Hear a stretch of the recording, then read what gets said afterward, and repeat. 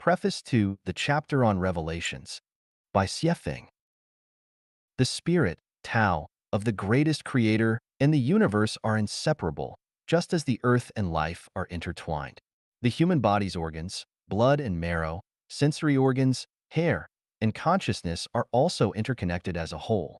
The greatest creator has never engaged in direct conversations with any individual in human-created languages.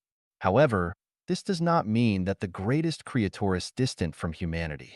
The greatest creator is constantly in dialogue with humans, but the form of communication is not through our human languages. Instead, it occurs through the language of the greatest creator. All things in the natural world are the language of the greatest creator, and all phenomena in nature are the utterances of the greatest creator. The sun, moon, stars, rivers, lakes, oceans, wind, clouds, rain, snow, humans, animals, birds, insects, trees, flowers, mountains, rocks, and the earth itself are all the language of the greatest creator. The movements of celestial bodies, the rushing of rivers, the roaring of the sea, the changing of weather, the falling of rain and snow, the shifting of seasons, the growth and decline of living beings, including the chirping of insects, the calls of birds, the shouts of humans, the neighing of horses, earthquakes, floods, thunderstorms, and lightning are all the speech of the greatest creator.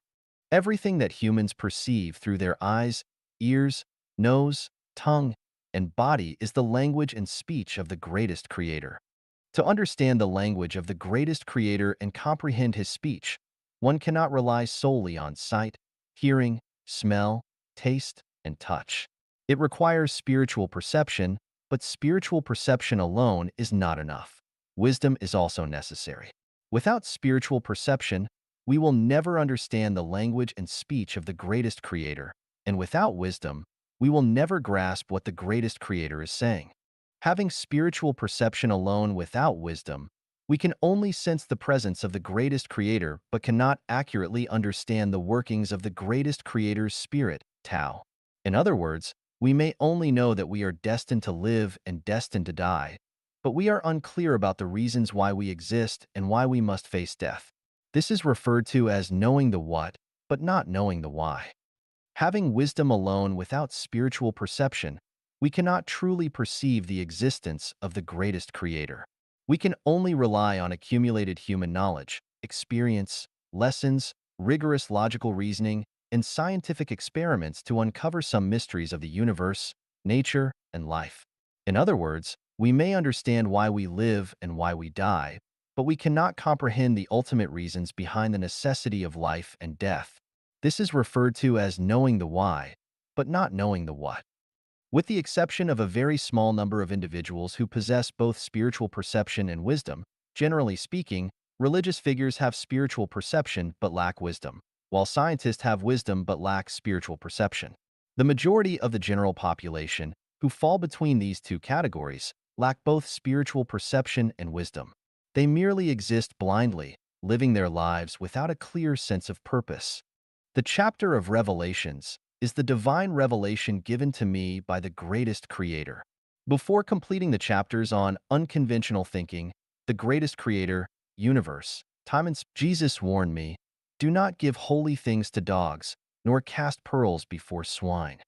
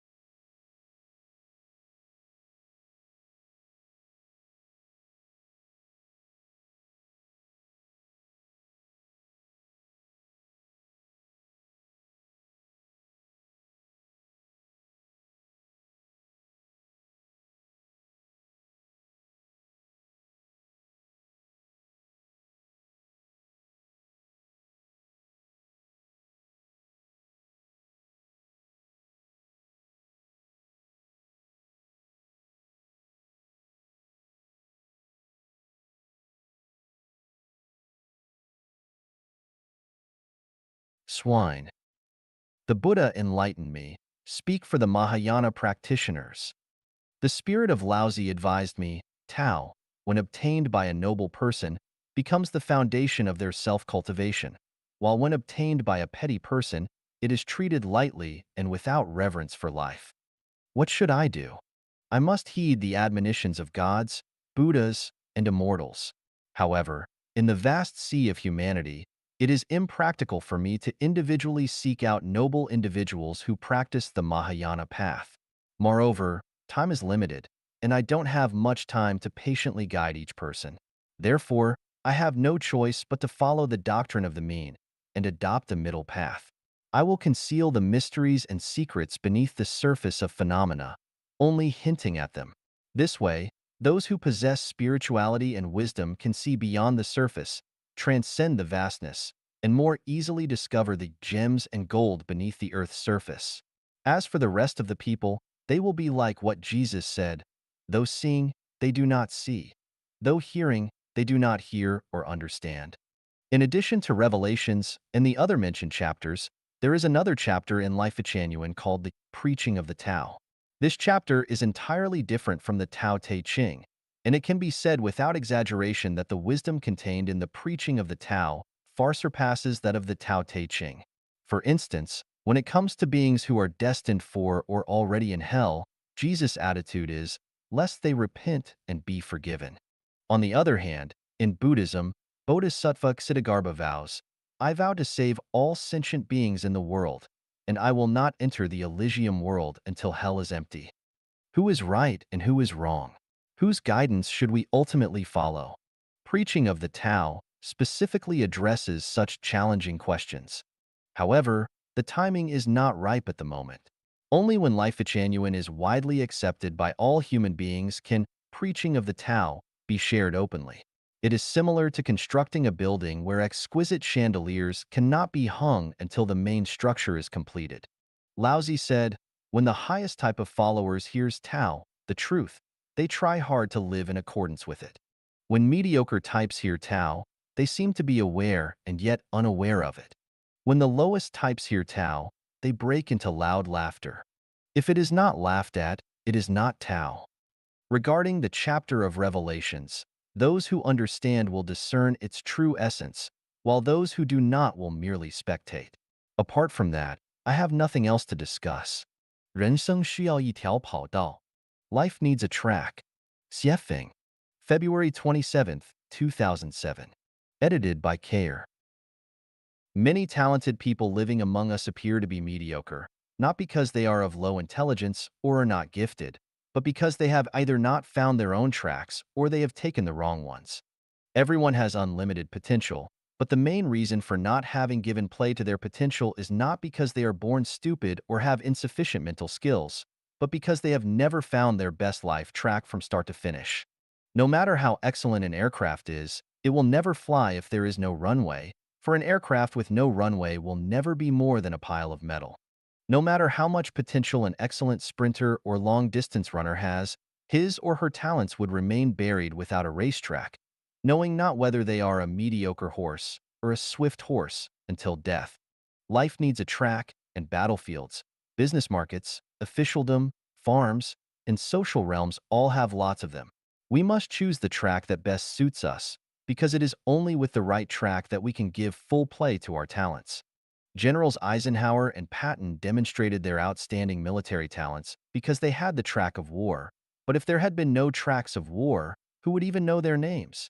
Zhu Jun, Yang Lan, and Ai Ping, and others have become the focus of millions of people, sparkling with brilliance, simply because they shared the track of television. Who would they otherwise be? Jet Li and Andy Lau rose to fame far and wide simply because of the track of movies. Throughout the history of Communist Party of China, many outstanding politicians, strategists, and diplomatic talents have emerged and many commoners became generals. It was because they took the track of the communist movement that they had brilliant lives. But without this track, their talents would have been drowned in life's ocean. Many people turned onto this track and formed the backbone of the state, and many others became millionaires or even billionaires because they took the business track after China's reform, when it opened up, and they gained much wealth, But what would their lives be like today without this track? Nobody knows. Many eminent Buddhist monks showed their superior wisdom because they followed the track of Buddhism. If you want to make something out of life, you must choose a track that suits your personality because you cannot give play to your talents without the right track. Without the correct track, you will drown in the crowd. The internet is a track and many people are shining with brilliance upon it, creating their own blogs and gathering their own social connections. A large number of authors, writers, critics, and practitioners are emerging on this track and are demonstrating their talents. You have to find your track, but if you do not see the proper one, you should build your own. Why? Because you will play better, be better at the game of life, and make your life more colorful. Do not pretend to be aloof and say that you are too good to engage in this because that would be finding excuses for your incompetence and failures. A soldier who does not want to be a general is never a good soldier. A life that does not want to have a glorious course is never a good life. If you want to make big money, be the boss. For being the boss is the track to making the most money, and if you want to be an official, build your social connections. For building social connections is the track to being an official. There are numerous tracks, and they are everywhere, but if you want to play your talents to the maximum, you will have to choose a track with infinite prospect. If you choose a good track, you can have a good life, but if you choose a bad track, you can only have a bad life. Zhang Guotao abandoned the track of the Communist Party and eventually, unknowingly froze to death. On the other hand, Deng Xiaoping stuck with the track of the Communist Party and eventually had his wishes fulfilled. If you choose polishing shoes, then you will unconsciously be on the track of polishing shoes. If you choose to steal, then you will unconsciously be on the track of crime. If you choose to reap without sowing, then you will, over time, get on a greedy, selfish, and parasite track. If you choose a mass movement, you will be on the track of confronting the government. If you choose life genuine, then you are naturally taking on the track of trekking and climbing to the highest realm of life and life. Which is the best track? It depends on you. You must choose your track completely on your own. The best track is one that you can follow for a lifetime. Tracks can be regularly replaced if they are not good because some tracks have no futures and lead to dead ends with steep precipices. You will have to sharpen your eyes to think and judge. Some tracks seem narrow and bumpy at first, but the more you walk on them, the broader, brighter, and more brilliant they become, while others look broad, densely populated, and big. Yet the more you walk on them, the more your feet hurt, you become confused and frustrated, and the narrower and darker they become. If you have the ability to rule a country, the ambition to ride on top of the world, and have both superintelligence and indomitable willpower, then you had better build your own track. If you do not, then you can borrow others' ready-made tracks. For example, instead of creating your own blogs with few hits, you might want to promote your ideas and display your talents on another's website or bulletin board. Instead of creating your own website with painstaking care and precision, yet having no visitors, you might as well demonstrate your skills on someone else's websites. Once you have chosen your track, you must not give it up too easily, for giving up means failure. Remember, 1,000 sails pass by the shipwreck and 10,000 saplings thrive beyond the withered tree. No one will sympathize with you if you fail. At most, they will express regrets and pity.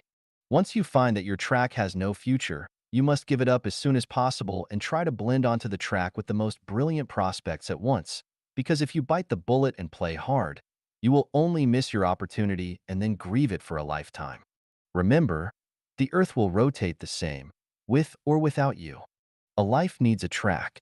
As long as the route is right, you can stride ahead. I hope you follow your splendid life track. 人生的主次先后，轻重缓急 Priorities, the order of importance and the emergence of life. By Xiefeng. From the long-term perspective, we know that each life lasts for only a fleeting moment. Regardless of how capable we might be, we are incapable of escaping our inexorable doom. How to spend this fleeting life is a question deserving our serious consideration and discussion. Look at life from the perspective of life. Life is only a journey, a flash of light in the infinite time and space of life. Since life is so transient, we need to explore the routes and risks of our journey. What kind of life is the most beautiful? As we are all people, we must first consider how to be people. The greatest creator of the universe, created us and meant for us to be people, not ghosts, devils, celestial beings, Buddhas, or gods. If we surrender our humanness to devote our life, time, and energy to becoming higher forms, then we are doing it against the will of the greatest creator. It is only when we first conduct ourselves as people living by the will of the greatest creator that we can hope to attain Buddhahood at the end of our life's journey. It is as if the boss of a company hires someone to be a clerk. The clerk's purpose is to dedicate his efforts toward his own duty, not to ask his boss to consider him to be a section chief, because it is only after he performs his clerk's duties well that the company boss should offer him the opportunity to be promoted to the position of section chief. The intent of the greatest creator in creating us is to enjoy life and not to make us suffer at all. Because for human beings, the greatest creator is love, great love. I do not worship men of the hour or heroes who gallop onto battlefields, nor do I worship those great people who are admired by the masses, or the ordinary people who become Buddhas and gods of the mortal world. I only pay tribute to ordinary, simple, honest, and hardworking people, because those people's lives conform to the way of being mankind. Those who sacrifice their present life pleasures to focus on grace after death do so against Tao. The moralization teachings that people can only obtain well-being after going through affliction and suffering definitely leads them astray. The preaching that asks people to cultivate achievements with intensity, regardless of their family responsibilities, in an attempt to attain special magical powers and arts to glorify the mortal world is questionable. Could it be the devil's temptation? The practice of hyping celebrities, successful figures, distinguished scientists, outstanding entrepreneurs, millionaires, experts, emperors, great men, and heroes will prove to be disturbing, causing people to crowd onto the single-plank bridge and to forget the meaning of life. The benevolent see benevolence, and the wise see wisdom. Life Genuine preaches that the ordinary life is the best life. Life's priorities and orders of importance and emergence should be as follows. The paramount thing in life is to revere the greatest creator, which mainly embodies reverence of nature and reverence of life. If we consider nature as appendages that can be arbitrarily spoiled, treat life, including animals, beasts, insects, fish, trees, flowers, and grass, as dirt, then we are defying and profaning the greatest creator. Our life is one of evil and is doomed to extinction, and we can no longer have a bright future. The first thing to consider and pursue in life is the beauty of the soul, rather than the accumulation of power, money, fame, and desirable people. If one's mind is not beautiful and their soul is dirty, then their life is bound to slip into hell. They are bound to keep company with devils and demons, and their life is a definite failure.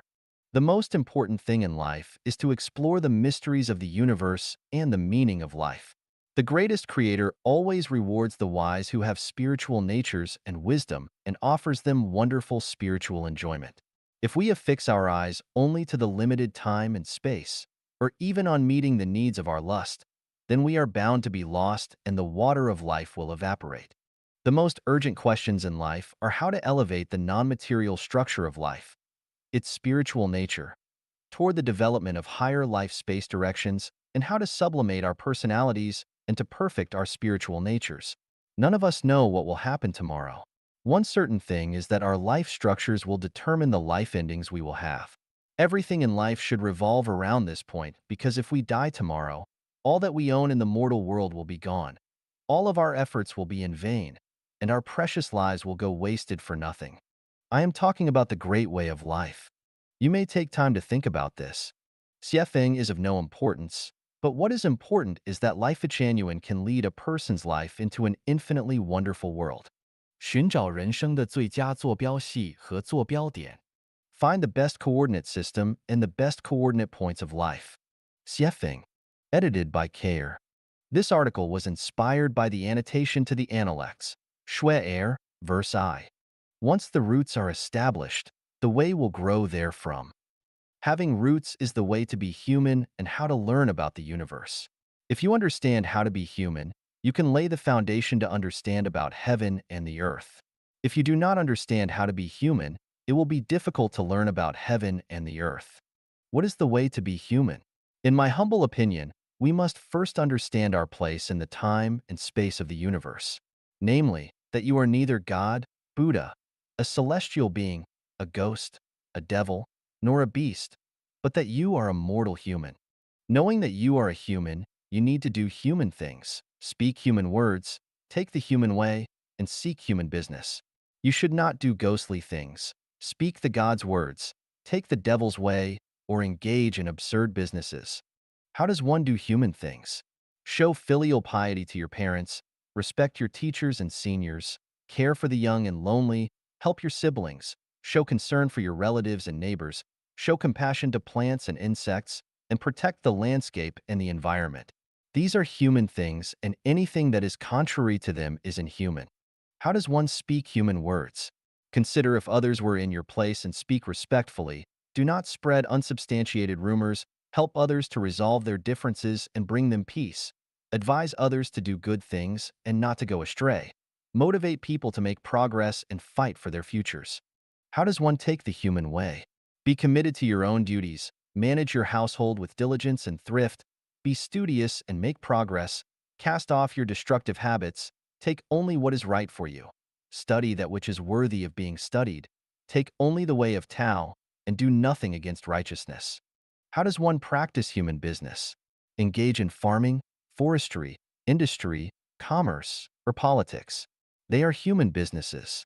Human business is the foundation of social stability, and it underlies the success or failure of the family and the state.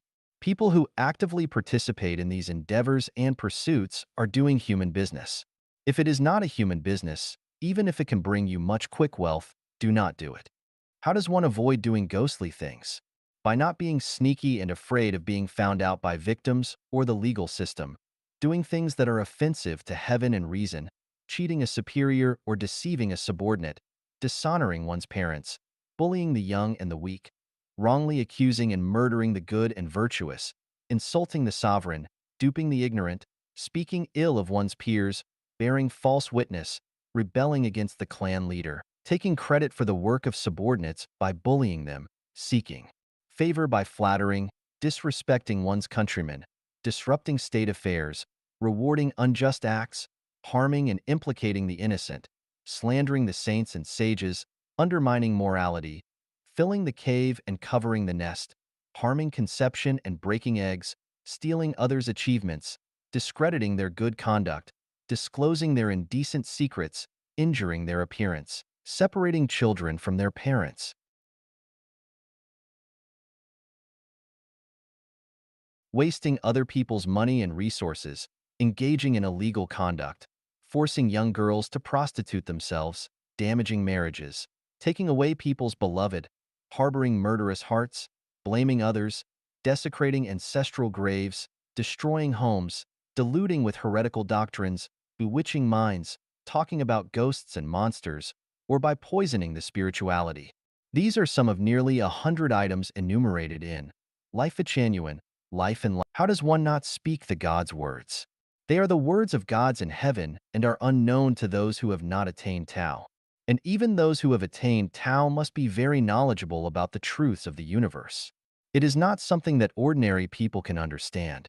If you do not know how to be human but speak the God's words, then you are either talking nonsense or you have lost your mind.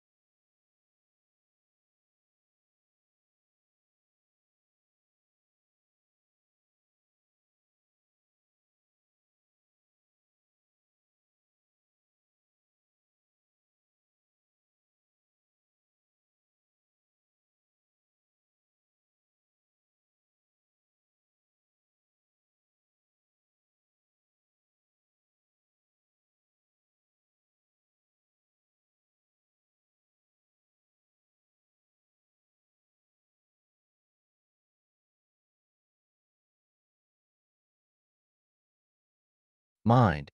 How does one not take the devil's way? By not misleading living beings, pursuing special magic arts and powers, inciting to rebel, promoting tyranny, touting heroes, singing the praises of totalitarianism, teaching others not to do the things of ordinary people, and other heterodoxical doctrines. All these are the devil's ways. How does one not engage in deluded businesses? By not farming their own land but still expecting wealth to arrive, not working but scamming, not studying or learning but expecting to know, not attending to their own business but wanting everything, being the blade of grass that wants to be a flower, the flower that wants to be in the orchard, the tiger that wants wings, or the bandit who want to be a deity celestial being. All these are absurd businesses. If roots are not established, then everything will be void, but if roots are established, then everything will be done. First be a person, then be a lady or gentleman.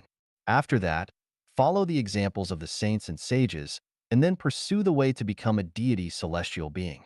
Alas, the secrets of the Great Way are hidden to most people, but they reveal themselves to those who are enlightened. After seeking the Great Way everywhere for 3,000 years, it still hides in narrow margins. Therefore, to be a human being is the best coordinate system and the coordinate points of life. 感恩升华生命的第一要素. Gratitude, the first element of life's sublimation. Xiefeng. Deformities lack beauty and make us feel unutterably upset and irritable or even disgusting. This is not a man-made feeling, but an instinctive rejection response like a physical allergic reaction to certain substances. Those without gratitude have deformed life structures, and this is the reason why we dislike and even hate some people. Life is a non-material structure which can be either deformed and unbalanced or perfect and symmetrical.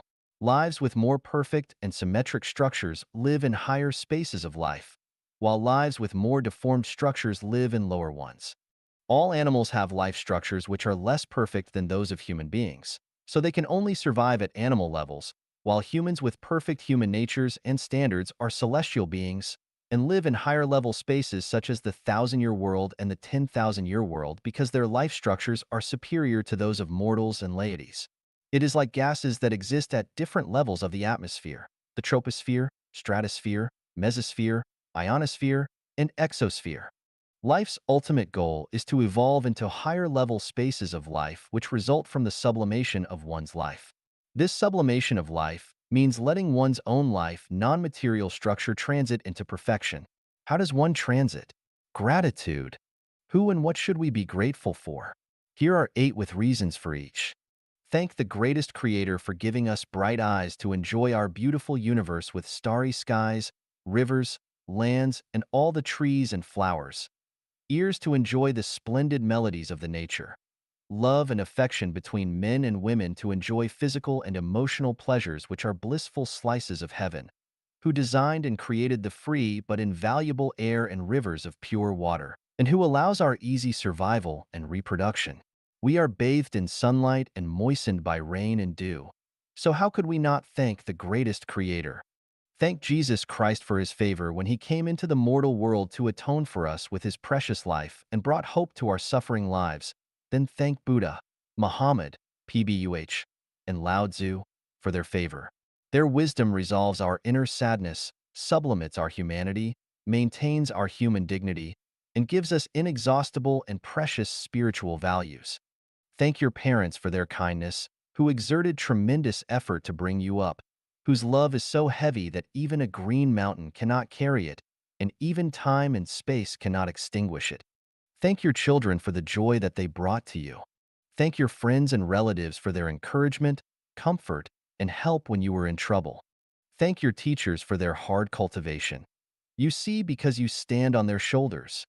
Thank people with high ideals for drawing their swords and rendering help to you during emergencies. Thank your colleagues, classmates, and even strangers for their sincere praise and cooperation. Real happiness belongs to appreciative givers of thanks. Real light belongs to them, and bright futures belong to them. Those who are without gratitude, have no love in their hearts, never repent, are short of humanity, and only fall into the evil wallows of power, money, and fame, will never attain the chance to ascend to a higher space of life. It is by giving thanks daily that we can be bathed in the spirit of the greatest creator. Our life's non-material structure can ceaselessly evolve into perfection, and we can finally achieve the quality of becoming celestial beings. Comrades, learn gratitude. Even dogs know how to wag their tails to give thanks.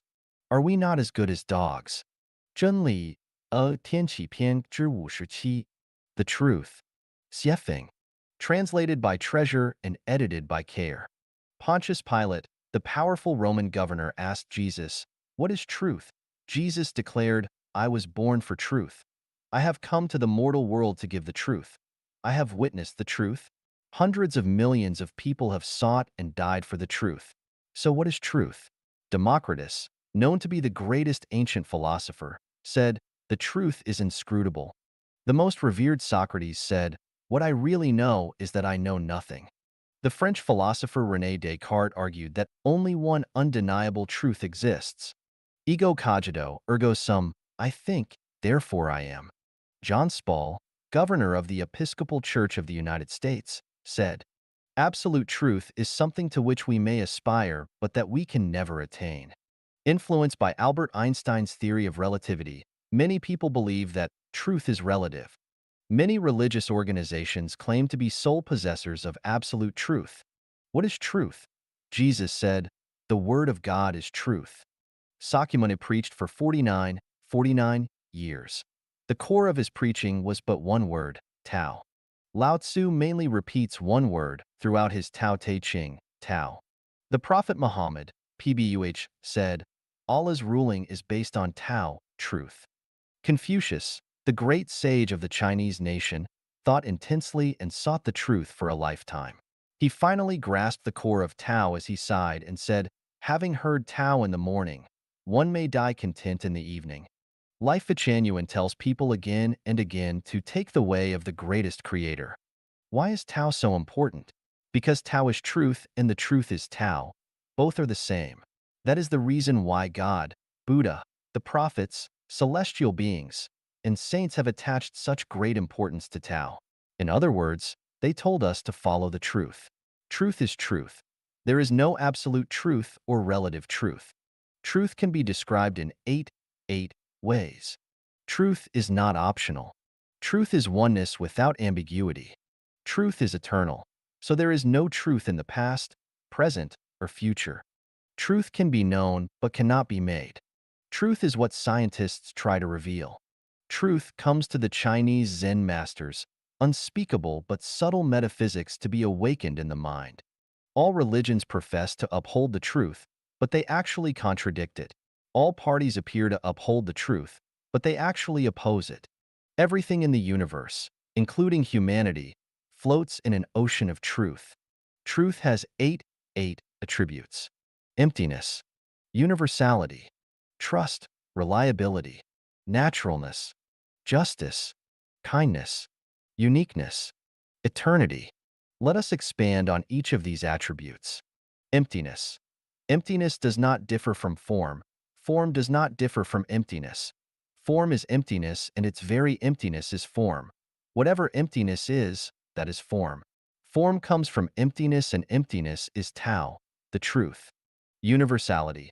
All visible objects in the universe, including all living beings, originate from Tao but are the metaplasia of Tao. This is to say that all manifestations of the universe are the embodiment of truth, so truth is everything. Trust, reliability, all the laws of nature are manifestations of truth. They exist and run without the will of mankind.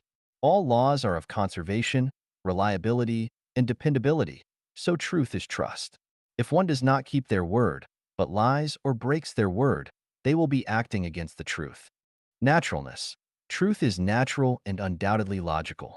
When fruits fall off trees after they ripen, things are managed easily. Truth is true, not false. People can know it, but cannot create it, and we can neither add to it nor reduce anything from it. If a person or an organization controls themselves with importunity, then they will be acting against the truth. As to a person, regardless of their birth, age, health, or even after death, whether they are rich or poor, and no matter how high or low their status ever was, as long as they have led a natural life without importunity, then they have taken the way of truth. The dying who would rather live, the living who would rather die, the poor who are not content in their poverty, and the rich who are not content with their wealth all act against the truth. Justice. Truth is equal for all things and people, and does not favor anything or anyone, just as death and air are fair and equal to everything and everyone. This is to say that anyone, regardless of their religious faith or party affiliation, no matter whether they are a doctor or illiterate, whether they are a tycoon or poor, and no matter whether they are the president or a shepherd, is equal before the truth. Everyone has the same opportunity to learn the truth and to take the way of the truth. Kindness. We already know that truth is Tao, the consciousness and spirit of the greatest creator. Therefore, truth is alive.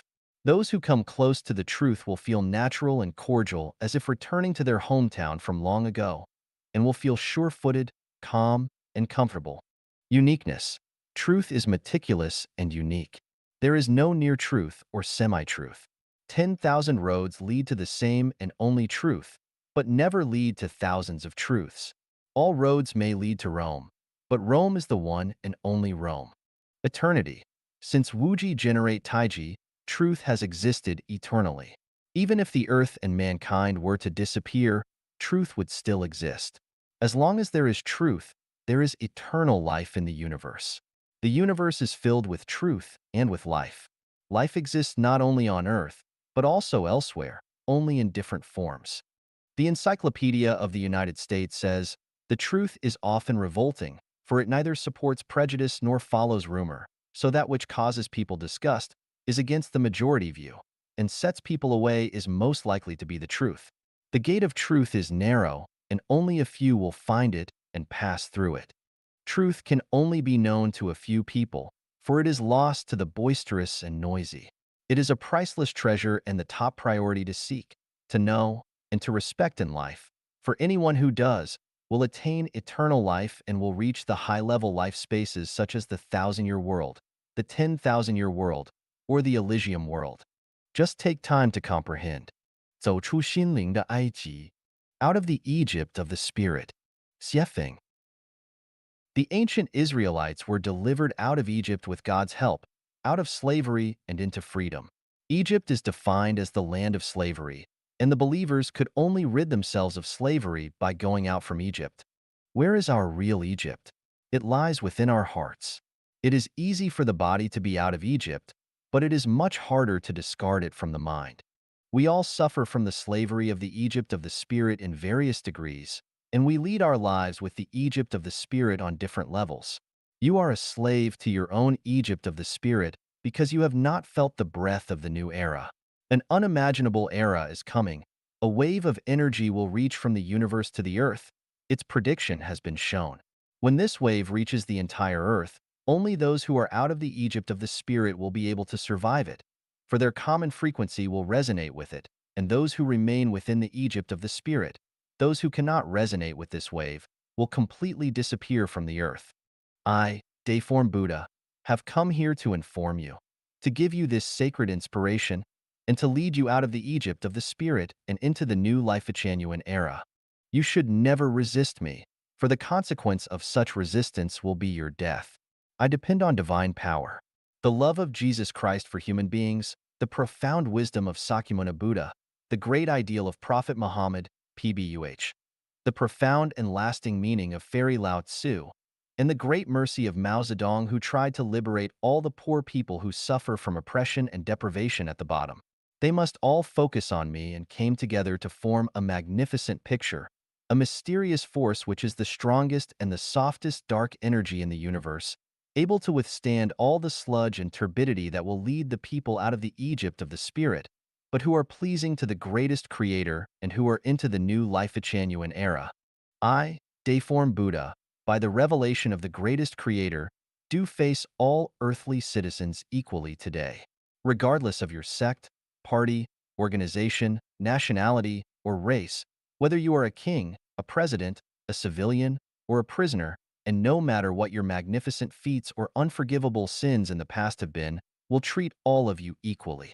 You have an equal opportunity to accept this information and to have an equal opportunity to be out of the Egypt of the spirit. You must not resist me. Upon learning this information, You must think it over quietly, digest it carefully, and sensitize yourself deeply. I will take nothing from you, place no chains upon you, and force no compliance out of you. Instead, I will lead you out of the Egypt of the Spirit and into the new life-genuine era to enjoy the finest life with the maximum freedom. See the leaves falling. They should have felt the winter coming. See the willow becoming green by the river. It should have heard the footsteps of spring approaching. You do not have much time to waste. I want you to set all your inflexibility aside to no longer attack each other and to waste no more time trying to overthrow political parties and regimes. Do not adhere to the opinion that we are right, they are wrong, because you have to think about your future. You can keep to your beliefs and faiths, but at the same time, you need to master the new knowledge and the new information as soon as possible and never to regard your own belief and faith as the only correct one. You must also not hold the feeling of being able to offer salvation because you have neither enough wisdom nor enough energy. Not only do you not understand the non-material world, but neither can you make the correct judgment nor choice with what happens in your own home. Live on the eve of great changes, you should feel joy and happiness and neither fear nor worry because you have a chance to enter a new era by your own efforts. Do not blaspheme my words, for unhealthy words will hurt and eventually destroy you with a precision. But this is not me, for I am neither ego nor non-ego. The greatest classics are still the Bible, the Quran, the Buddhist scriptures, and the Tao Te Ching. You have to admire Jesus, Buddha, Muhammad, PBUH, and Lao Tzu in your heart. Before you read these four classics, you had better not say more or judge anything because what you would say could never equal to their wisdom. What you would say would be nonsense before you understand these classics which run in the opposite direction. The majority of people skim across the surfaces of things. You do not see the colossal forces below that support the icebergs above, and you think you are performing deeds of merit, but the truth might just be the opposite and you are actually sinning. I believe that you possess kindness, but kindness without great wisdom will more often than not lead to bad results. Taiji Celestial, the living messenger of Jesus, teaches us how much you have known of Tao and how much you can preach. Never judge or comment on things of which you do not know. Do not be an apologist, but be a preacher. Do not use any of these sentences or paragraphs to threaten or intimidate others, or you might be threatening and frightening yourself unless you can answer a series of questions from others. Family, nationality, race, party, and religion are the Egypt of the spirit. So you must walk out and just keep the greatest creator and your parents as your sacred territory. Do not rack your brains for your own family, nationality, party, race, or religion. It is helpless. It will not benefit humanity and is selfish behavior. These things will not exist in the coming life-genuine era. Do not sacrifice for things that are about to disappear. You need to have the courage to fail, to forgive the people who hurt you, and to make your mind up to surrender the mindset of a vengeful and hateful attitude. This kind of attitude is helpless in the sublimation of your life quality, but it will distort your soul and evolve the structure of your life into false, ugliness, and evil.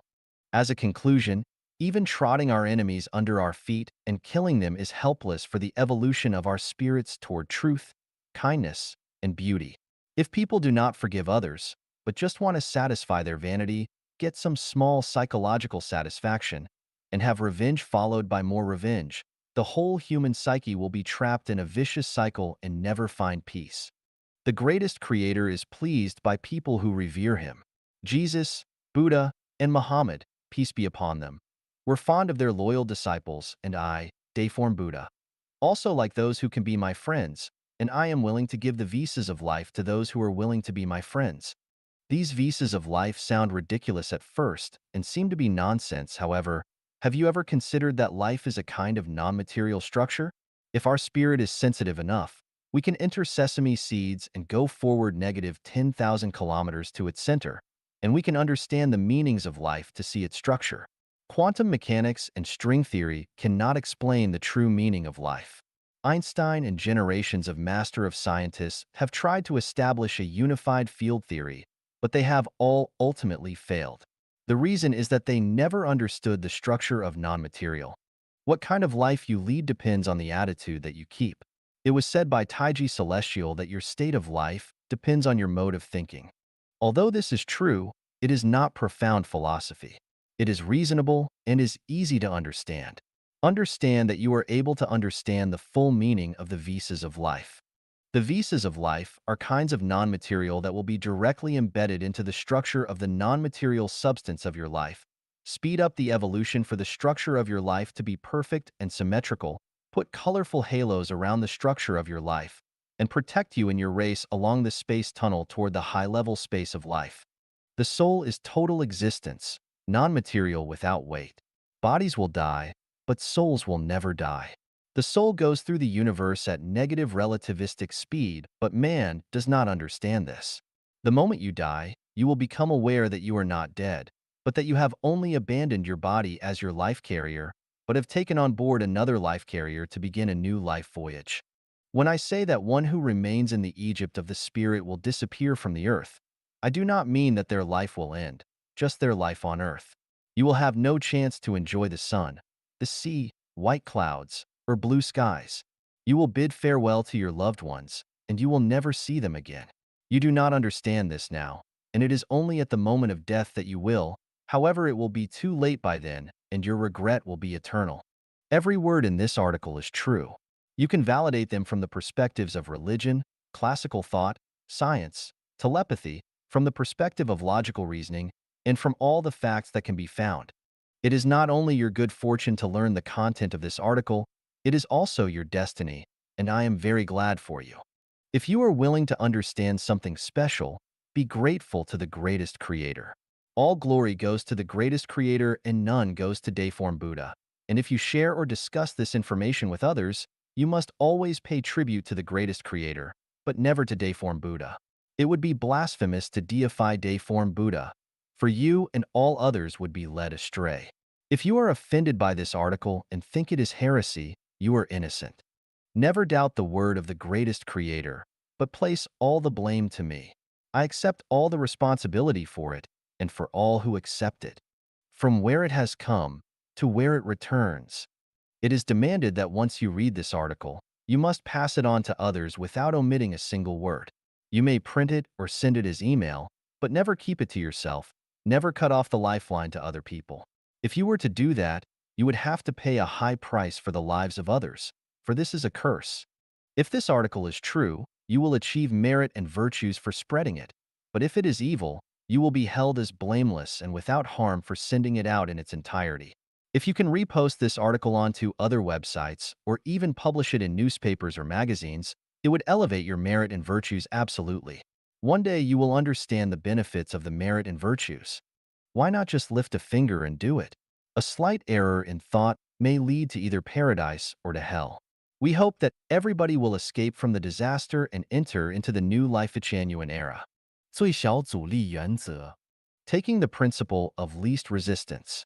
Xiefeng. A watermelon that is picked violently will not be sweet, and a person acting under duress does not perform efficiently. Rowing a boat down a river is better than sailing up against the current, and buying a needle is better than grinding an iron rod into one. Enjoying hardships is better than struggling against them. So rather than forcing yourself to fight, you should just submit and relax. Cleaning the earth is better than terraforming Mars. Strengthening a nation is better than building the Great Wall. Dredging smoothly is better than preventing forcibly. Feeding a dog is better than training a pig to become one. And singing the praises of the living is better than flattering the dead. Use your head to create knowledge, rather than to defend dogma. Using local materials makes more sense than importing them from across the ocean, but if none are available, it is better to move to another place. Obey nature and swim with the tide because everything changes, and do not store rotten apples. When the east is dark, the west will be bright. If it is dark in the south, there will be light in the north. People who were not raised here have obviously been raised over there. Change with the opportunity and take things as they come. Never complain about poverty when you are safe and well-fed. Never miss having meat when you have bread. Little birds that prefer to nest in the woods do not need to take to flying lessons from swans. One whose heart is not content is like a snake trying to swallow an elephant. An inflated desire will cause trouble, but a mind without material desire will remain calm. Ambition to fame may cause bitter revile. No diamond, no porcelain work. There is no need to force one to learn to play the piano if they were not born to love its music. It is vain to dream of singing beautifully without being able to carry even a simple tune. Never mind when you are reviled as bullshit. There is no need to be modest when you are praised as an expert or master.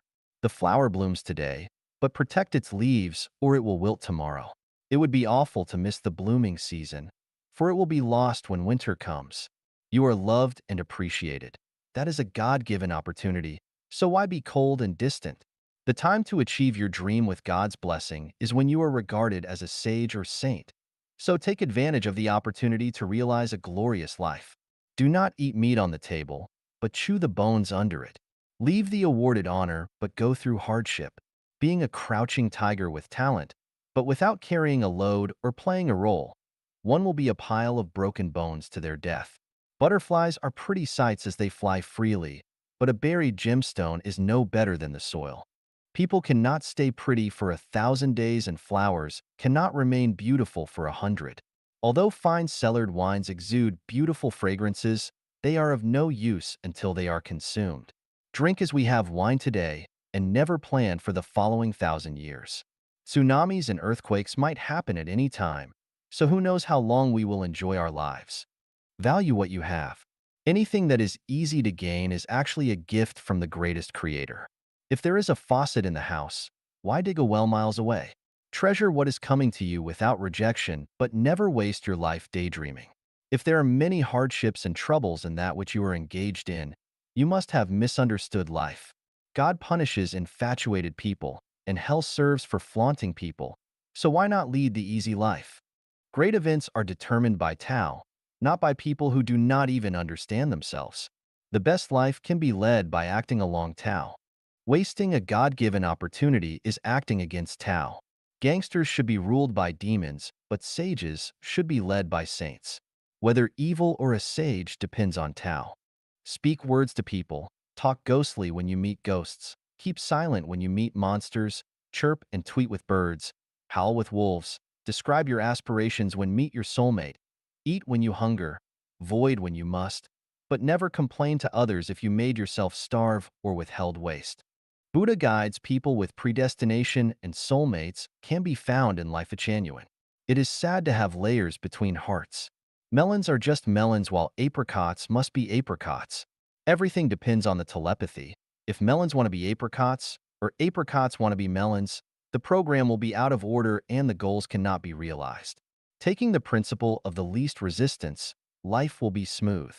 麻将混沌与中华文化 Mahjong, holography, and Chinese culture shuifeng.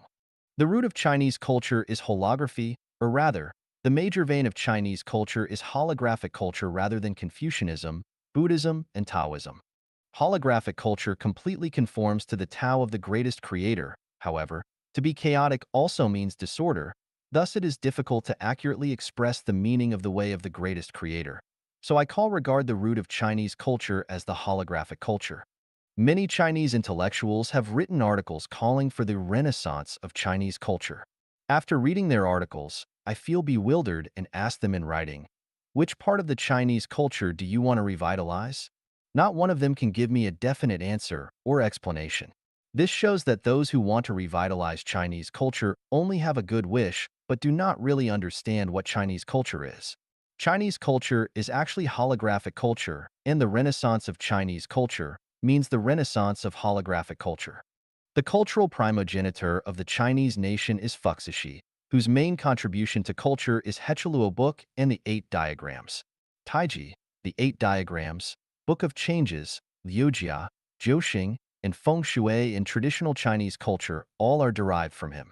Hechiluo Book is also the origin of the theory of main and collateral channels and acupuncture point in traditional Chinese medicine, and the origin of Book of Changes, Feng Shui, Yin and Yang, and the Five Elements, the 8 characters about one's birth, Zaiwei de Shu, the selection of auspicious dates, divination, and necromancy. What Hechiluo Book expresses is a holographic phenomenon, Fuxishi's telepathy between man and heaven, and the scene of the universe resulting from the unity between man and heaven. The connotation of holographic phenomenon is the hologram of the universe. It's so expansive that nothing is excluded, and it can also be so small that nothing can be included. Every phenomenon and everything has a hologram telepathy with the universe. There is nothing independent of a thing, and no phenomenon independent of a phenomenon. To put it more vividly, the fluttering of wings by a butterfly in Alaska of America can trigger a storm in the Cape of Good Hope in South Africa. A coughing by an Eskimo in the Arctic region may induce the fall of an Australian from a building. When interpreting the thinking of mankind, I discover that the most profound thinking is holographic thinking, which is followed in order by non-form thinking, Taiji thinking, visualized thinking, elusive thinking, and the like.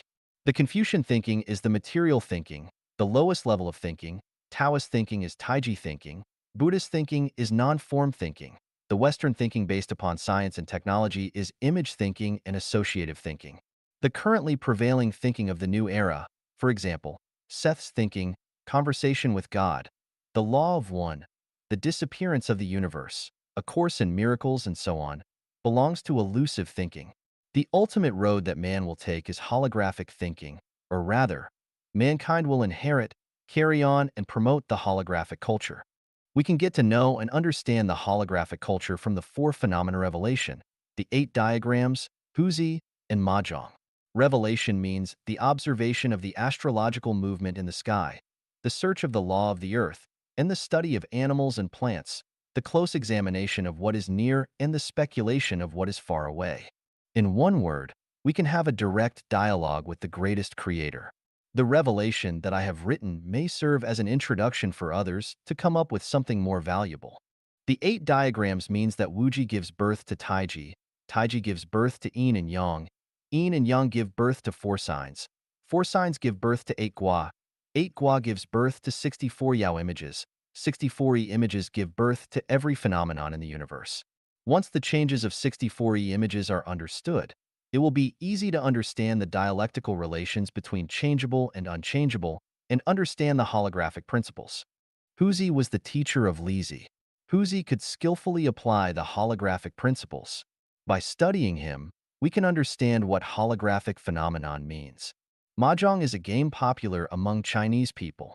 Do not disregard Mahjong, because it is really what holographic principle is about.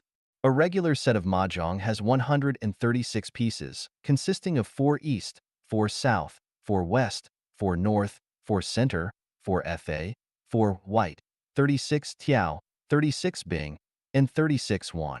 These pieces combine to form the astronomical numbers. Therefore, we can say that even if a person plays Mahjong every day all his life, he may never encounter a combination that is identical to any other combination or array. You feel as if lost in a maze. You may know things as they are, but do not know why they are so. It seems that everything is a matter of accident. There is no order to anything. Every time you play Mahjong, you hope for chance and luck, and are not sure whether you will win or lose. However, to be holographic is to be orderly. There are rules and laws to what is holographic. The rules and laws are meticulous and allow of no loopholes. What seems to be accidental and random is actually orderly and inevitable. People who play Mahjong all attach great importance to luck. If they win, they say they have good hand-chi, luck. And if they lose, they say they hand-chi is not good. What is hand-chi? Everyone can have a try. If you do not have adequate sleep, if you are not in a good condition, or if you have had sex within the 24 hours, you will not have good hand-chi. And the possibility for you to lose will be much higher than the possibility for you to win, unless other 3 people are in an even worse situation. Meanwhile, the direction you are facing and the 5 elements of all the players all have influence on whether you will win or lose. Therefore, if you want to win at Mahjong, you must maintain your vigor and good health and refrain from sex during the short period. If so, you are likely to enjoy good hand-chi. Now the problem is, the combinations of astronomical numbers, which seem like a series of random occurrences, are actually closely in line with the hand-chi of Mahjong players. If you do not have a good hand-chi, you will lose the game no matter how well you can play it. This is where the holographic principles are working. Now let's take a look at these phenomena in the society. Many rich people and people who are good at making money actually have not received much education and do not work very hard, but they are very rich and can make much money. Many people in the officialdom do not have very high intelligence and are not so kind-hearted, but they have many opportunities and are promoted smoothly. On the other hand, many well-educated, intelligent, kind-hearted, and hardworking people are poor and cannot in any way have any opportunity for a promotion. And the secret is the holographic principle. One may fall victim to his own cleverness by outsmarting himself. Why? This is because of holographic principle. Mr. Zhang Baosheng, who is most accomplished in special skills in China, has not received very high education, but his thinking is in a holographic state. And this is the secret. The more concepts one stuffs in his head, the less holographic he will be. The more moral principles one stuffs in his head, the less holographic he will be. The more knowledge one has and the more reasons one understands, the less holographic he will be. The more rules one masters, the less holographic he will be. The more one pursues, the less holographic one will be. How can we be more holographic? Lao Tzu told us to return again to the innocence of baby. Jesus Christ asked us to become like a small child. Zhang Sanfeng told us that to obey is to be immortal, to disobey is to be an immortal. The matter is always shifting between obeying and disobeying. Buddha teaches us to stay away from all forms, let our minds abide nowhere, which is the highest Buddhist principle. The way of the greatest creator is the way of holography. What Life Genuine conveys is holographic information and holographic principles, and what Life Genuine is doing is building holographic culture and revitalizing the root culture of China and the most quintessential culture of China. This is infinitely profound and very interesting. 石墨和金刚石结构给我们的启示 A revelation from the structure of graphite and diamond. Xiefeng. Graphite is an allotrope of carbon, a transitional crystal among covalent crystals, metal crystals, and molecular crystals. In crystals, the same layers of carbon atoms form covalent bonds by sp2, trigonal, hybridization. Each carbon atom connects with 3 others, and 6 of them form a regular hexagon ring on the same plane and stretch to form laminated structures. These carbon atoms in the same plane also have p orbits, which overlap with each other to form delocalized electrons that can move freely in crystal lattices and can be motivated. That is, the graphite has metallic luster which can conduct heat and electricity. Due to the large distances between the layers, and with small bonding forces, they have soft and creamy textures, are gray-black, opaque, and solid.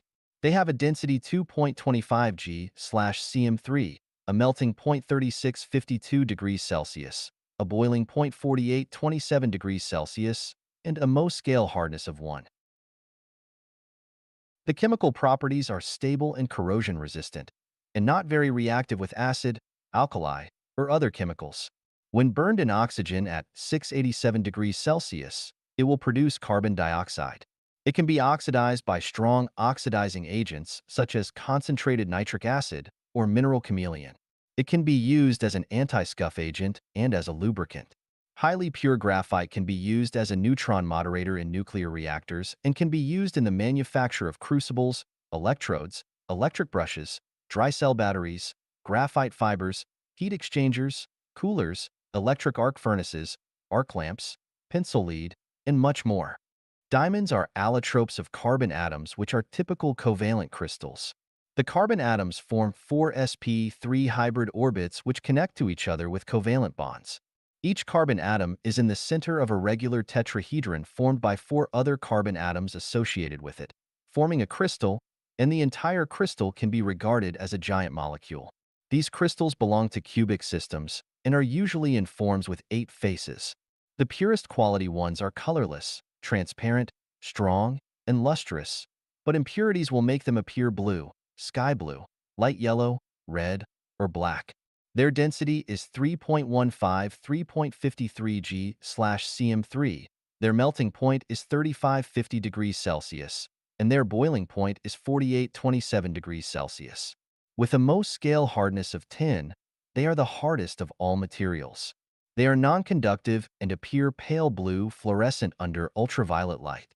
They do not react with most chemical agents and can be burned in oxygen at 777 degrees Celsius to produce carbon dioxide.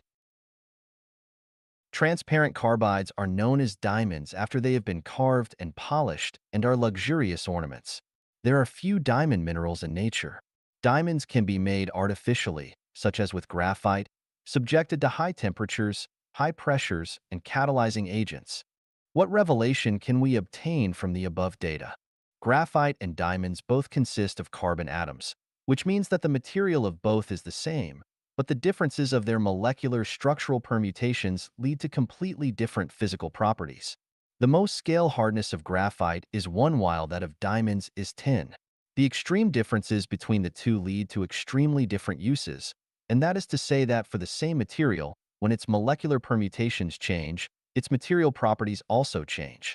This principle can be used in the management of the production, life, and human resources, and that is by the permutation and combinations of the managers. Perfect permutations and combinations will make teams like diamonds, with powerful and efficient managing ability.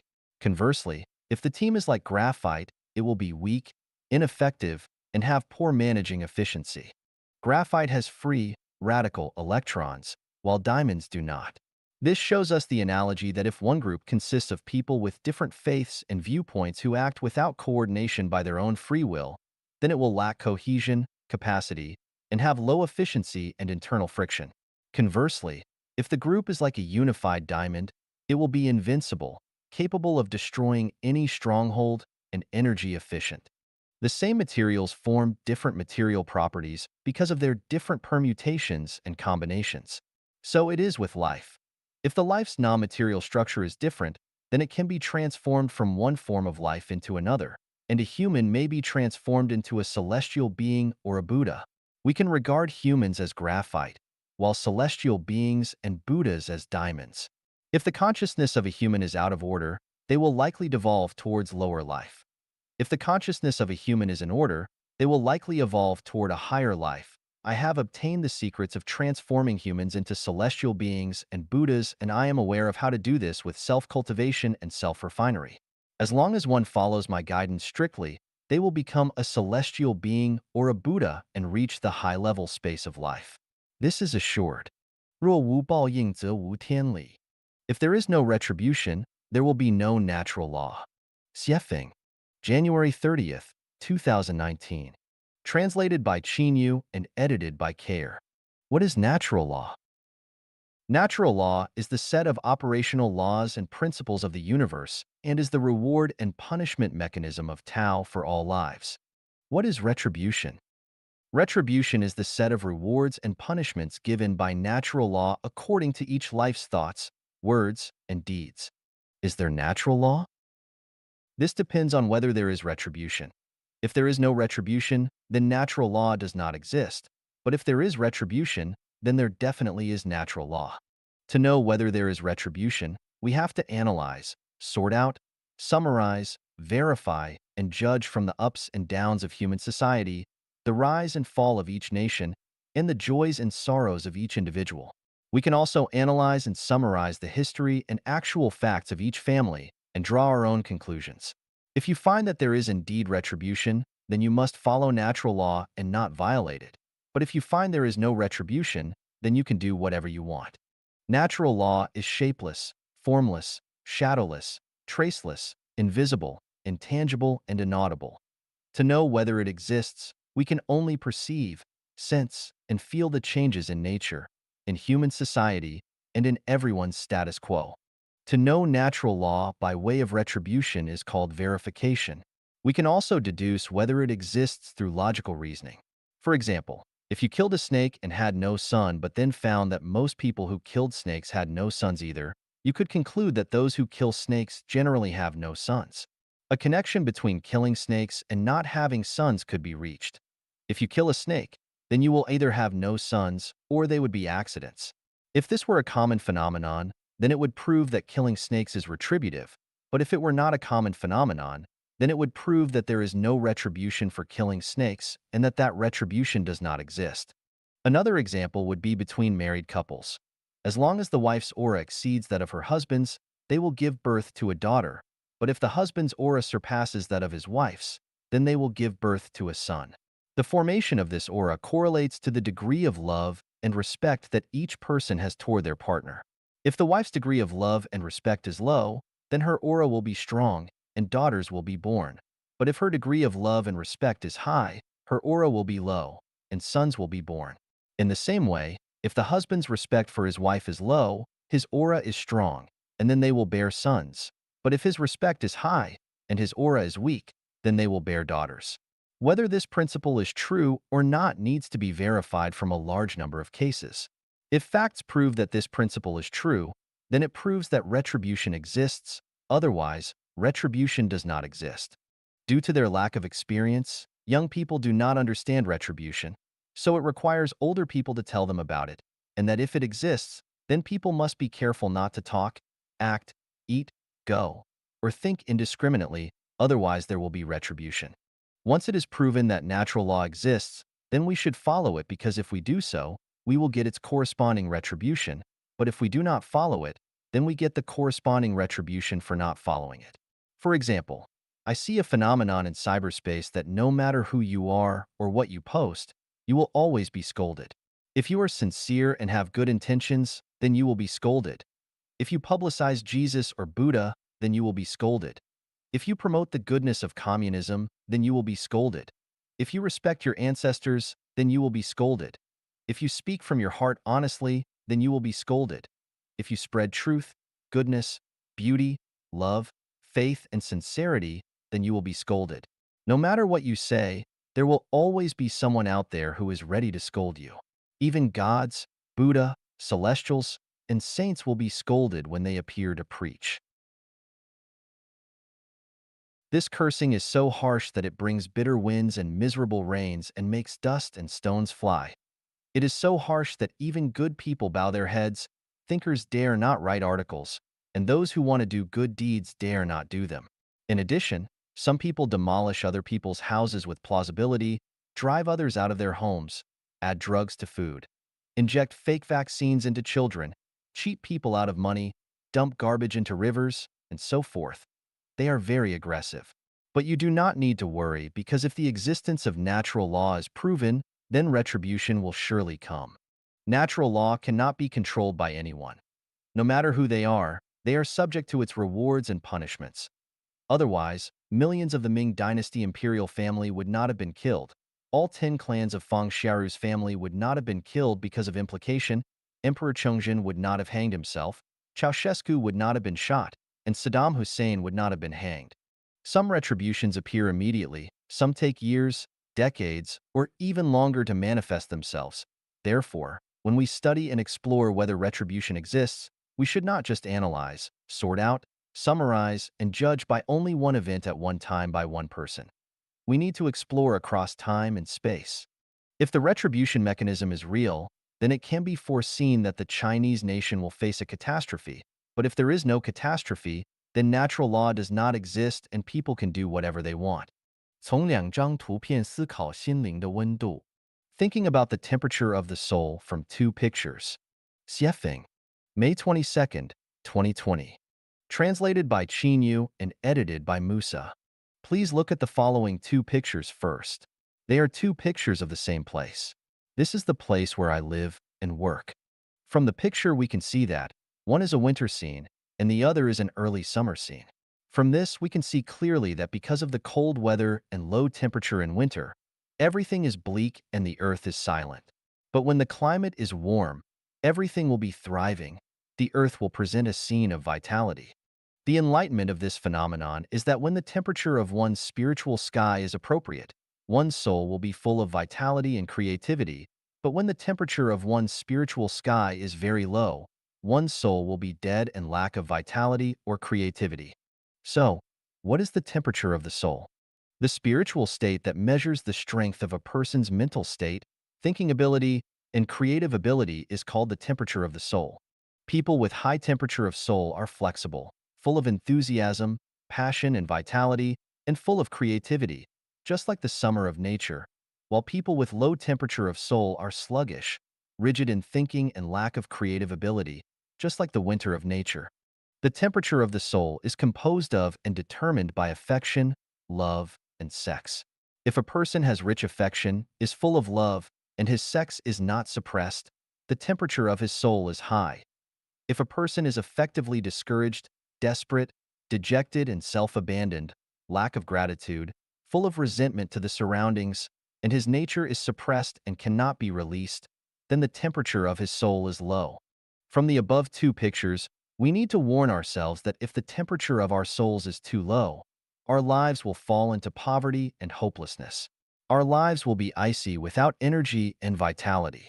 Therefore, we need to raise the temperature of our souls consciously and let our lives to be colorful and full of energy and infinite hope, just like the changing and colorful sky and earth in the summer. In addition to the temperature of our own inner soul, we also need the temperature of the outside soul. This requires us to consciously participate and devote ourselves to those people who are full of enthusiasm and passion, full of love, full of happiness, joy, freedom, and blessedness, where it can let our lives bloom brilliant shines. 名牌给我的启示 Enlightenment from Famous Brands. Xiefeng. May 27, 2020. Translated by Qin Yu and edited by Kair. At the end of last fall, I bought a Zhang Shaoquan kitchen knife from a Chinese store in Vancouver. I cherished my new knife but failed to use it for a long time until I lost my old kitchen knife last month and finally began using it. It was easier and handier to use, and the good experience that it provided was like a cow eating lotus or removing hair from yak butter. A quality product is easy to use and works really well. The old kitchen knife was eventually found, but I never used it again until yesterday when I placed the Zhang Shaoquan in the sink after I had cut some meat and picked up the old kitchen knife unconsciously when I needed to cut some vegetables. The moment I held it in my hand, I found it to be quite unpleasant, and it was at that moment that I realized the value of the famous brand. 10 years ago, Xintao Celestial gave me a Philips razor which is still good after I had used it for 10 years. Then, I accidentally lost a small holder while cleaning my hair half a year ago, so I had to buy a new razor at 100 Mile House. I bought one of the best ones in that store, but it did not work well and failed after only a month. I eventually found the small holder for my Philips, but although I wanted to use the new one, it did not work well, so I returned to using the Philips. The advantage of the Philips is that after charging it for slightly more than 10 minutes, it can be used for about 20 days. After 10 years, the battery is still intact. In addition, it feels comfortable in my hand, shaves cleanly, never pinches me or pulls any hairs out painfully, is fairly silent, and the original blade is still sharp. From these two examples, I have concluded that whether it is appliances, clothes, or other utensils, it is best to use quality brands if one can afford them. They might be more expensive, but in terms of long-term benefits, they are more cost-effective. Thus, I realized that people can also be divided into various grades. If you can get acquainted with, interact with, and cherish quality brand characters in your life, then your blessings will be great. Brand characters are like Zhang Shaoquan kitchen knives and Philips razors. They always make people feel comfortable and bring them wisdom, joy, safety, and tranquility, but never disturb them or make them feel uncomfortable. The benefits of getting along with brand characters are many. The greatest wealth in life is being able to meet and cherish one or several of them. I can be considered a blessed person because when I counted the treasures in my spiritual warehouse, I found several brand characters worth mentioning. Two male secular friends are Shui Binyi and Lu Jinkai. Two male Chanyuan Celestials are Tongtian Celestial and Qinxi Celestial. And three female brand Celestials are Huiying Celestial, Jingying Celestial, and Xiangrui Celestial. Their common features are that they all have rich personalities and first-class quality. They are picturesque like mountains and rivers or poems and paintings, high in taste and state, treat me sincerely and without deception, have never made me feel uncomfortable in the slightest degree, and have helped me a lot. We should cherish brand objects while using them and treat them with awe because they are expensive, and do the same with brand people. When facing the brand people whom we are lucky enough to have in our lives, we can only venerate and admire them in our hearts without the tiniest secular affection or lust. It is best to enjoy them as quietly as you would appreciate peerless landscape paintings. Never take them down and hang them up repeatedly. When several government websites described Life-Chanuan as a cult several years ago, I, as its godfather, immediately broke off my relations with Shui Binyi and Lu Jinkai because I did not want to negatively impact the futures of my best friends. Sacrificing oneself and protecting brand friends is the best way to cherish and respect them. Brand objects have exquisite structures, high quality, and long service lives, making them easy to use. Brand characters have rich personalities and are transcendent, lofty, exquisite, sincere, selfless, and desireless beyond words. They are inexhaustible spiritual sources from which one can benefit for a lifetime. So they should only be admired without the slightest profane thoughts. Of course, there are still many brand characters who are worth cherishing in my life, most of whom are Chanyuan Celestials. I hope that my existence will be valuable and useful to my dear friends, and I pray that one day my relationships with Chanyuan Celestials will no longer be as ones between a tour guide and tourists, but rather those of close friends. It is not easy to meet brand characters. Not only does it require a gift from the greatest creator, but also the matching of one's own quality. It is even more difficult to become one. It takes a lifetime of self-cultivation and self-refinement to hope to accomplish that. A person who never meets a brand character throughout their life would not know that there are mountains beyond mountains, how high the sky is, or how lush the land can be. They would always use old kitchen knives without knowing that Janzioquans exist, but always think that all kitchen knives are the same. This is both pitiful and pathetic, just like a woman who has never experienced an extreme orgasm never knows what it is really like to be a woman. I hope that I can become like a Zhang Shaoquan kitchen knife or Phillips razor one day. 日常生活中能获得天启 Revelations from Daily Life. Xiefeng, December 1st, 2020. Translated by Qinyu and edited by Care. Everything and all phenomena are the words of the greatest creator, and changing phenomena are the greatest creator speaking them. This is Zen, the book without words.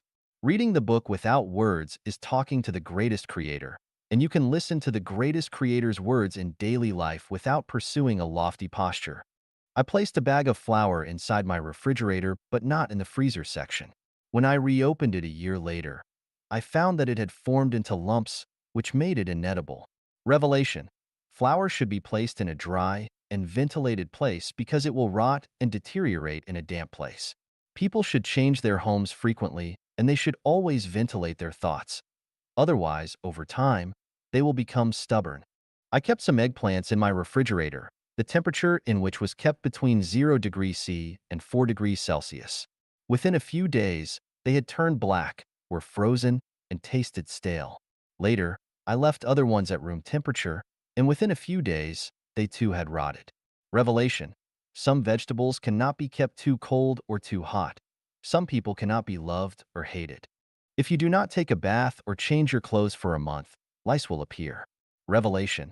As long as the conditions are right, species will find them. Viruses appear in the same way. So if humans do not adopt new ideas and new ways of living often, viruses will arrive. The coronavirus is telling people that they must think and live differently. Revelation. People who do not learn to perceive and accept new ideas and new lives often will invite parasitic thoughts to grow in their minds. When boiling mung beans, you will always encounter iron beans. Their shapes and colors are exactly the same as those of mung beans, but no matter how you cook them, they do not soften. In fact, the more you cook them, the harder they become. Revelation.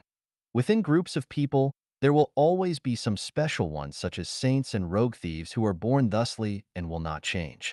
It is very cold here in the winter, so our window glasses are double layered and there are empty, insulating layers between them. In this way, the cold is blocked out. Revelation. Worries are cold. With 2 layers of selflessness, we can keep our worries out. I bought a water bamboo shoot 2 years ago and placed it in a glass vase and changed the water from time to time, but other than that, I never gave it any nutrient fertilizer. I would sometimes forget to change the water, and sometimes there was only a little bit of water left in the vase, but the bamboo has still been growing well. Revelation. In crowds, some people are like water bamboos. You do not need to establish special relationships with them, and you do not need to give them special care, but they will be happy as long as you smile at them or say hello to them occasionally. They need very little encouragement in order to maintain intimate relationships with you. They are the most content and sincere water bamboo-like people among us. My neighbor moved out of his old house and wanted to store a bunch of his stuff in my place for a while and stay with me for a few days. I said sure, I would love to have him. I told him that he could live with me until he found his new home, that he could stay with me for the whole winter, and that I wanted nothing in return. I even told him that he could treat my home as his own. Was I being extraordinarily generous? In fact, it was not that I was being generous, but because he had been helping me for the past several years. Every winter, this neighbor had driven his snowplow to shovel snow for me, and he never charged me anything. So my door was open to him. Revelation. If you want others to open their doors to you, and if you want to be welcomed warmly, then you need to accumulate merits in advance. If you have merits, then the door will open to you. But if there are none, then the door will be closed. The same is true for heaven. If you have merits there, then you will be welcome. But if you do not, then you will not be. Last year, I bought 2 red leaf trees from a nursery in Vancouver and grew them in flower pots. They grew very well in the summer. One day, one of them blew over in the wind, but I had not noticed it until a few hours later, so I picked it up and replanted the baby tree, but sadly it died soon after. A few days ago, I accidentally overturned some crab cactus pots on a table and poured out the soil, so I hurriedly replanted it. As a result, its growth was unaffected, and it even came into full bloom a few days later. Revelation. People are like plants. Sometimes, once you offend some, it is difficult to restore a good relationship with them, while if you offend others, it will not affect your good relationship with them at all. 天气越优秀者越美满. Revelation. The more excellent, the happier. Xiefeng. December 4th, 2020. Translated by Yu and edited by Care. This year, one of my friends sent me 12 large peaches from Vancouver. The color of them were gorgeous. They tasted tender, crisp, and sweet. They were big and fragrant, and except for some that I had eaten as a child, I had not enjoyed such big and fragrant ones in many decades. Later, I bought several kinds of peaches from a local supermarket, but in terms of size, color, and sweetness, they could not compare with those big peaches from my friend. To satisfy my guests, I always serve a plate of fruit for breakfast. Grapes are a standing item, so I serve them every day of the year. In addition to ones grown locally in Canada, there are also grapes imported from the United States and Mexico. Since I buy and eat grapes often, I discovered their secret. The bigger the grape, the sweeter and more fragrant, the more delicious, fewer seeds, and less residue they have, and of course, the more expensive they will be. From the above revelations of peaches and grapes, I have found that for all things, including lives, the more excellent that they are in some ways, the better they will be in many ways. This revelation even applies to people. The more excellent that people are, the easier it becomes to deal with them. The less trouble they bring to others, the more reasonable they are, the more flexible and accommodating they are in dealing with affairs, the more they give and dedicate, the less they ask for, the more humble, positive, and optimistic they are, and the better the quality of their lives are. The more excellent that people are, the better one feels about getting along with them. On the other hand, the better that people can get along with them, the more excellent they are. A further enlightenment is that only the excellent can create beautiful environments and lives. Perfection creates perfection, but flaws create defects. From this revelation, we can understand that if a region or country is poor and backward, then too few outstanding people must reside within it. But if it is prosperous and its people live and work in peace, then many outstanding people must live within it.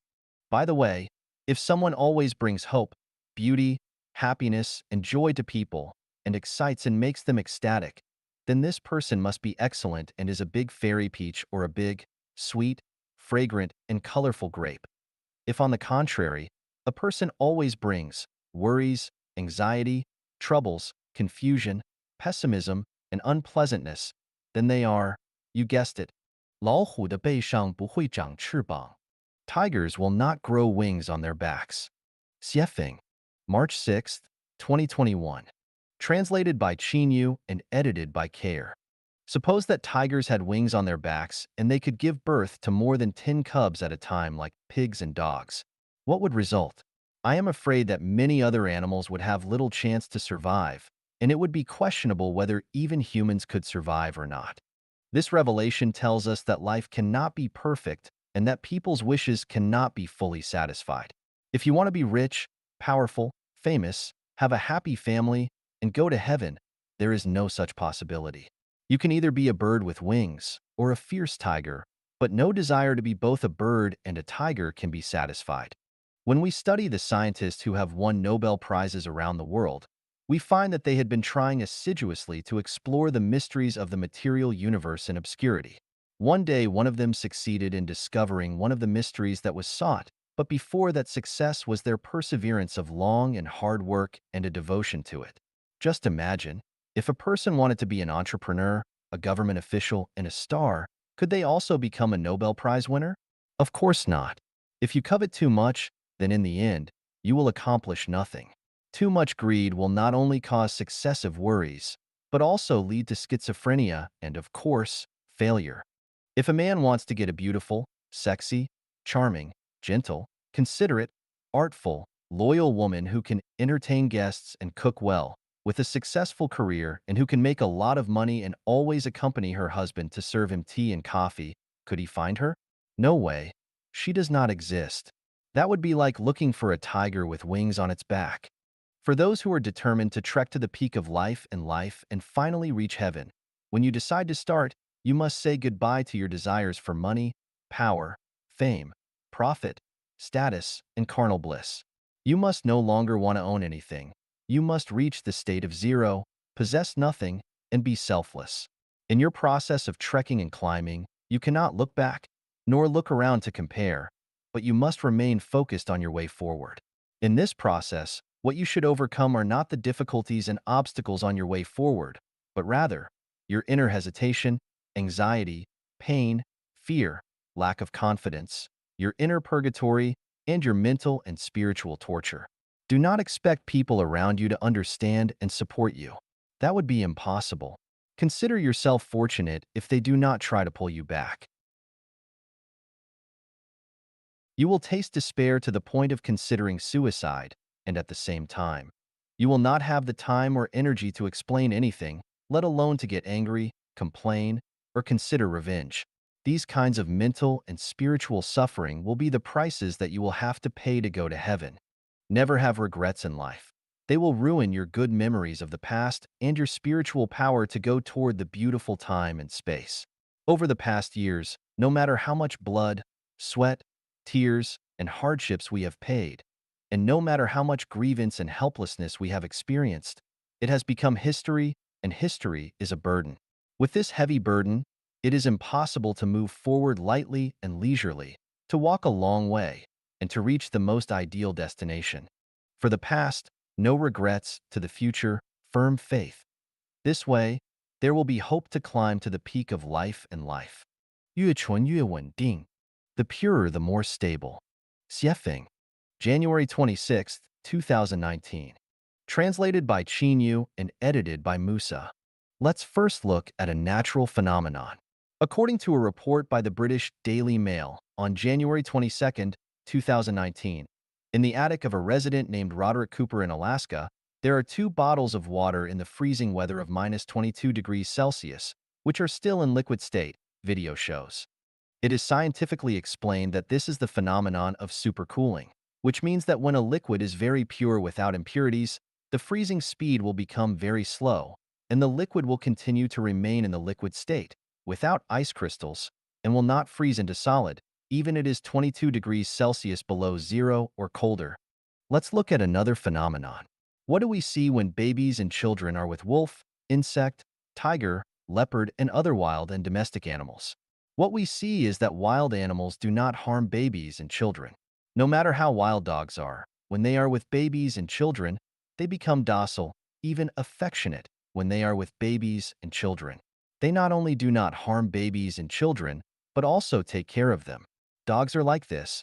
Horses, cattle, sheep are like this. Even wild wolves are like this. According to the legend of the city of Rome, when the 15th king of Numitor was reigning, his brother Amulius usurped the throne. For fear of revenge from his brother's descendants, Amulius killed his nephew and forced his niece Silvia to be a priestess who was not allowed to marry. In this way, his brother would have no offspring, and Amulius thought that there would be no crisis in his regime. But his niece Silvia secretly fell in love with the god of war Mars and quietly gave birth to twins. When Amulius learned the news, he ordered the execution of his niece and asked the slave to throw the twins into the Tiber. The river washed the twins to the shore, and their cries led to a female wolf who was drinking water by the river. Instead of harming the twins, She lovingly licked them dry and brought them back to her cave and feed them with her own milk. In 1920, in a small town called Midnapal in the northeast of Kolkata, India, people found two human-like monsters walking on all fours trailing behind three big wolves. The two human-like monsters turned out to be two naked girls. It was later confirmed that the two girls were raised by wolves since childhood. By the 1950s, it has been discovered scientifically that 30 children were raised by beasts, 5 by bears, 1 by leopards, 14 by wolves, as well as by monkeys and sheep. Let's look at another phenomenon. There are many kinds of gemstones in nature. No matter what kind of gemstones, their value and price are related to their purity. The higher the purity, the higher the value and the price.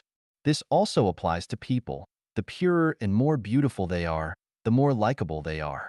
The more complex they are, the more they will be hated by others. To sum up, we can come to the conclusion that the purer a thing is, the less susceptible it is to external factors, just like the rare gas helium, neon, argon, krypton, xenon, and radon in the periodic table chemical elements. Similarly, the purer a thing is, the higher its stability is. It can also be concluded that the higher the purity of things, the easier for it to get the love of the environment, that is the care and cherishment of the environment. Hence, we can understand why Jesus Christ said that if we want to enter the kingdom of the greatest creator, we must become a child. And we can also understand why Lao Tzu taught us that we must return to the state of infancy if we want to unite with the Tao. Because only by returning to the state of infancy, becoming a child, can you be qualified to enter the kingdom of heaven. Let's extend this principle. If you want to enter heaven, the key is to become pure. Only pure things can show their nature. Nature is Buddha. Nature is celestial. Showing nature is equivalent to becoming celestial and Buddha. Celestial and Buddha will definitely enter heaven. Babies and children are very pure, and what they expose are completely nature. So even a ferocious wolf will not hurt them but will love them. Therefore, whether one can enter heaven or not has nothing to do with learning, knowledge, and wisdom, how many classic books you have learned. It has nothing to do with religion, how many good deeds you have done, how much truth you have understood and spread. It has nothing to do with kowtowing, burning incense, or making pilgrimage. The key is whether a life is pure. In this way, the content of self-cultivation and self-refinement is very simple. What we need to do is to let ourselves become pure, return to the state of infancy. So, we know that the more complicated people are, the farther away they are from heaven. The purer, the more stable. Is it a universal law? Let's analyze it. Most people will have friends. At the beginning, the friendship is very pure, so they can maintain a friendly relationship. But gradually, the friendly relationship cannot be maintained. Why? The reason is that the friendship is becoming more and more impure. If interests are added to friendship, the friendship will become complicated and impure, so it can no longer be maintained. Many people set up companies and business. At the beginning, the company developed smoothly, but as time passed, the company began to decline and close. What is the reason? The reason is that the company has become impure. Some companies began to marry politics. Some companies began to get involved in the real estate business. Some companies began to get involved in the stock market. Some industrial companies became interested in the cultural field. And some companies that only provided food began to engage in business of restaurants, breeding, and planting. Although they are consistent with the content of providing food, their scope of business is different after all, so they will eventually decline. Let's look at the social fields. Romania, Yugoslavia, the Soviet Union, Venezuela, Vietnam, and China all are socialism. The result is they all have almost collapsed. China's socialism is also on the verge of collapse. The reason is that none of them is pure. Socialism is socialism. If you mix it with the market, family and party interest and corruption, it will surely collapse. Pro-socialism is definitely superior to capitalism, but if you make the socialism rather impure, how can it be better than capitalism? Collapse is inevitable because it violates the rule of the purer, the more stable. Flies always find the cracked eggs. Why? Because if there is no crack on the egg, it can keep relatively pure, so flies won't bite it. Once there is crack on the egg cannot keep pure. Flies will certainly come to bite. In the process of founding Life Genuine, I found out that people with more complex thoughts are more likely to be disturbed by external factors and gradually leave, while those with simpler thoughts are more likely to remain. This fact also proves the rule that the purer, the more stable. Thus, we can get another conclusion. For a person, the more knowledgeable, the more complex the thinking, the greater the ability, the more mindful and smarter, the more experienced, the more deeply involved in society, the more flexible, the more he is unreliable, because he or she violates the rule of the purer, the more stable. He might vow to you today and part ways with you tomorrow. Thus, we can get one more conclusion that the more complex one is, the most silly and stupid the person is in the world. 越纯越稳定. The purer, the more stable. Xiefeng. January 26, 2019. Translated by Qin Yu and edited by Musa. Let's first look at a natural phenomenon. According to a report by the British Daily Mail on January 22, 2019, in the attic of a resident named Roderick Cooper in Alaska, there are 2 bottles of water in the freezing weather of -22 degrees Celsius, which are still in liquid state, video shows.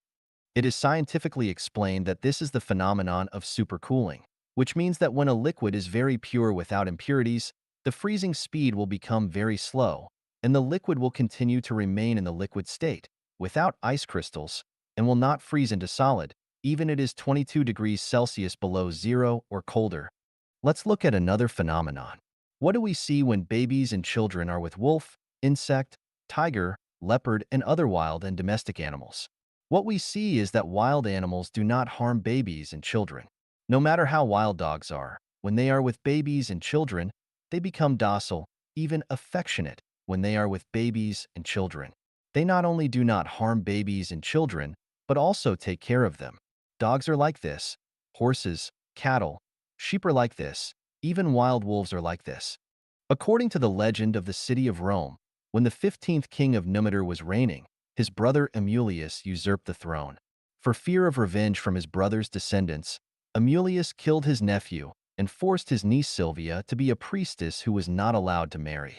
In this way, his brother would have no offspring, and Amulius thought that there would be no crisis in his regime. But his niece Silvia secretly fell in love with the god of war Mars and quietly gave birth to twins. When Amulius learned the news, he ordered the execution of his niece and asked the slave to throw the twins into the Tiber. The river washed the twins to the shore, and their cries led to a female wolf who was drinking water by the river. Instead of harming the twins, she lovingly licked them dry and brought them back to her cave and feed them with her own milk. In 1920, in a small town called Midnapal in the northeast of Kolkata, India, people found 2 human-like monsters walking on all fours trailing behind 3 big wolves. The 2 human-like monsters turned out to be 2 naked girls. It was later confirmed that the 2 girls were raised by wolves since childhood. By the 1950s, it has been discovered scientifically that 30 children were raised by beasts, 5 by bears, 1 by leopards, 14 by wolves, as well as by monkeys and sheep. Let's look at another phenomenon. There are many kinds of gemstones in nature. No matter what kind of gemstones, their value and price are related to their purity. The higher the purity, the higher the value and the price. This also applies to people. The purer and more beautiful they are, the more likable they are. The more complex they are, the more they will be hated by others. To sum up, we can come to the conclusion that the purer a thing is, the less susceptible it is to external factors, just like the rare gas helium, neon, argon, krypton, xenon, and radon in the periodic table chemical elements. Similarly, the purer a thing is, the higher its stability is. It can also be concluded that the higher the purity of things, the easier for it to get the love of the environment, that is the care and cherishment of the environment. Hence, we can understand why Jesus Christ said that if we want to enter the kingdom of the greatest creator, we must become a child. And we can also understand why Lao Tzu taught us that we must return to the state of infancy if we want to unite with the Tao. Because only by returning to the state of infancy, becoming a child, can you be qualified to enter the kingdom of heaven. Let's extend this principle. If you want to enter heaven, the key is to become pure. Only pure things can show their nature. Nature is Buddha. Nature is celestial. Showing nature is equivalent to becoming celestial and Buddha. Celestial and Buddha will definitely enter heaven. Babies and children are very pure, and what they expose are completely nature. So even a ferocious wolf will not hurt them but will love them. Therefore, whether one can enter heaven or not has nothing to do with learning, knowledge, and wisdom. How many classic books you have learned? It has nothing to do with religion, how many good deeds you have done, how much truth you have understood and spread. It has nothing to do with kowtowing, burning incense, or making pilgrimage. The key is whether a life is pure. In this way, the content of self-cultivation and self-refinement is very simple. What we need to do is to let ourselves become pure, return to the state of infancy.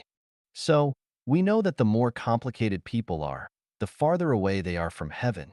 The purer, the more stable. Is it a universal law? Let's analyze it. Most people will have friends. At the beginning, the friendship is very pure, so they can maintain a friendly relationship. But gradually, the friendly relationship cannot be maintained. Why? The reason is that the friendship is becoming more and more impure. If interests are added to friendship, the friendship will become complicated and impure, so it can no longer be maintained. Many people set up companies and business. At the beginning, the company developed smoothly, but as time passed, the company began to decline and close.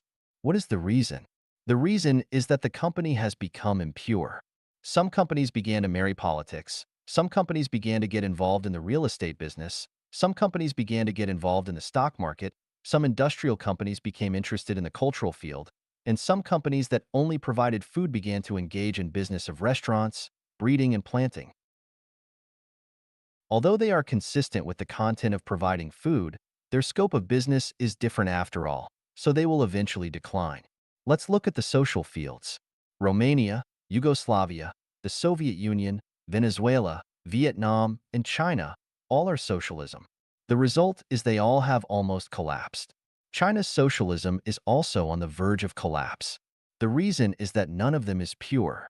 Socialism is socialism.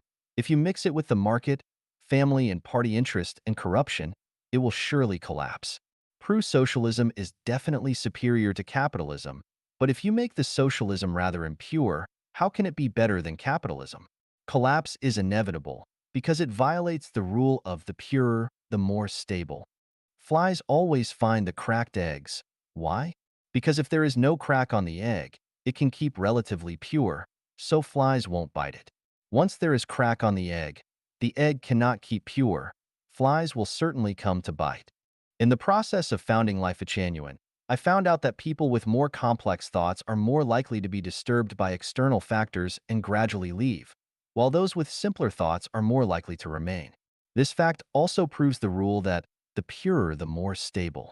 Thus, we can get another conclusion. For a person, the more knowledgeable, the more complex the thinking, the greater the ability, the more mindful and smarter, the more experienced, the more deeply involved in society, the more flexible, the more he is unreliable, because he or she violates the rule of the purer, the more stable.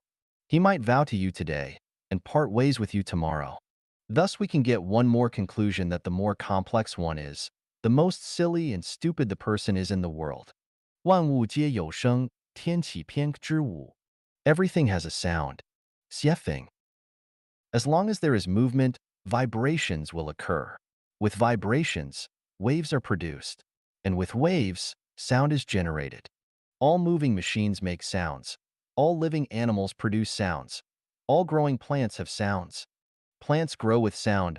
White clouds drifting across the blue sky have sound. Butterflies gracefully dancing among flowers have sound. Mosquitoes buzzing as they suck blood have sound. And the movement of the intestines has sound. Flowing water has sound, and even seemingly still mountains, rocks, and the earth itself have sound. This is because they are not only moving with the Earth's rotation and its revolution around the sun, but also because the molecules within them are in motion. Any frequency of oscillation produces sound. The crashing waves of the sea have sound. Animals running and walking on the earth have sound. Birds flying in the sky have sound, and signals emitted by television stations, radio stations, communication towers, including the signals from our mobile phones, have sound. All light has sound, not only the radiant waves of the sun, but also the faint glow emitted by a lit candle has sound. The flowing underground springs have sound, blood flowing through our veins has sound, and the upward flow of nutrients within the branches of ancient trees that have lived for 100 years also has sound. The brain has brain waves, the heart has an electrocardiogram, and our mental activities, thinking consciousness have sound.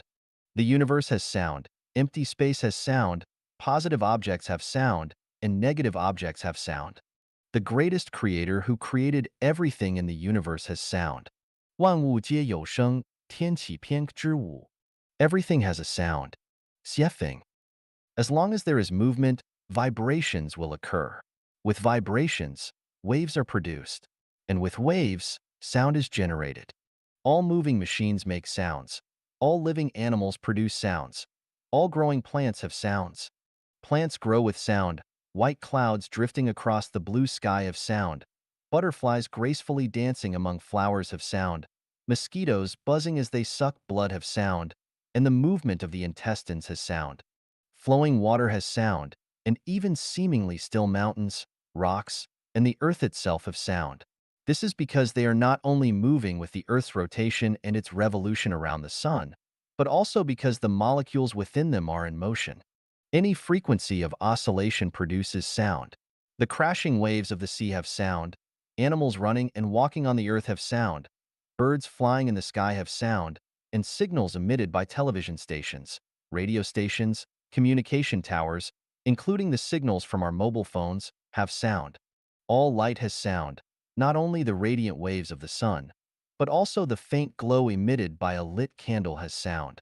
The flowing underground springs have sound, blood flowing through our veins has sound, and the upward flow of nutrients within the branches of ancient trees that have lived for 100 years also has sound. The brain has brain waves, the heart has an electrocardiogram, and our mental activities, thinking consciousness have sound.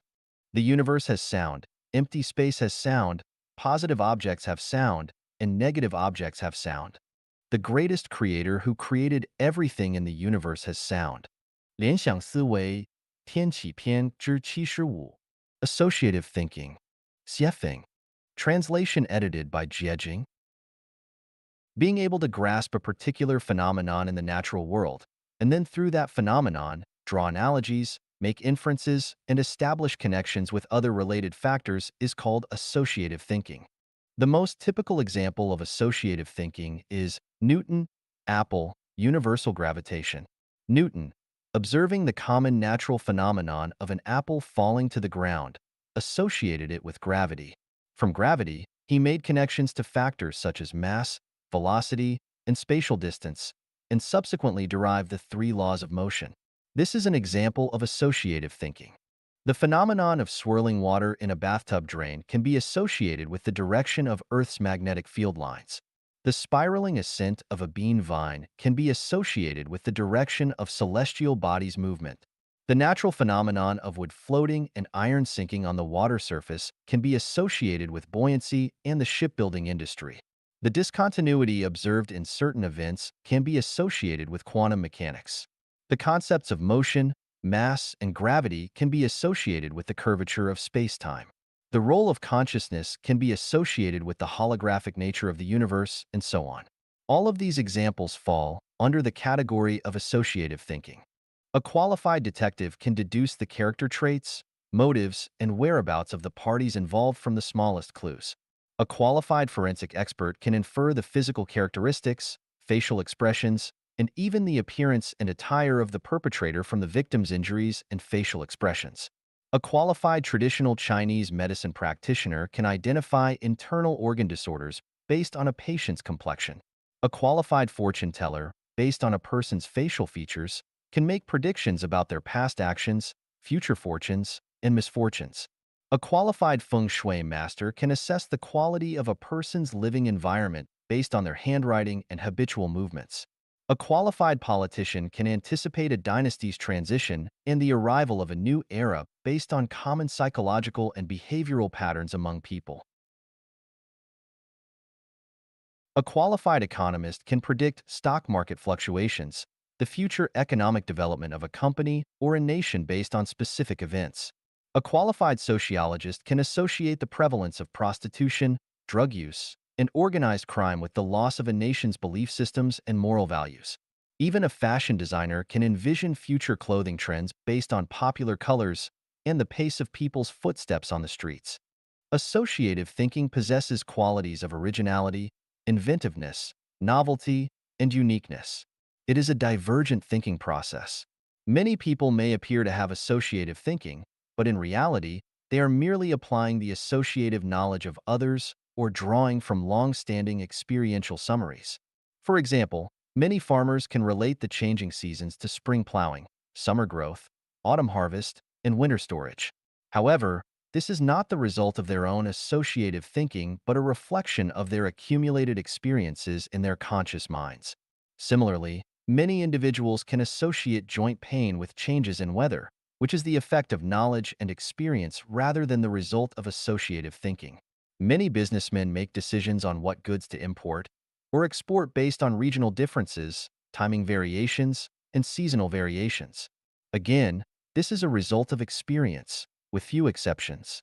When we look at the professions of engineers, technicians, experts, scholars, ordinary detectives, doctors, economists, and others, it may seem like their work relies on associative thinking.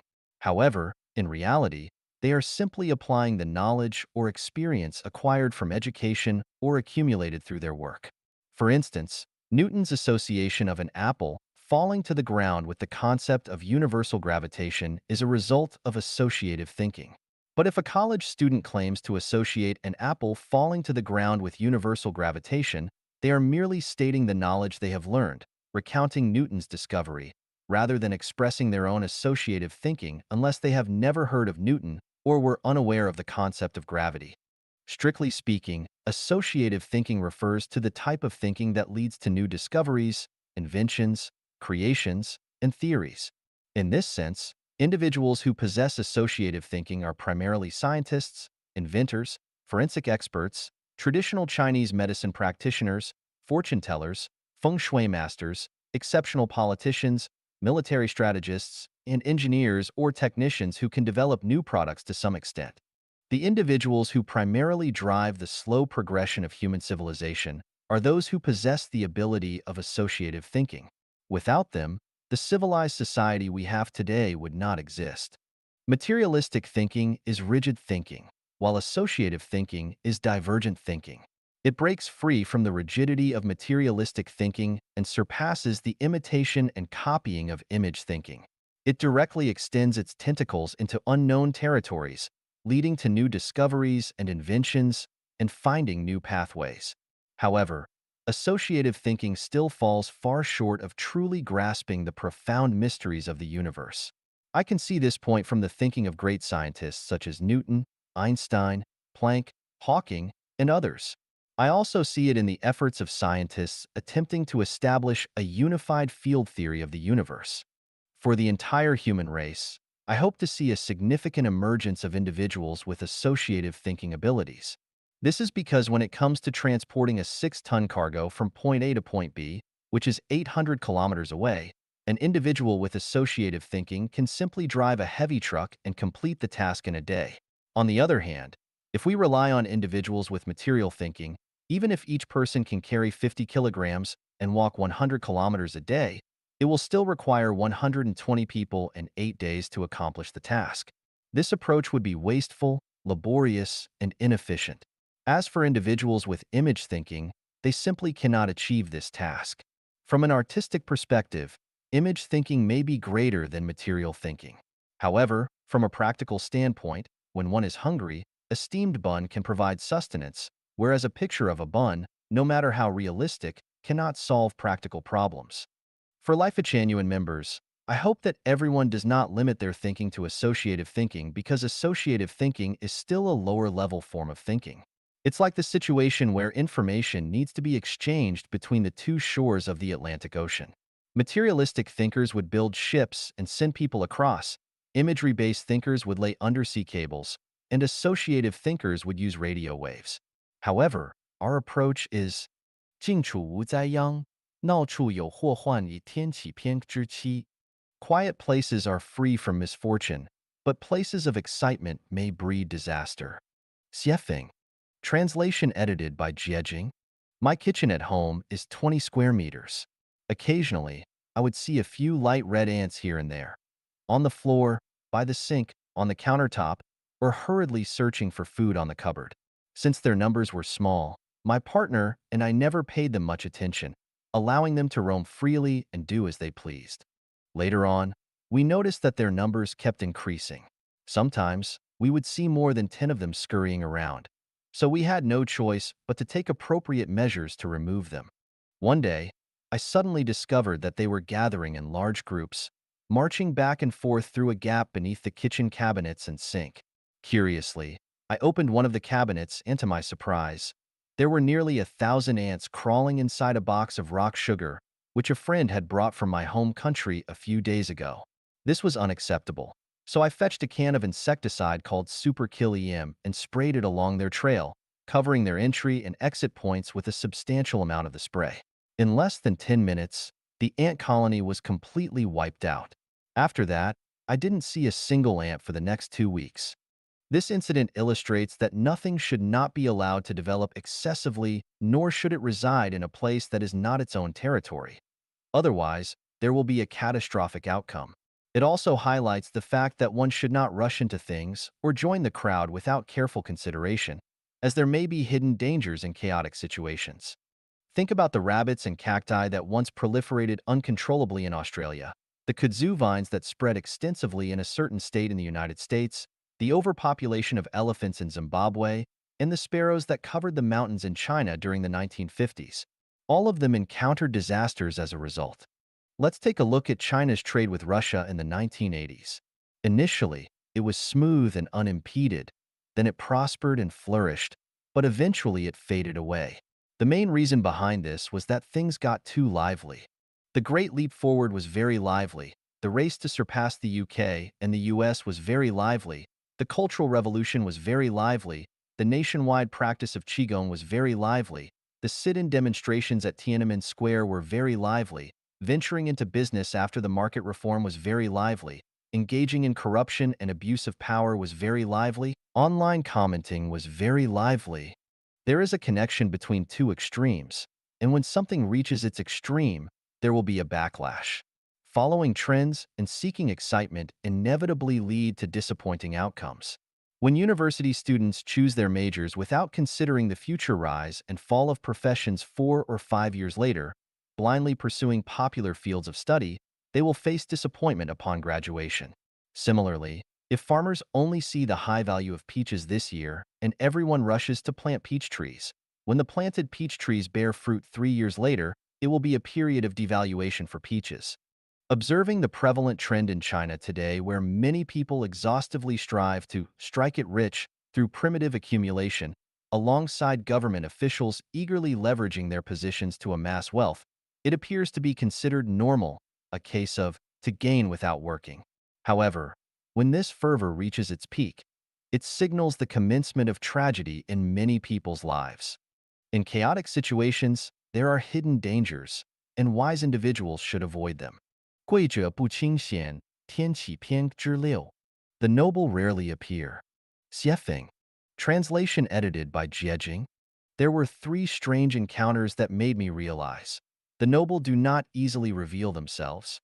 The first one was in March 1994, in the Kiarokio area of Matabiland North Province in Zimbabwe. It was a quiet day, and I was driving my pickup truck along an abandoned path, venturing deeper into the jungle. As I reached a small hill, I turned off the engine and was about to get out when I suddenly saw a white deer on the hill. It turned its head and looked at me for just a few seconds before swiftly disappearing into the forest. I quickly got out of the car and chased after it, looking left and right, but I couldn't catch a glimpse of it again. I had asked the local villagers if there were any white deer in the area, and they replied, "Never seen one." I also asked many colleagues if they had ever seen a white deer, and they responded, "Nonsense. There are no white deer."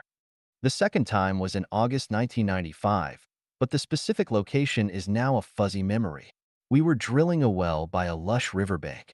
It was a cold day when suddenly 3 cranes descended from the sky. Their bodies were gray, with long necks that turned white at the head, topped with red crowns. Their claws were also red. There were two larger cranes and one smaller crane. They landed about 30 meters away from us. I had seen this type of crane before in 1964 when I was herding sheep near the Yellow River. According to the elders, it is rare to encounter these cranes, and those who do are believed to have good luck and are likely to prosper financially. I have now seen 5 of them but still haven't struck it rich. At that time, there were 2 Zimbabwean people who witnessed these 3 cranes with me. I asked them, "Do you often see this type of crane?" They replied, "This is actually the first time we've seen this kind of crane." The third time was on a day in February 2003. The location was my residence at 46 Pendennis Road, Mount Pleasant, Harare. It was around 6 o'clock in the morning. Having lived in Harare for nearly 8 years, I often observed birds in the early morning. I visited 2 bird parks and had seen dozens of bird species. However, what excited me was that particular morning when I encountered a peculiar bird. It was slightly larger than a sparrow, with a green head, black body, and a red tail. What stood out the most was its tail, which was vividly red and measured approximately 25 centimeters in length. It perched among the treetops for only about 10 seconds before flying away. The white deer, cranes, and exotic bird. What do they signify? They signify that the noble do not easily reveal themselves. This leads me to think of the Emperor of Japan, who seldom appears in public because of their nobility. Diamonds are hard to find because they are precious. Reclusive hermits in the mountains do not easily emerge because of their nobility. Some households keep their extraordinary treasures hidden from the market because of their value. This leads me to the realization that anything that is esteemed, rare, and of infinite value is not easily found. This leads me to ponder, how many rare and precious things are yet undiscovered in this universe, in this world? How many wise and enlightened sages and immortals are hidden, like dragons and tigers lying in wait? Truly, the mysteries are boundless. Wise ministers choose their lord, while virtuous birds select their tree for perching. Tigers do not descend upon plains, and horses do not venture deep into mountains. The phoenix does not land in a place devoid of treasures, and immortals do not associate with ordinary people. Blinded by a single leaf, one cannot see Mount Tai, and without destiny, it is difficult for a person to encounter extraordinary experiences. Indeed, the noble do not easily reveal themselves, and those who readily display themselves are not truly noble. 我奶奶到底是谁？我又是谁？天启偏之二。Who is my grandmother after all? And who am I? Xiefeng. Translation edited by Jiejing. If one contemplates the heavens and earth incessantly, profound principles will eventually become clear. Let's leave it to fate. These are 2 phrases that my grandmother often said when telling fairy tales. Contemplate the heavens and earth? How does one contemplate? Profound principles? What are these profound principles? Fate? What does fate mean? This ignorant and foolish grandson, why didn't I ask my grandmother about these questions in the first place?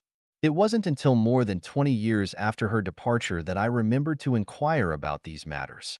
I have asked the sun, moon, stars, inquired about the mountains and rivers, questioned the gods, Buddhas, and immortals, and even inquired about the winds, clouds, rain, and snow. The answer I received was mystery.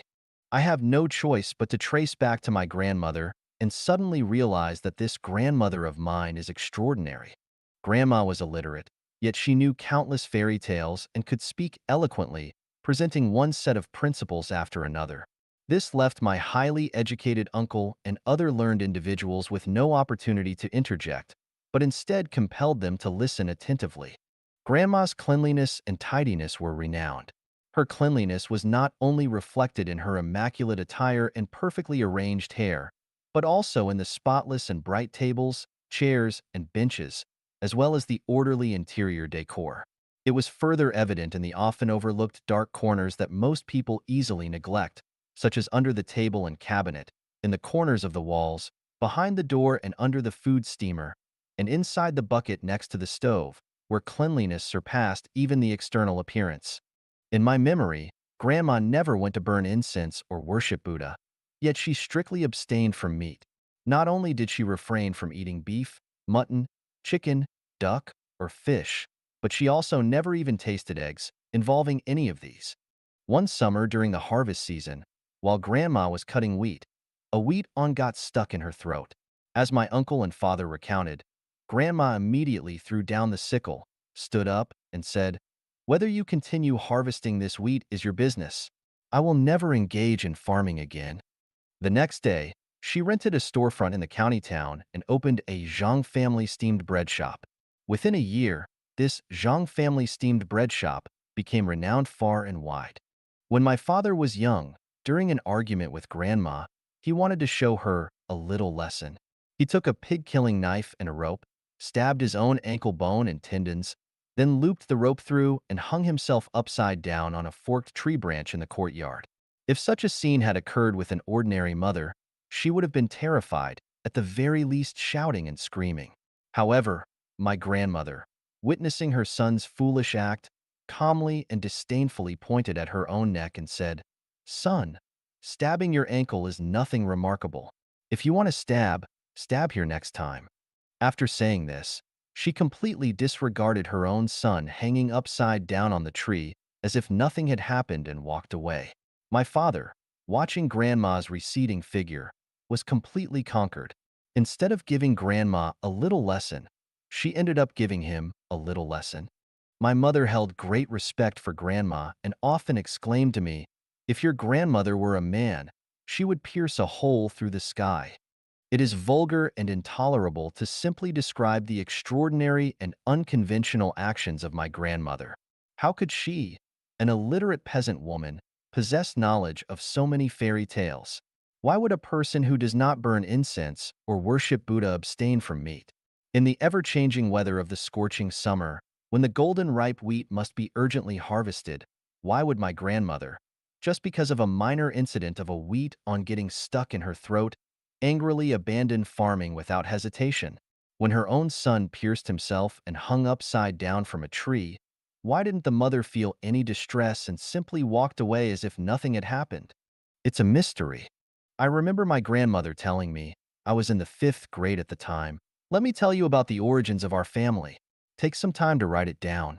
But being ignorant and playful, I didn't take it to heart and casually replied, "Grandma, let's talk about it later." Little did I know, shortly after, my grandmother passed away. Opportunities once missed may never come again. One misstep became an eternal regret. I lost my roots. As a lost individual without roots, I'm like a drifting duckweed, aimlessly floating on the vast sea, carried by the currents without a sense of direction. I don't know where I came from or where I'm heading.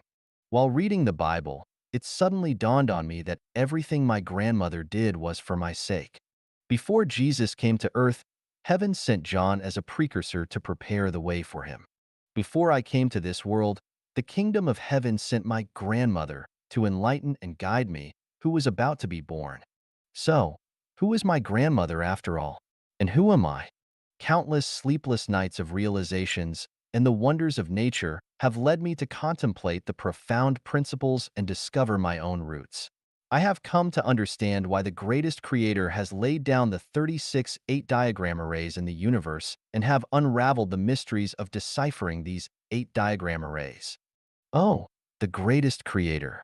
Your love for me is immeasurable, and even if I had billions of years, it would be difficult to repay. 伊甸园是这样失落的，天启篇之时. The Garden of Eden is lost like this. Xiefeng. Translation edited by Jiejing. I have 2 German shepherds, belonging to the military dog breed. One of them is named Luanbei, and the other is called Lambua.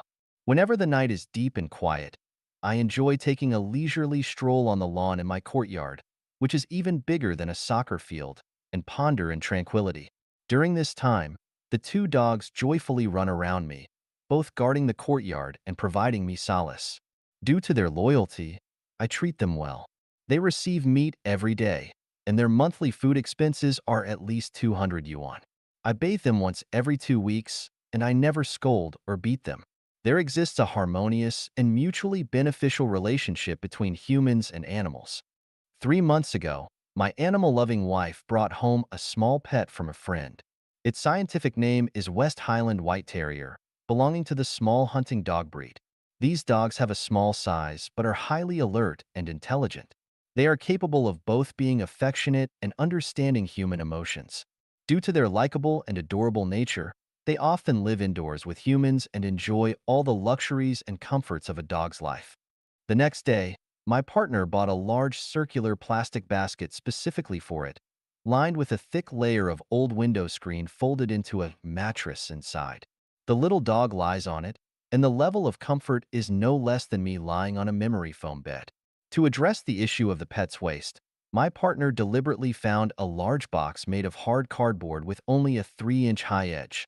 Inside, she laid a layer of clean sand as the dog's bathroom.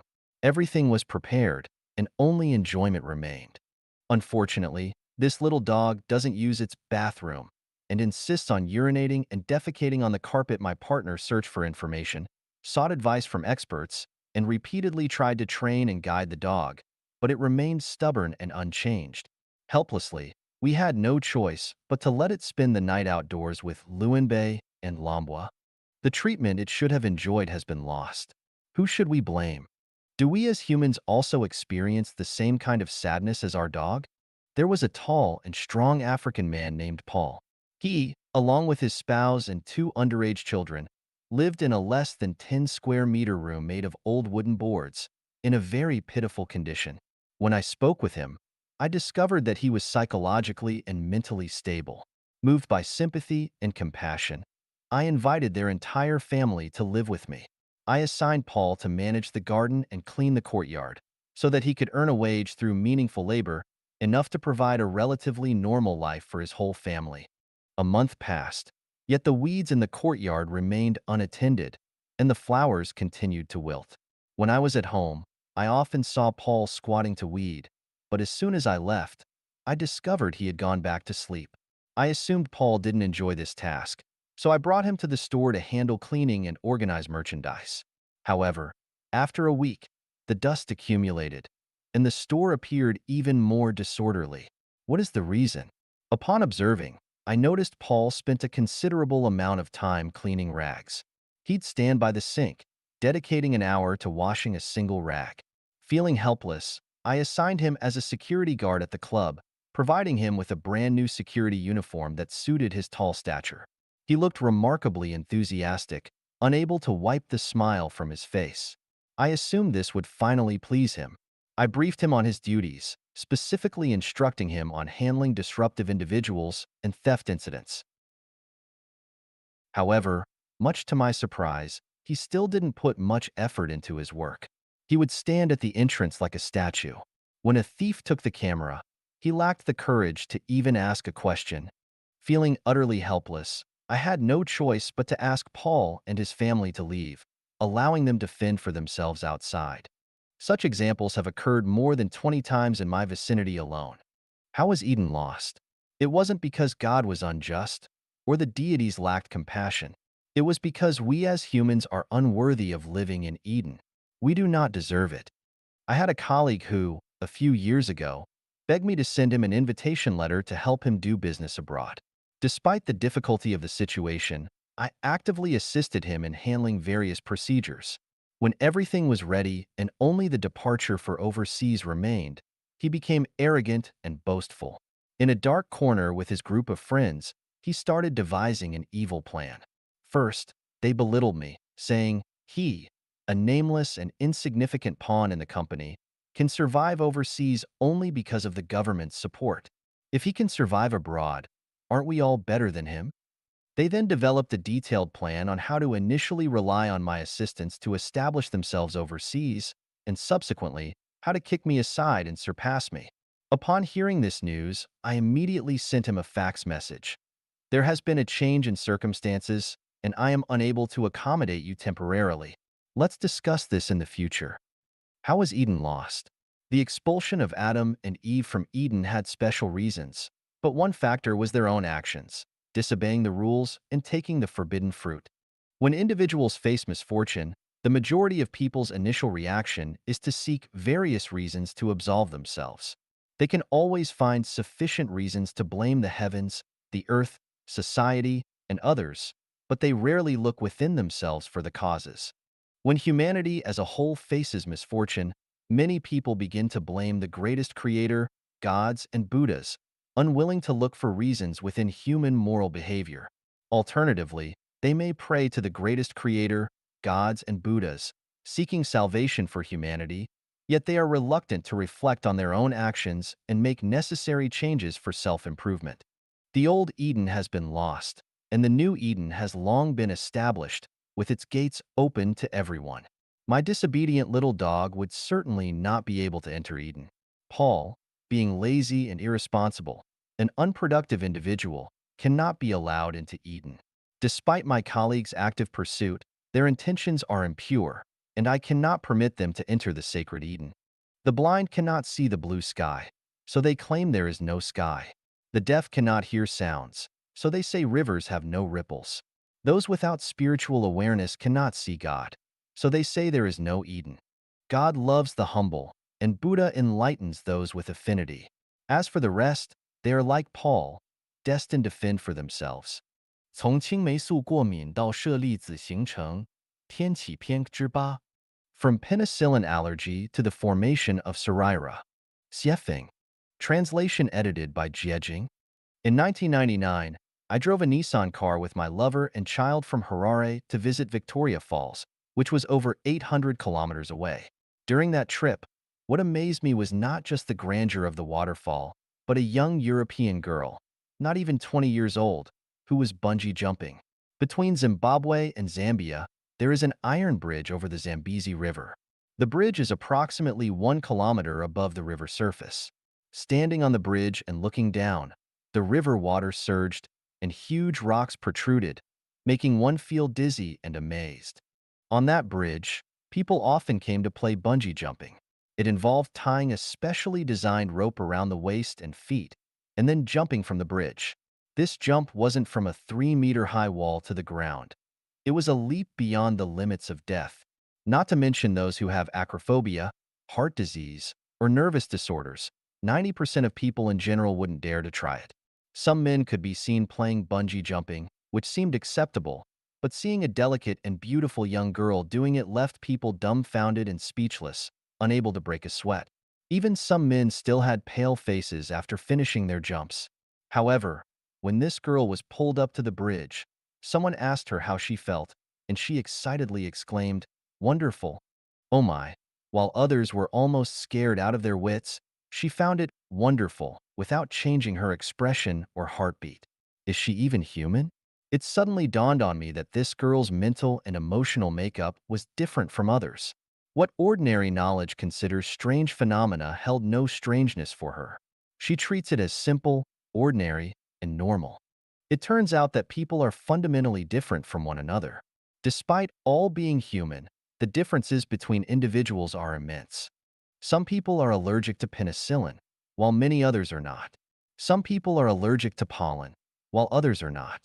Some people are allergic to metals other than gold and silver, while others are not.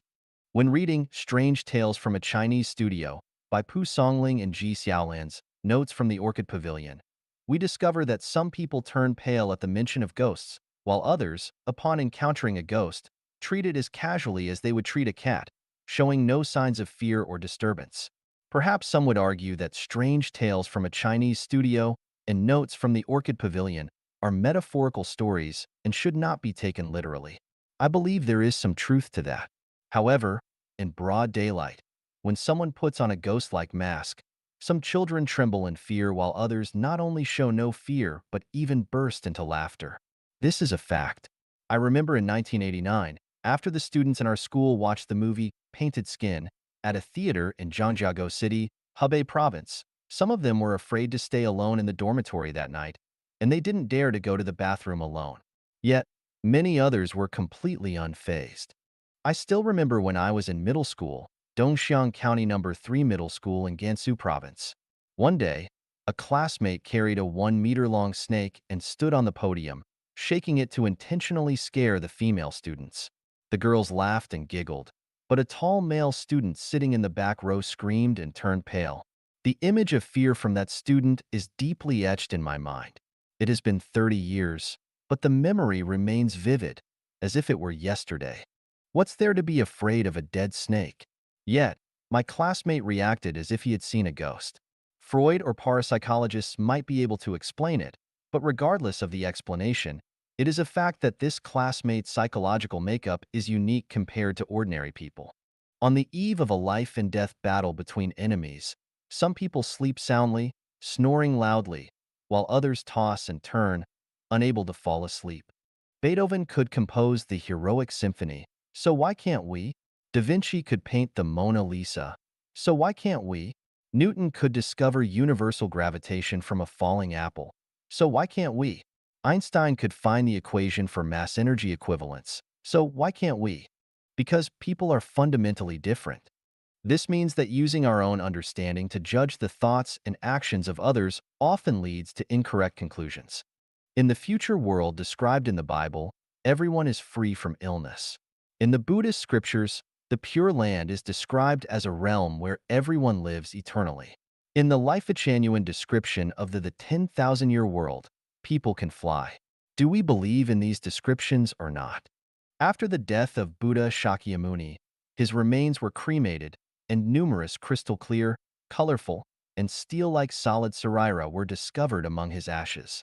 In December 1990, after the passing of the Singaporean Chinese monk Master Hong Chuan, 480 colored crystal-like sarira were found in his ashes. In 1994, during the cremation of Master Yuan Zhao's body at the Fahua Temple on Mount Guanyin in Shaanxi, his heart remained intact and transformed into a dark brown, hard relic. For the past 10 years, I have been almost free from illness. On rare occasions when I feel discomfort, taking a painkiller quickly relieves it. Why is that? It's not because I have naturally good health, but rather because of my cultivation practice. I have developed a simple and effective method, and the results have been remarkable. When practicing, I am oblivious to extreme cold or hot weather. My mind becomes empty during the practice, and afterwards, my mind is exceptionally clear. The Viagra that can excite human nature, as well as opioids, heroin, and other pain-relieving drugs that can evoke intense emotions and a sense of transcendence, may have no effect on some people. Perhaps you have not heard of this before.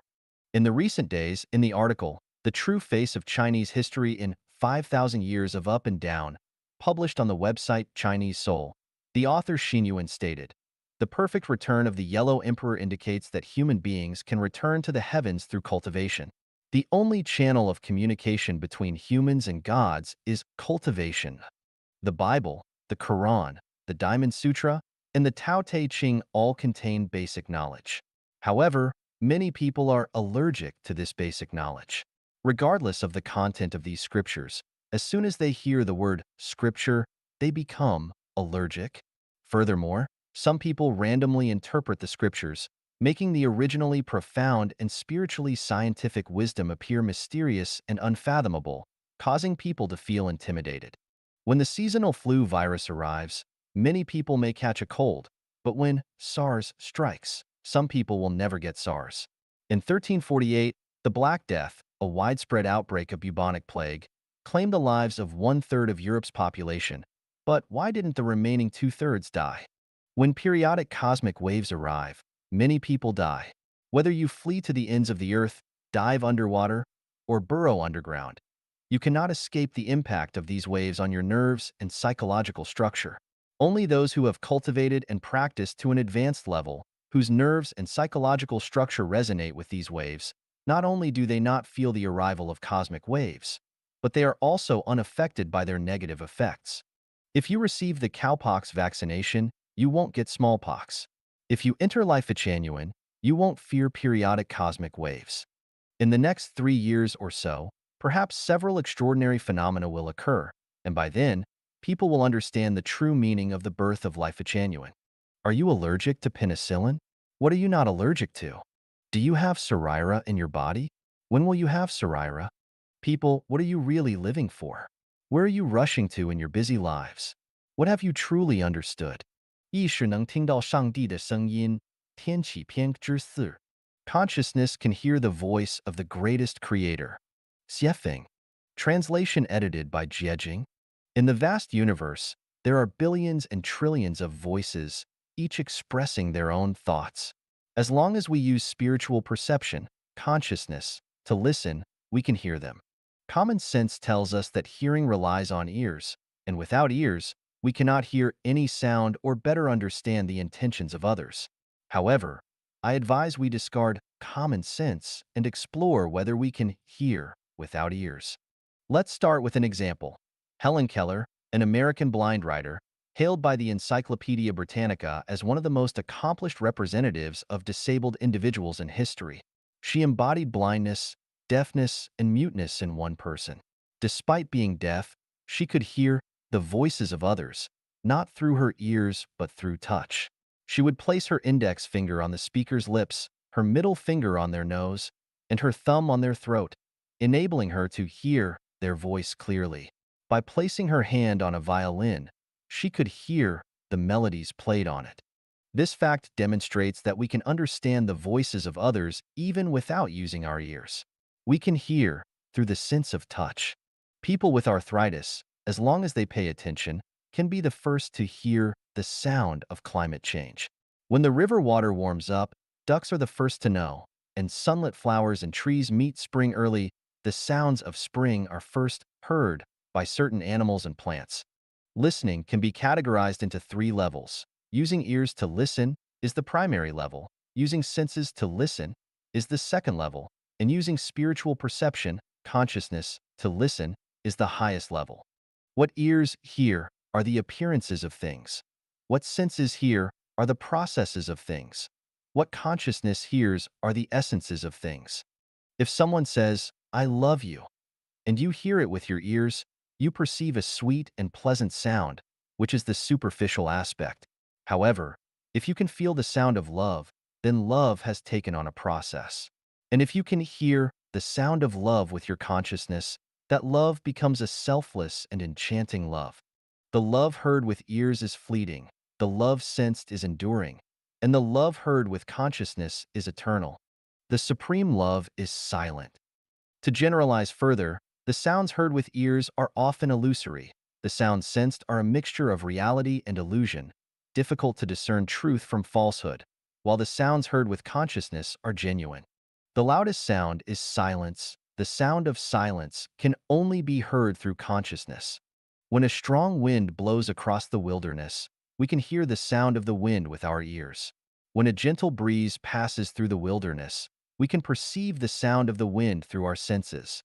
However, there are countless sounds of the wind that we cannot hear with our ears or perceive with our senses. We need to use spiritual perception, consciousness, to listen.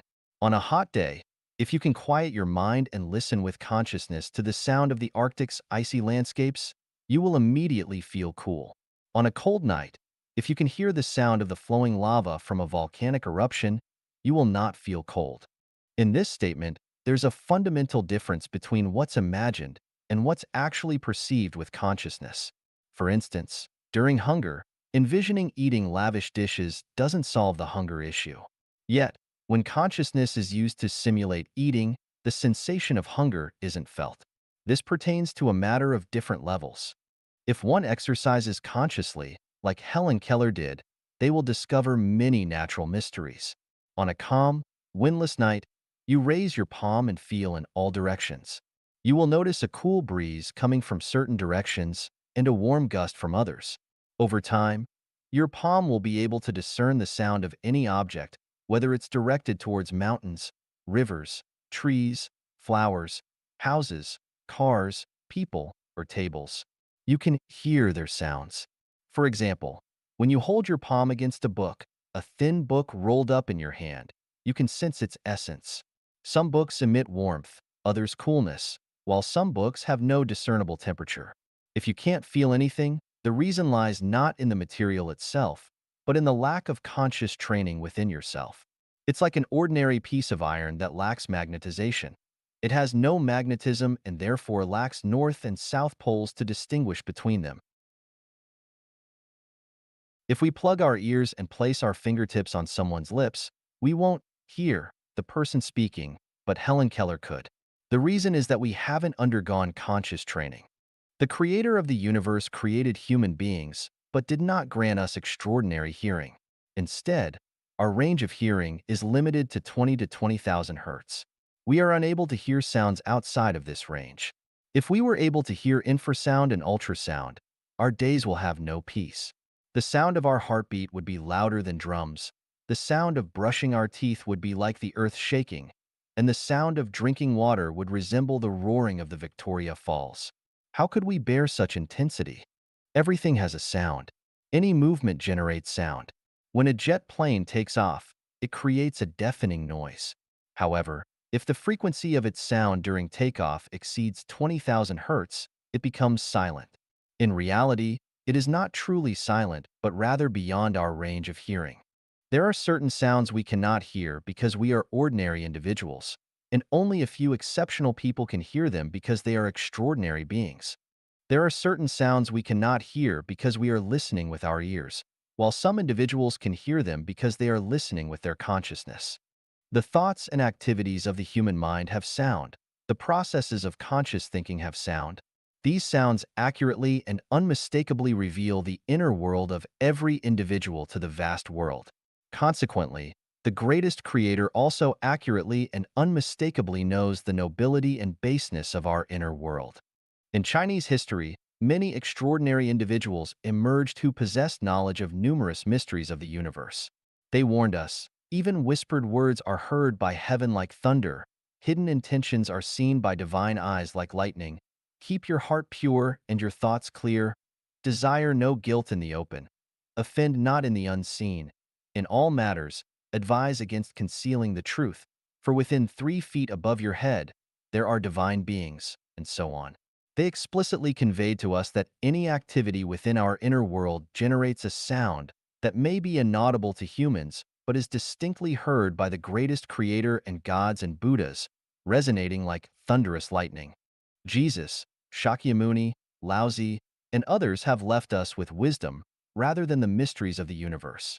Jesus explicitly stated that pearls should not be thrown to pigs, and that he spoke in parables so that those with wicked hearts would not understand. Shakyamuni also primarily spoke for those on the path of the Mahayana. Laozi similarly understood that if the petty-minded individuals were to grasp the mysteries of the universe, it would bring endless harm. Life Genuine has made the greatest efforts and has led everyone to the edge of the mysteries of the universe. Looking at human history, the current state of human hearts is worse than before. In truth, humans no longer qualify to continue existing on this beautiful blue planet. However, gods and Buddhas are unwilling to give up and still want to make one last effort, even though the chances of realizing this desire are only 1 in 10,000. Everything within our inner being is heard without omission by the greatest creator.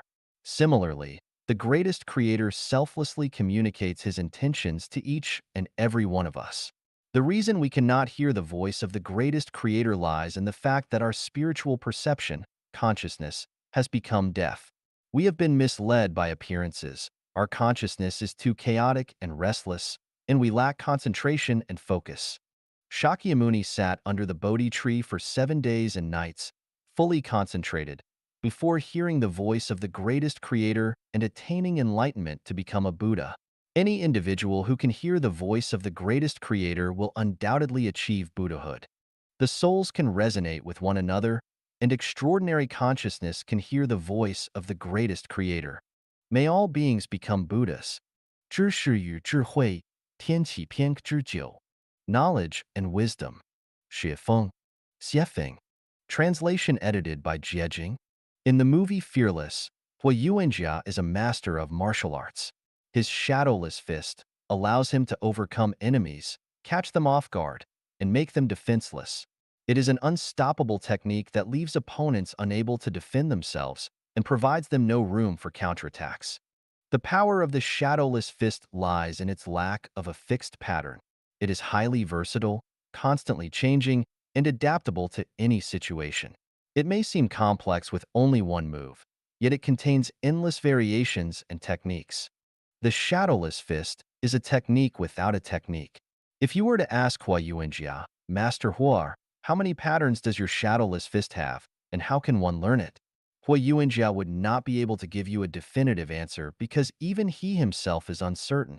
The secret of the shadowless fist lies in its embodiment of the essence of martial arts. Regardless of the specific martial art, philosophy, thoughts, or methods, once it becomes one with the Tao, it becomes unfathomable, only to be comprehended through personal insight, impossible to express in words. Confucius once questioned Laozi about the Tao and later said to his disciples, "Birds, I know they can fly. Fish, I know they can swim. Beasts, I know they can run. Running beasts can be caught in a net, swimming fish can be caught with a mesh, and flying birds can be shot down with an arrow. As for the dragon, I simply don't know. It rides the winds and ascends directly to the ninth heaven. Today, having met Laozi, isn't he just like a dragon?" Confucius, a sage renowned for his profound knowledge and wisdom, when faced with the wisdom of Laozi, lacked the ability to fully comprehend it. He could not perceive the limits of Laozi's wisdom because Laozi's wisdom, much like Hui Yuanjia's shadowless fist, is something that is without action yet accomplishes everything. It is elusive, just like not seeing its head when approaching, nor its tail when following. It is like a tiger trying to swallow the sky, with nowhere to find an opening. The Buddha, Shakyamuni, spent over 40 years teaching the Dharma, yet in the end, he stated that he had not truly said anything, nor had he given any teachings. He said to Subhuti, "Subhuti, do not say that the Tathagata thinks, I must expound the Dharma. Do not have such a thought. Why? Because if someone says so, he will truly slander the Buddha and be unable to understand my teachings. Subhuti, when the Tathagata expounds the Dharma, there is truly no Dharma to teach. Yet, this is expediently termed as teaching the Dharma." He went on, circling around, reversing and repeating, but ultimately, he informed us that he had not said anything at all. Wonderful, because Buddha Shakyamuni attained enlightenment. When I was contemplating how to explain the origin of the universe, unsure of how to effectively articulate it, one evening, as I was reading the Diamond Sutra, I burst into laughter. I laughed so hard that I had to bury my head in the blanket and suppress my laughter. I saw Buddha Shakyamuni laughing heartily too, and saw the greatest creator smiling as he walked away with hands behind his back. In the novel Heavenly Sword and Dragon-Slaying Saber, by the renowned Master Jin Yong, Zhang Sanfeng teaches Zhang Wuji a unique sword technique. The peculiarity of this technique lies in the ability to forget about the sword technique itself. No matter how many moves or forms are taught, the ultimate goal is to reach a state where, after learning everything, one realizes they haven't learned any specific sword technique. Yet it seems as if they have mastered all sword techniques. In reality, the sword technique taught by Zhang Sanfeng to Zhang Wuji bears a resemblance to Hui Yuanjia's shadowless fist in its profound nature, with the essence lying in the entering of the Tao. The entire universe is composed of different levels of life. We can liken this universe to a courtyard of life, or a home of life. However, to understand the mysteries of this courtyard of life, one must utilize Zen. Zen, in this context, refers to ascending to a state of great wisdom through profound insights into life. The significance of life genuine lies therein. The purpose of the Revelations section is to provide explanations and insights into everyday phenomena, inspiring everyone to gain enlightenment. By extrapolating from specific instances and making connections, one can ultimately enter the Tao. In Revelations, I only write 100 articles, but in reality, I could write 100,000 articles, a billion articles, even countless articles. However, if readers cannot attain self-realization, no matter how much I write, what purpose does it serve? In order to expedite everyone's path to enlightenment, let me provide a definition for knowledge and wisdom and explain their meanings and differences. What is knowledge? It refers to the understanding and experiences acquired without personal contemplation and profound insights. Everything learned from schools and churches, everything acquired from parents and masters, and everything obtained from books, magazines, movies, and television are considered knowledge. What is wisdom? Wisdom refers to the ability gained through one's own brain's contemplation, analysis and judgment, or the perception of the heart. Wisdom cannot be obtained through sight, hearing, taste, smell, or touch. Wisdom is the crystallization of thinking, the child of thinking, and the outcome of thinking. When entering life genuine, one should not focus on acquiring knowledge, but instead strive for wisdom. Otherwise, no matter how much I said, it will be in vain. Silence might be better. The more I speak, the more confused you become. In order to stimulate the birth of wisdom, I will now present several questions for everyone to contemplate in their free time. By the time I finish writing the 100 articles of Revelations, I hope to witness the emergence of a large number of individuals who can attain Anattara Samyak Sambodhi, supreme, profound, and perfect enlightenment.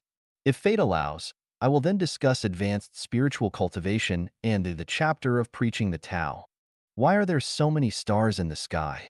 Where is the greatest creator exactly? How did the Earth start moving initially?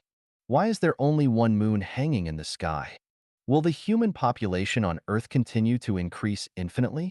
What is the best way to limit population growth? How was the atmosphere formed? Are wolves the ancestors of dogs? Why don't humans have eyes on the back of their heads? Why do species vary greatly, while human faces differ immensely? Why do orange trees only bear oranges, and peach trees only bear peaches? Despite being born from the same mother, why do siblings have such vastly different destinies? With the same earth and the same sky, why is there so little rain or snow over deserts and wastelands? Why do carnivorous animals have lower reproductive abilities compared to herbivores? Why? In the universe, which direction is up and which direction is down? Is empty space truly devoid of everything? Assuming no major obstacles, to what extent can human development ultimately reach? When someone unexpectedly encounters a car accident, is it a coincidence or a necessity? Who am I, really? Why shall I die? No love, small love, and great love. Xiefeng. Translation edited by Yu. As a child, I used to herd sheep. I observed that when the lambs knelt to suckle, the mother sheep always turned her head to lick the lamb's bottom, which seemed an unfortunate, unclean habit for a mother sheep. While teaching in high school, my son had 7 or 8 cats at home. Watching the mother cat after giving birth, it hastily licked the sticky dirt off the kittens. I could not agree with the mother cat's unclean habit. While conducting business abroad, my wife kept several dogs. I noticed that within a dozen days after the mother dog gave birth to puppies, she licked the urine and excrement of the puppies inside the doghouse daily, which I found extremely disgusting.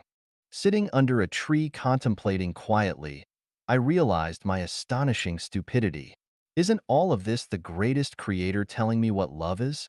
If the mother sheep does not promptly lick the thin stool from the lamb's bottom, it will quickly form a scab, preventing the lamb from defecating, leaving the lamb with only one option: to die.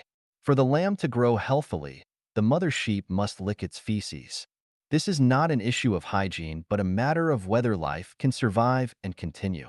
After the kittens are born, the mother cat must quickly eat the afterbirth. Otherwise, the kittens will suffocate inside the afterbirth. If the mother dog does not lick the excrement and urine of the puppies in the den daily, the den will inevitably emit a foul odor. The puppies will stink, and bacteria will breed massively. Flies and other insects will swarm the den, causing not only the puppies to be unable to grow healthily, but also leading to their rapid illness and death. This is love.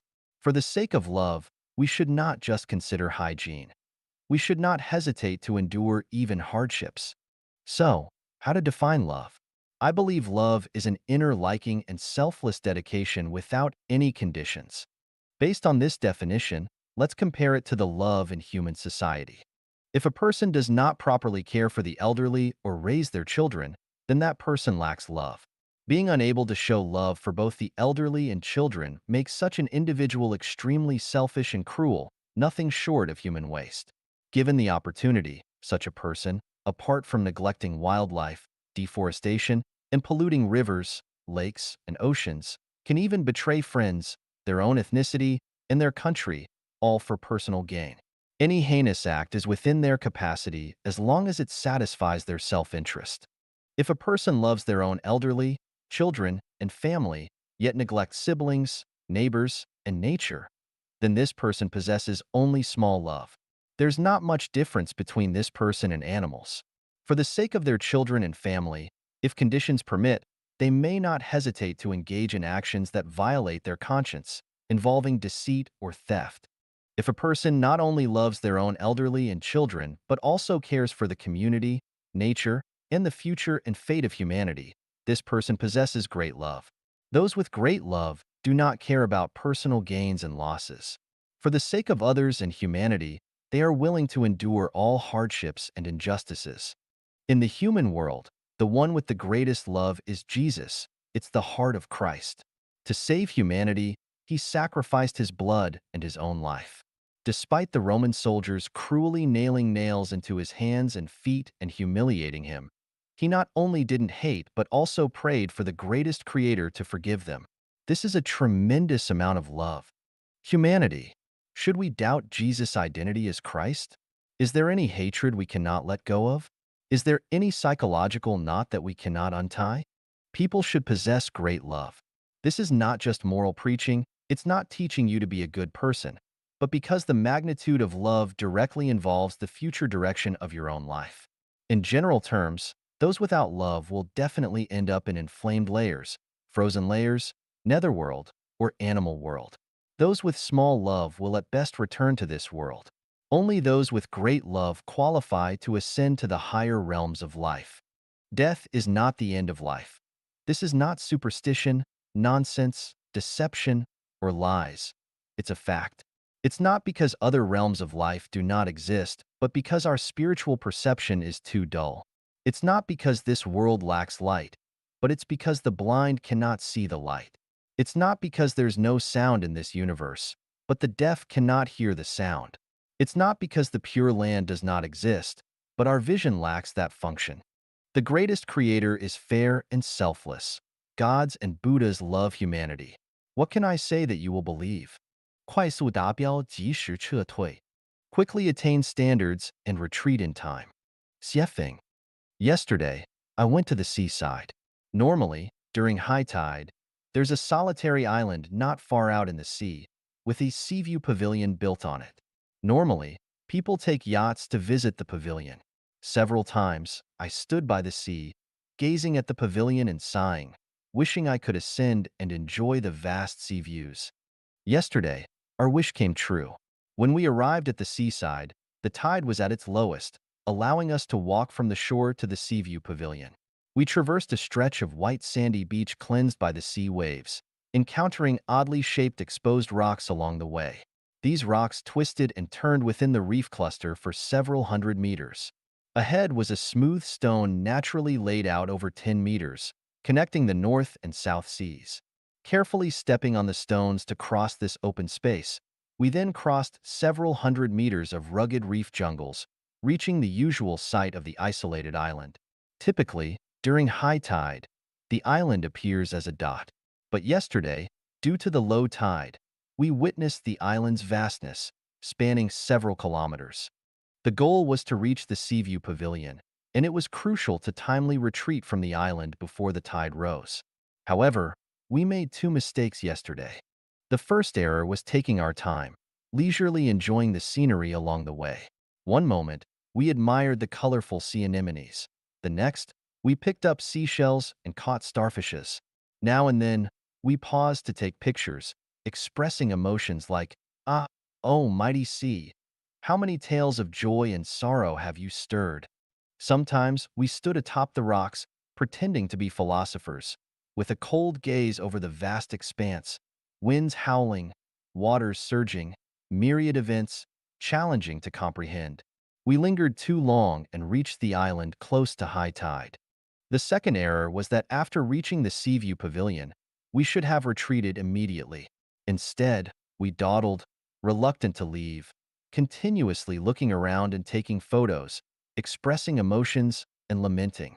While the people gathering seafood hurriedly left, we remained indifferent until someone shouted at us, "If you do not run now, it'll be too late."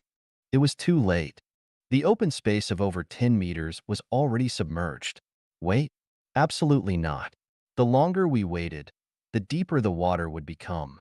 So, on this bitterly cold day in the lunar year 2006, wearing thick clothes, We rushed into the biting sea water. What does it teach me? In life, the most important thing must be addressed first. So, what is the most important thing? Going to school, starting a family, establishing a career, making money, becoming an official, all undoubtedly are not the most important things. Achieving fame, gaining honor for the family, contributing to the nation, leaving a lasting legacy for generations, and creating a new era are also not the most critical matters. Love affairs, enjoying leisure activities, pursuing fame and profit, and even fighting and killing are far from the most important matters. The most crucial thing in life is understanding the issue of life and death. If the issue of life and death is not resolved, everything else is futile. Death can arrive at any moment. When it does, there's no time for regrets or remedies. Everything returns to nothingness, to zero. The problem of life and death is the sea view pavilion. Instead of lingering to admire the scenery along the way, we should head straight to the core theme. After reaching the sea view pavilion and understanding all the beauty of the island, we can then slowly appreciate the scenery along the way according to the specific tide conditions. Retreat in time from the Seaview Pavilion.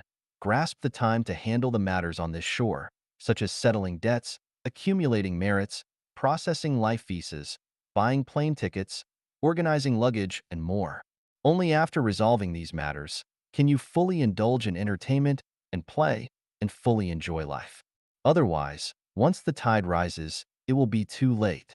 We should learn from Sun Wukong's spirit of seeking the truth. Whenever the master wanted to teach Sun Wukong a skill, he'd always ask, "Can this make me immortal?"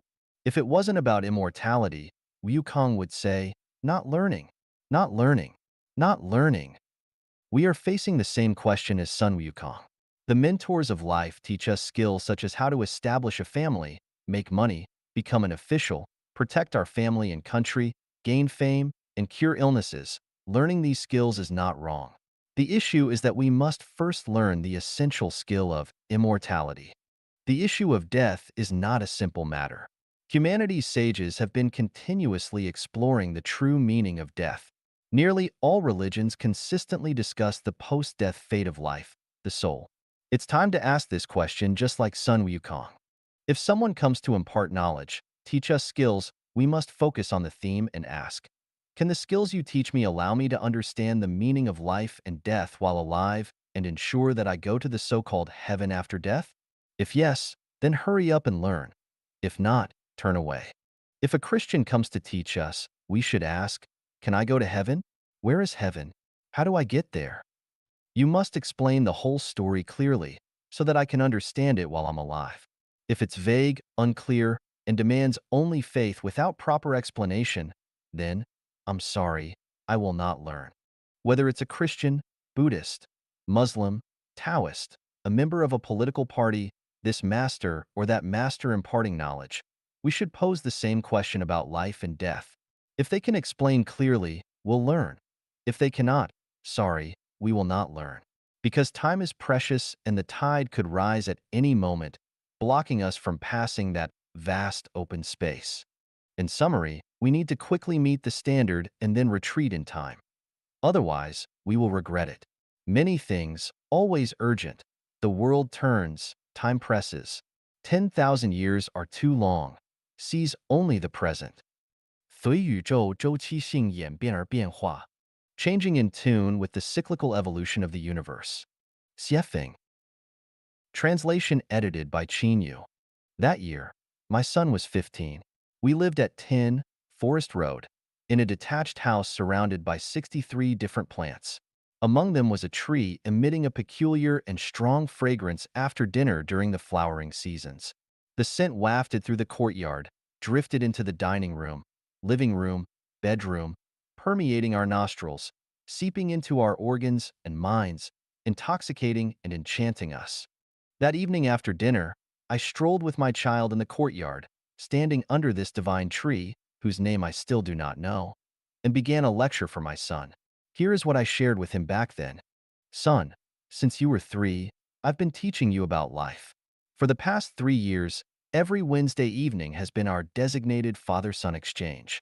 I may lack the ability to provide you with abundant material wealth. Instead, I'm passing on the little wisdom inherited from your great-grandmother and grandfather and some traditional virtues of the Chinese nation that I've come to understand. Over these 3 years, I've taken you to the Jehovah's Witness Church every Sunday, exposing you to their teachings to make you aware of what's missing in Chinese culture. Your future insights will rely on your perception.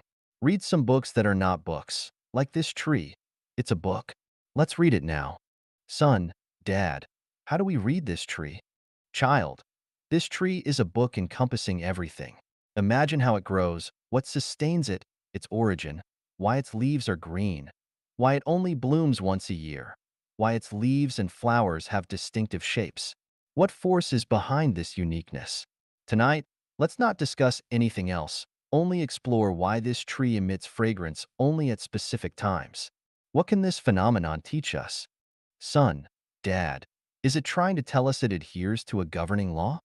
You truly are your father's good son, clever with high comprehension. What else do you think is also governed by a law? Son, it seems all plants and flowers follow a law.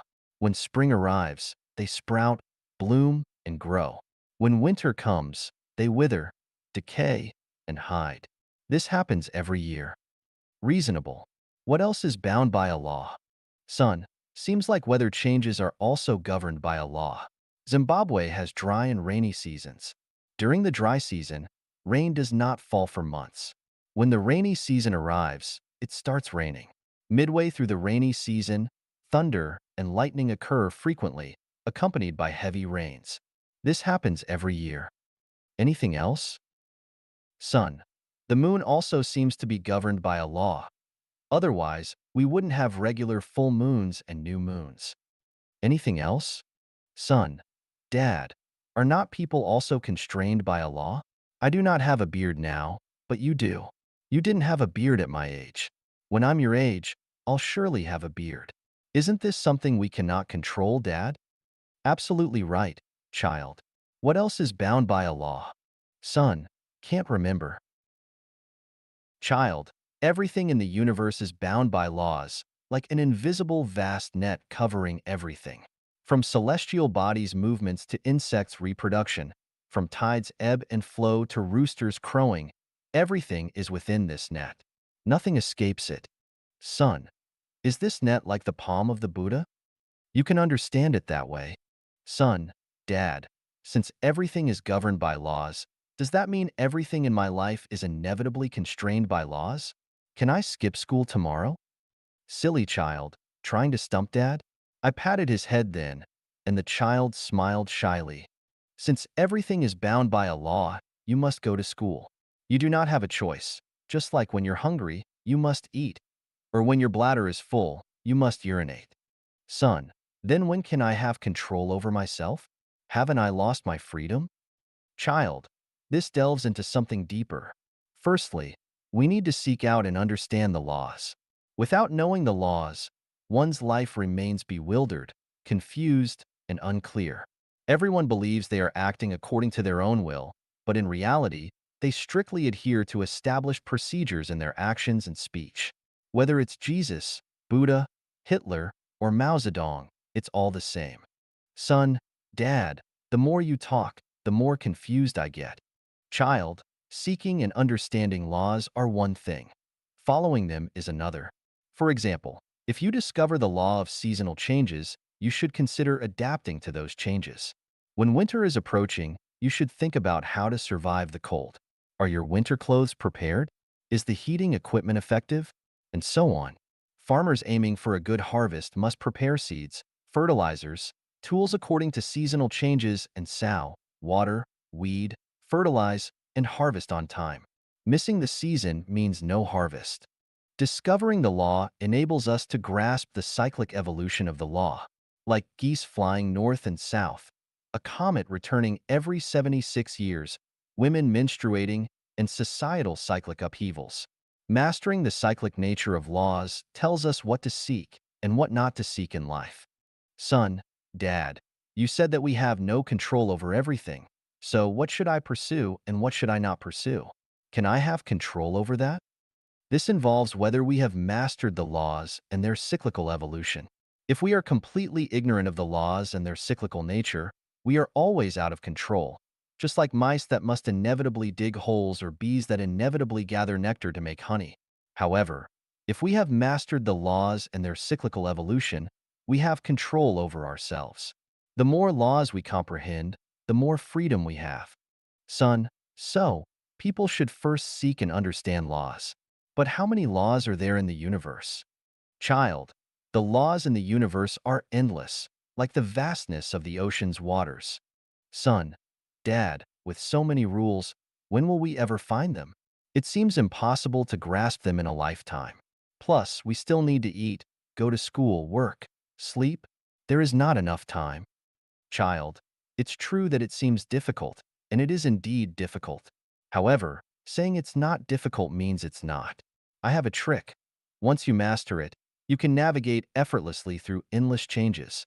If I were to place you in a space where the sky is not the sky, where there's no distinction between up and down, how would you find your way out from there? If there's a cycle of significant change in this universe every 5,000 years, how could we escape it? Son, Dad, the universe is unfathomable, and it seems like you are too. But it's already past 10, and I have school tomorrow. Can I go to bed now? Child, school is important. Let's stop our conversation here for tonight. I patted my child's head again, and the child smiled shyly. 识别真假的功夫, distinguishing the truth from the false. Xiefeng. Translation edited by Qinyu. When I was young, I followed my parents to the fields to weed. The wheat was less than 3 inches tall, the field a lush green, seemingly without any weeds growing amidst it. Yet, my parents bent over, carefully pulling out the weeds one by one, while my task was to move the uprooted weeds away from the wheat field and pile them together. Once, while observing the neatly stacked weeds, I thought I discovered a mistake made by my parents. With a proud yet reproachful tone, I called out to my mother, "Mom, you've mistaken the wheat for weeds. Bring it here, let me see," my mother responded. Excitedly, I brought the uprooted wheat to show my mother, aiming to prove her wrong. However, without even looking at it, my mother said to me, "Compare it to the wheat growing in the field. See if it truly is wheat." I compared it repeatedly, but I was still convinced that what she had uprooted wasn't grass but indeed wheat. "Mom, I am sure what you've pulled out is wheat." My mother then, with a gentle smile, had me squat down and said, "Look, this grass is called barnyard grass. It looks almost like wheat, but upon careful observation, there are differences. The color of barnyard grass is slightly darker than wheat. Its leaves are a bit wider, and when you touch it, its leaves are not as soft as wheat. This barnyard grass has a stronger vitality than wheat. If we do not pull it out now, it will absorb all the nutrients nearby, hindering the wheat around it from growing well." I earnestly compared it again and found my mother's point to be completely accurate. I mimicked her actions, searching the field, and discovered many barnyard grasses that looked like wheat among the seemingly wheat-filled field. I uprooted one barnyard grass and asked my father to identify it. He glanced at it, his dirty hand touching my head, and praised, "My child is so clever." At that moment, the pride I felt was no less than Columbus discovering a new continent. Now, I can also tell the difference between barnyard grass and wheat. But as an adult, I've been deceived time and again. Why cannot I distinguish between the wheat and barnyard grass among people? Bull can distinguish between horses, identifying the outstanding ones among the many, discerning which are inferior, which are good runners, and which are exceptional. This ability, akin to my parents' differentiation between wheat and barnyard grass, requires considerable effort and stems from long-term observation and analysis. It's a skill that's challenging for an amateur to master. Thus, I admire all those who possess such skills, and I realize that in every matter, it requires experts to make judgments. The flamboyant words of novices not only create confusion but also distort the truth, making it difficult to distinguish between true and false, right and wrong.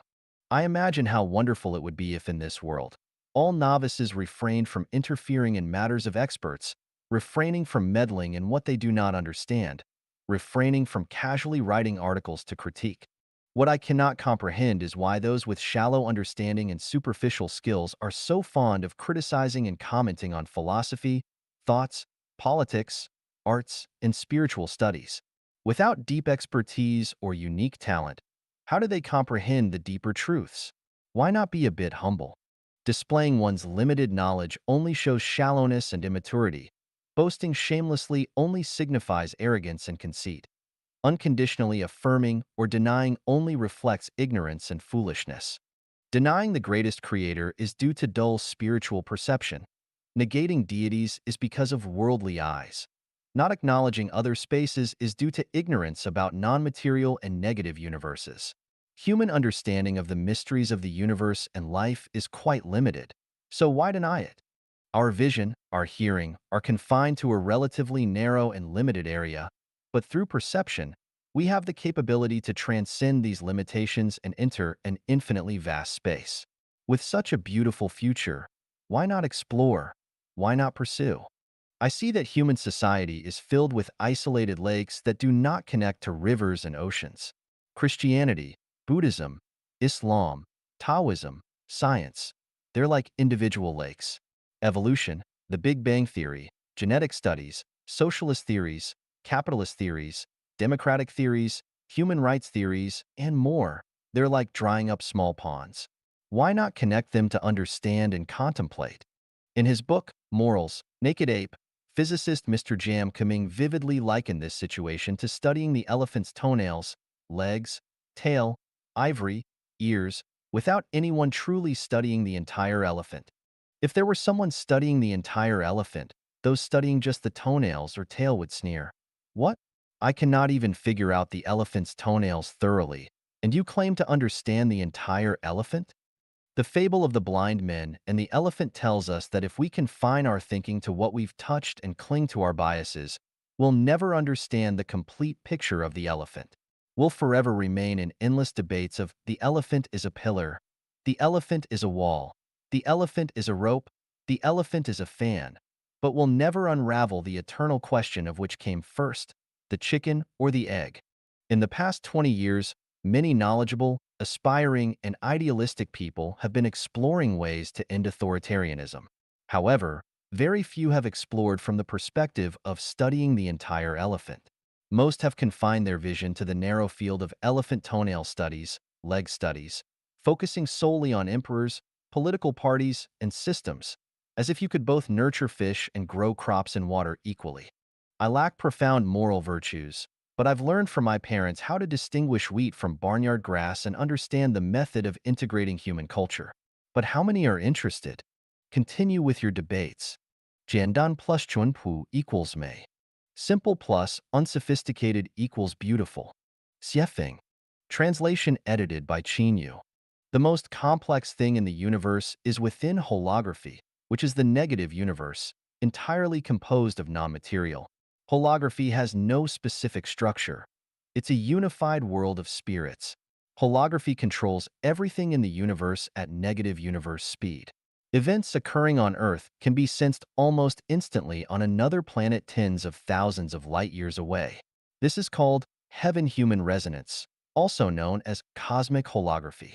All scientific theories and hypotheses lose their efficacy within holography.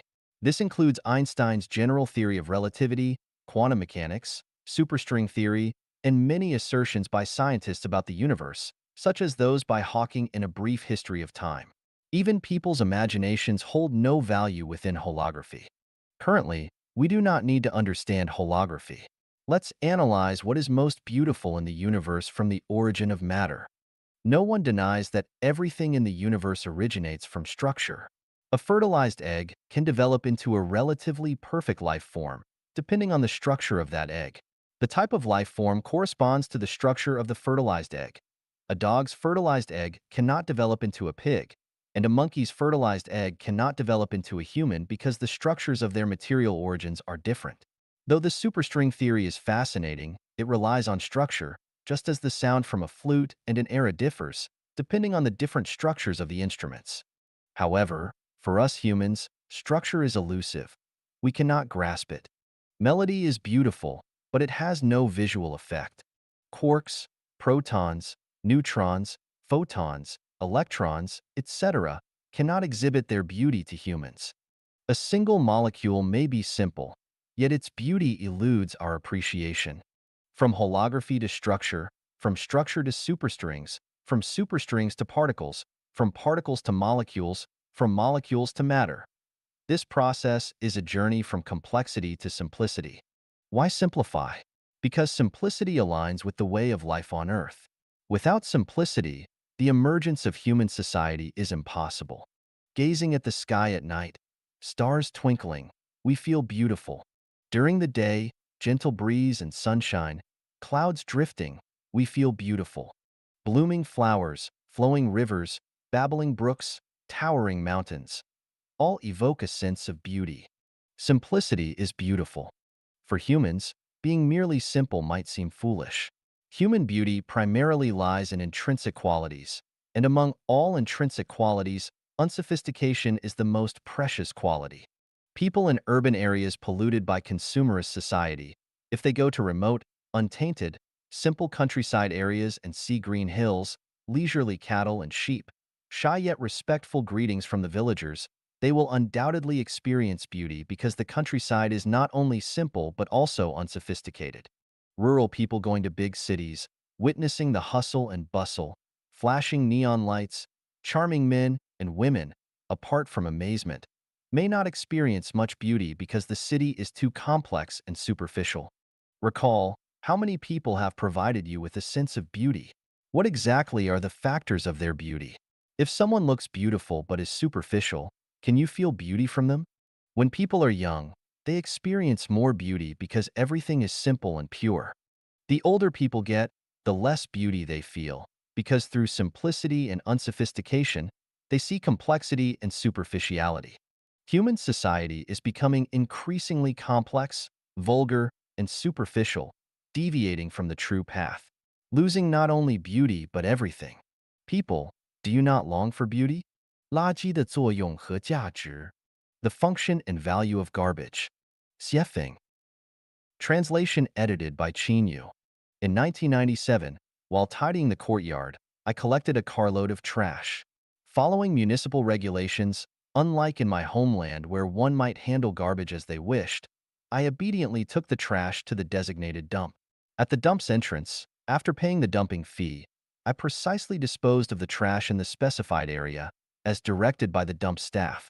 After dumping the garbage, I glanced around and noticed that over the years, the garbage pile had become a thriving mound of plants and flowers. It was hard to imagine a vibrant world of flowers and lush grass growing atop a massive heap of rubbish. Nature is truly amazing. It can turn decay into wonders and death into eternal life. This was a remarkable revelation that urged me to treat garbage with kindness. Garbage is treasure. By collecting various types of trash in one place and allowing them to undergo exposure to the sun, rain, wind, and heat, the garbage can transform into potent organic fertilizer, providing a continuous source of nutrients for the plants growing above it, creating a beautiful garden. Expanding on this revelation, if material garbage can become nourishment for plants, can spiritual garbage become nourishment for spiritual life? Deliberately, I began collecting spiritual garbage. I discovered that human-created culture contains a considerable amount of garbage. If we gather this garbage and let it ferment and decay within our minds, it will surely turn into something extraordinary and magical. Scavengers in cities know where to find scrap iron, discarded cans, old papers, and bottles. Similarly, I gradually learned where to find cultural garbage. Aside from picking up garbage from historical cultural repositories, I also collected garbage from modern political doctrines, religious studies, scientific inferences, especially from newspapers, magazines, and online forums, where I could gather large amounts of trash every day. I loaded all this garbage into my mind, allowing them to contradict, refute, and generate a biochemical reaction. Eventually, I used this as nourishment for Life Genuine, providing fertile soil for its germination and growth. Just as grass and flowers grow on piles of material garbage, Life Genuine has sprouted from heaps of cultural refuse. Just as grass and flowers purify the earth, life genuine purifies the soul.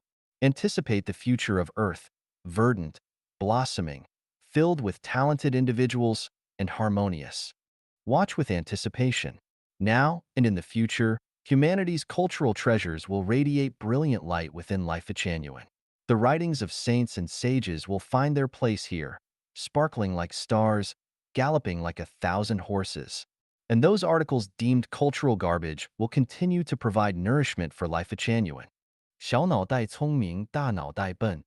Small minds are clever, big minds are foolish, shrewd but unwise. Xiefeng. Translation edited by Qin Yu. It was a summer day in 1976 when I, age 19, served as the Deputy Secretary and Document Officer of the Production Brigade. This brigade comprised 5 natural villages with a total of 11 production teams. 5 teams were made up of relocated residents from the Lujiaxia Reservoir, while the other 6 were local residents, including 2 Muslim villages.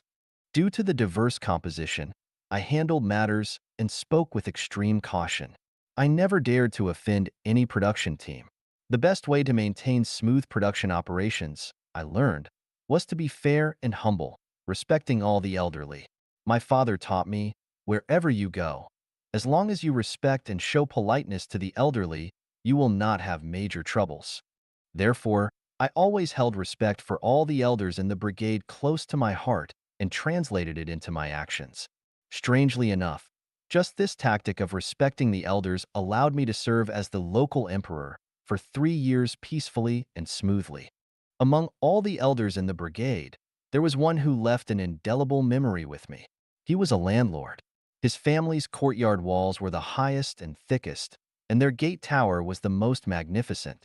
Before liberation, he gradually gave his land to tenant farmers and distributed his property among relatives and neighbors. Therefore, after liberation, the government gave him the classification of an enlightened landlord. He escaped the hardships of various political movements, including the Cultural Revolution. He also sent his son, in the 1950s, to Tsinghua University. I knew this elderly man was quite astute. Whenever I met him, I was always respectful. He seemed to have some fondness for me, a son of a poor farmer. Between us, there seemed to be no class hatred, and certainly, there was no ethnic resentment. That day, in my leadership capacity, I went to the greening station for an inspection, wanting to assess the survival rate and growth status of the fruit trees planted there. Coincidentally, this elderly man was there too, and we started chatting. First, I praised the young people in their village for being smart. During our middle and high school years, several young people from their village dropped out to earn money and support their families. All those who continued their education ultimately returned to the village to farm, seemingly wasting a few years of their time. Unexpectedly, this elderly man said something that deeply resonated with me. He said, "Those young people have clever small minds and foolish big minds." "What do you mean?" I asked, puzzled. He adjusted his beard and explained, "In a person's life, especially during adolescence, laying a good foundation is essential. If the foundation is poorly built, no matter how much effort you put in later, there will not be much future. With a solid foundation, efforts pay off double. Without it, efforts pay off half as much." Those with clever small minds are always lazy in laying foundations, eager for fame and profit, while those with clever big minds prioritize laying a solid foundation, even if it means temporarily giving up fame and profit. The result is that those eager for fame and profit end up with nothing, while those who temporarily gave up fame and profit for the foundation eventually achieve fame and profit. Those young people in our village who didn't go to school but went to earn money may seem to have gained a lot, but they've ruined their lives. So, I say they have clever small minds and foolish big minds. Small minds being clever and big minds being foolish has been a guiding light for me since then. If one seeks mere survival, having a clever small mind is sufficient. But to attain wisdom and expand the meaning of life, the smarter one's small mind, the more they cause trouble and harm. One must abandon small cleverness and strive to develop a clever big mind. Although both small cleverness and big cleverness are forms of intelligence, they operate in vastly different dimensions of time and space. One is concerned with pursuing immediate gains in the present moment, while the other looks to the future, seeking long-term gains. Ordinary people are clever with small minds, but foolish with big minds. Only those accomplished saints and sages possess a foolish, small mind and a clever big mind. The clever small mind focuses on the present, while the clever big mind plans for the future. The clever small mind is eager to display itself, while the clever big mind is busy seeking the truths of the universe. The clever small mind aims for the brilliance of life, while the clever big mind aims for the eternal nature of life. 使生命不朽的小法则 Laws which keep life immortal. Xiefeng. Translation edited by Qinyu. Every morning, turning on the tap to wash my face, I noticed that the initial water flow was murky and not clear. This happened every day. It then dawned on me that life truly resides in movement. The house I lived in had 3 bathrooms. Once, one of them had a leak and was temporarily closed. Since there were 2 others available, there was no hurry to repair it. To prevent anyone from using it, my partner not only covered the toilet seat but also sealed it with transparent tape. However, she overlooked dealing with the water remaining at the bottom of the toilet. About 10 days later, we noticed tiny flies frequently flying in the hallway. Our room was cleaned daily by the floral workers, and it was challenging to find even a speck of dirt. Throughout the year, we rarely saw flies. Why did they suddenly appear? Despite searching everywhere, my partner and I couldn't locate the source of the issue. My partner prefers cleanliness and tidiness. She not only got upset at the sight of a group of flies, but if even a single fly appeared in the room, she had to either crush it to dust or chase it out to feel at ease. As expected, while I was typing at the computer, I suddenly heard her excitedly exclaim, as if she had discovered a new continent, "Honey, I found it." I went over to take a look, and there were already hundreds of tiny flies hovering inside the toilet she had opened.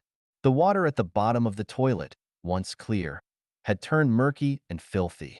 We used a bucket to flush the water and then sprayed it with a solution called Toilet Active Kills Germs for washing. Finally, we scrubbed it with a cleaning agent. After more than 3 hours, all the flies retreated and the room returned to cleanliness. The lessons from these 2 natural phenomena are: flowing water does not stagnate, and a door hinge does not get worms. With both coming and going, peace naturally prevails. A further lesson is, water only stays pure when it keeps flowing. Life remains eternal only when it keeps moving. Movement is life. Stillness is death. As life comprises 2 parts, the physical body and the spiritual soul, it demands simultaneous movement in both aspects. For the physical body, a person must be active regularly to keep the circulation of qi and blood flowing. This circulation effectively delivers nutrients and oxygen to all parts of the body, keeping the body vibrant. For the spiritual soul, this movement requires continuous thinking without allowing the brain to remain dormant. Similar to water flowing from its source to rivers and oceans for eternal existence, life must connect with the past and envision higher-level life spaces to endure eternally. We often lament someone's rigid thinking, likening them to rigid wood that's difficult to carve.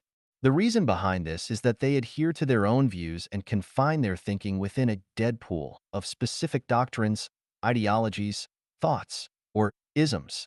Over time, they unknowingly become rotten and stinky, neither accepting new thoughts, fresh water, nor willing to come out of their closed well to flow into rivers and oceans.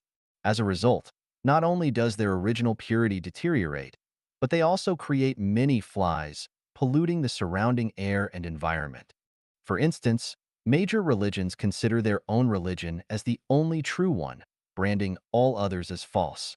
They clutch onto a few scrolls and seek disciples everywhere, advocating the pure nature, eternity, and truth of their dead pool, showing such stubborn bias and ignorance that they are unaware of their own extremity. What future could they possibly have?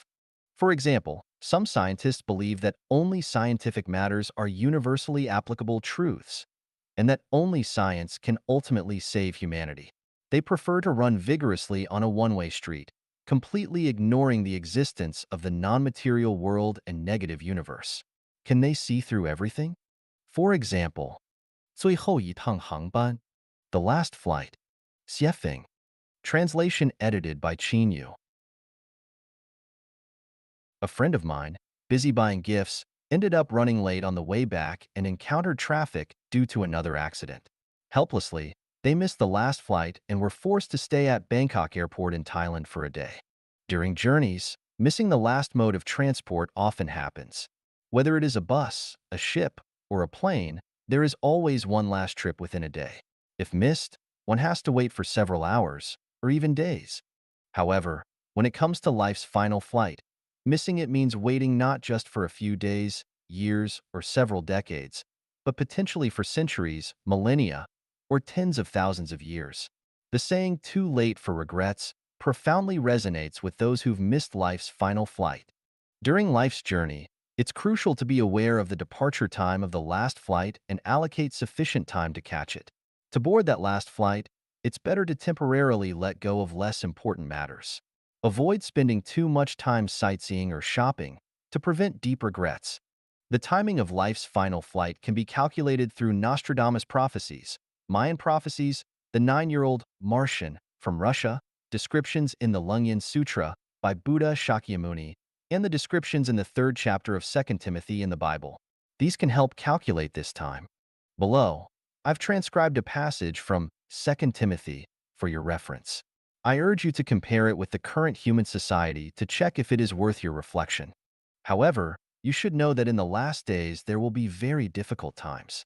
People will love themselves, love money, boast, be proud, abusive, disobedient to their parents, ungrateful, unholy, without love, unforgiving, slanderous, without self-control, brutal, not lovers of the good, treacherous, rash, conceited, lovers of pleasure rather than lovers of the greatest Creator, having a form of godliness but denying its power. Turn away from such people, always learning but never able to come to a knowledge of the truth. Do not miss life's final flight. Once missed, your wealth, power, and fame will be worthless. Crying out will be in vain. The flight of life will not be delayed because you're a president, CEO, scientist, master, professor, scholar, billionaire, or an engineer of human souls.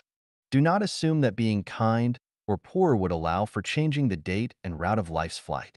Truly just is the last flight of life.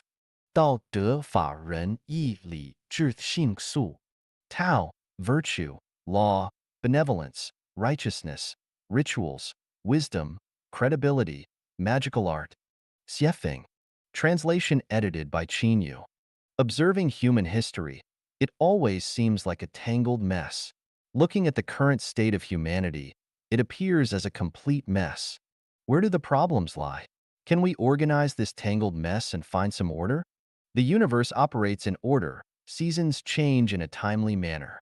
Does human society have to remain forever like history, forever like the current state? Must humanity forever repeat its mistakes? Let me first provide definitions for Tao, virtue, law, benevolence, righteousness, rights, wisdom, trust, and art, and then examine the causes behind human history and its current state. Tao, it's the spirit of the greatest creator. To put it simply, the consciousness of the greatest creator. Tao is non-material, belonging to the negative aspect of the universe. It's the force governing the evolution and changes of the universe, representing laws, principles, vitality, and the blood of the universe. Virtue, it's the quality of gods and Buddhas, celestial beings.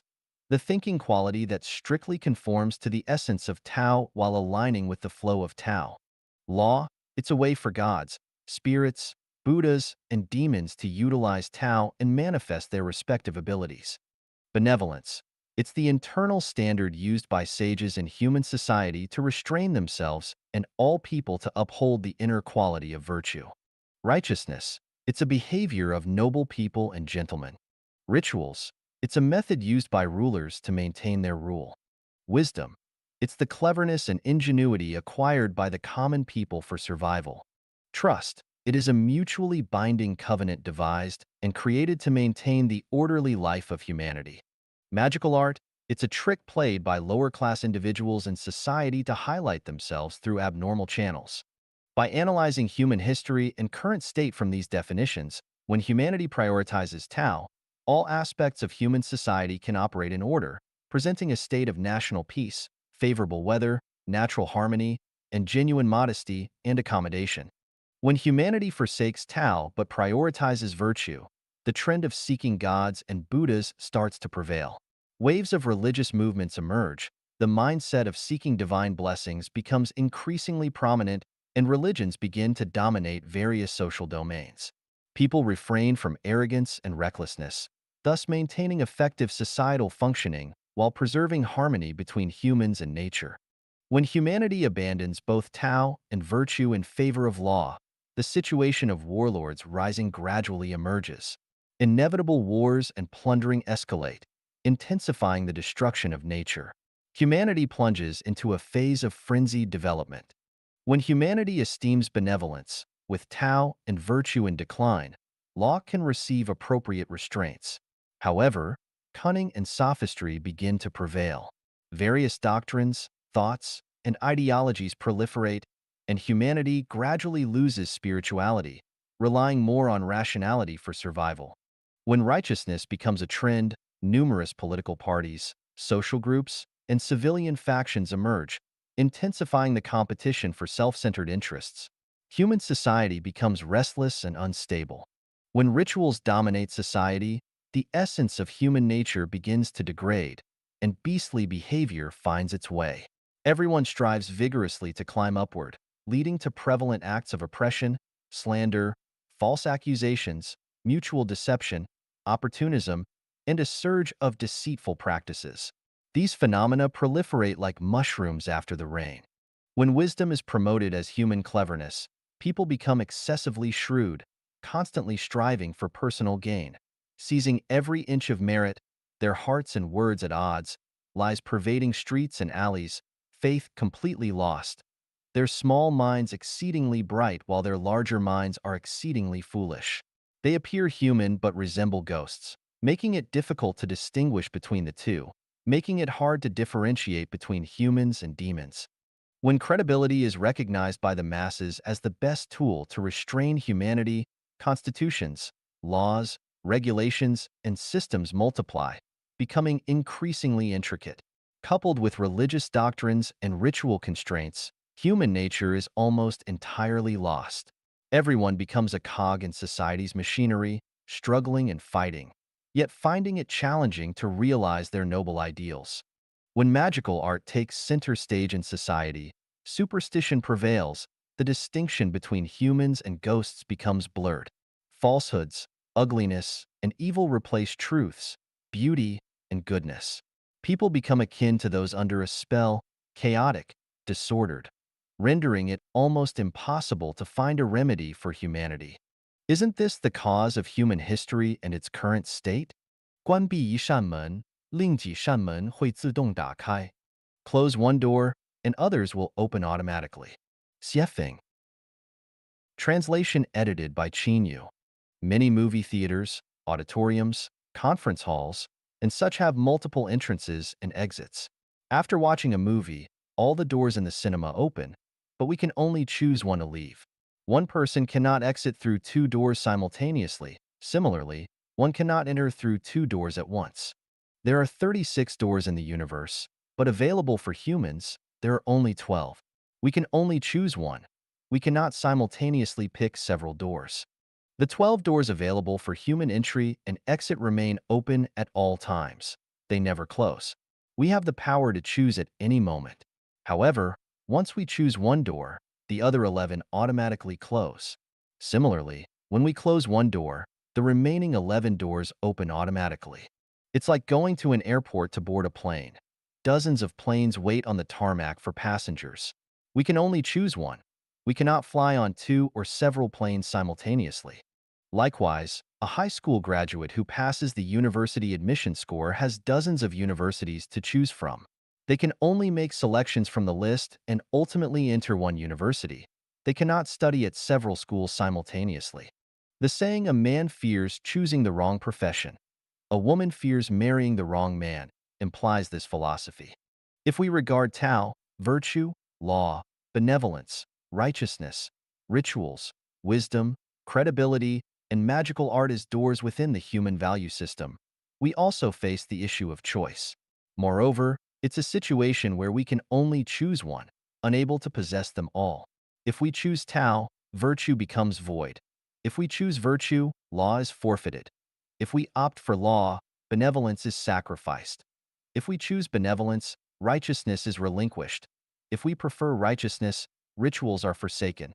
If we choose rituals, wisdom diminishes. If we opt for wisdom, credibility is forfeited. If we select credibility, magical art is relinquished. Conversely, choosing magical art means no credibility. Choosing credibility means no wisdom. Choosing wisdom means no rituals. Choosing rituals means no righteousness. Choosing righteousness means no benevolence. Choosing benevolence means no law. Choosing law means no virtue. Choosing virtue means no Tao.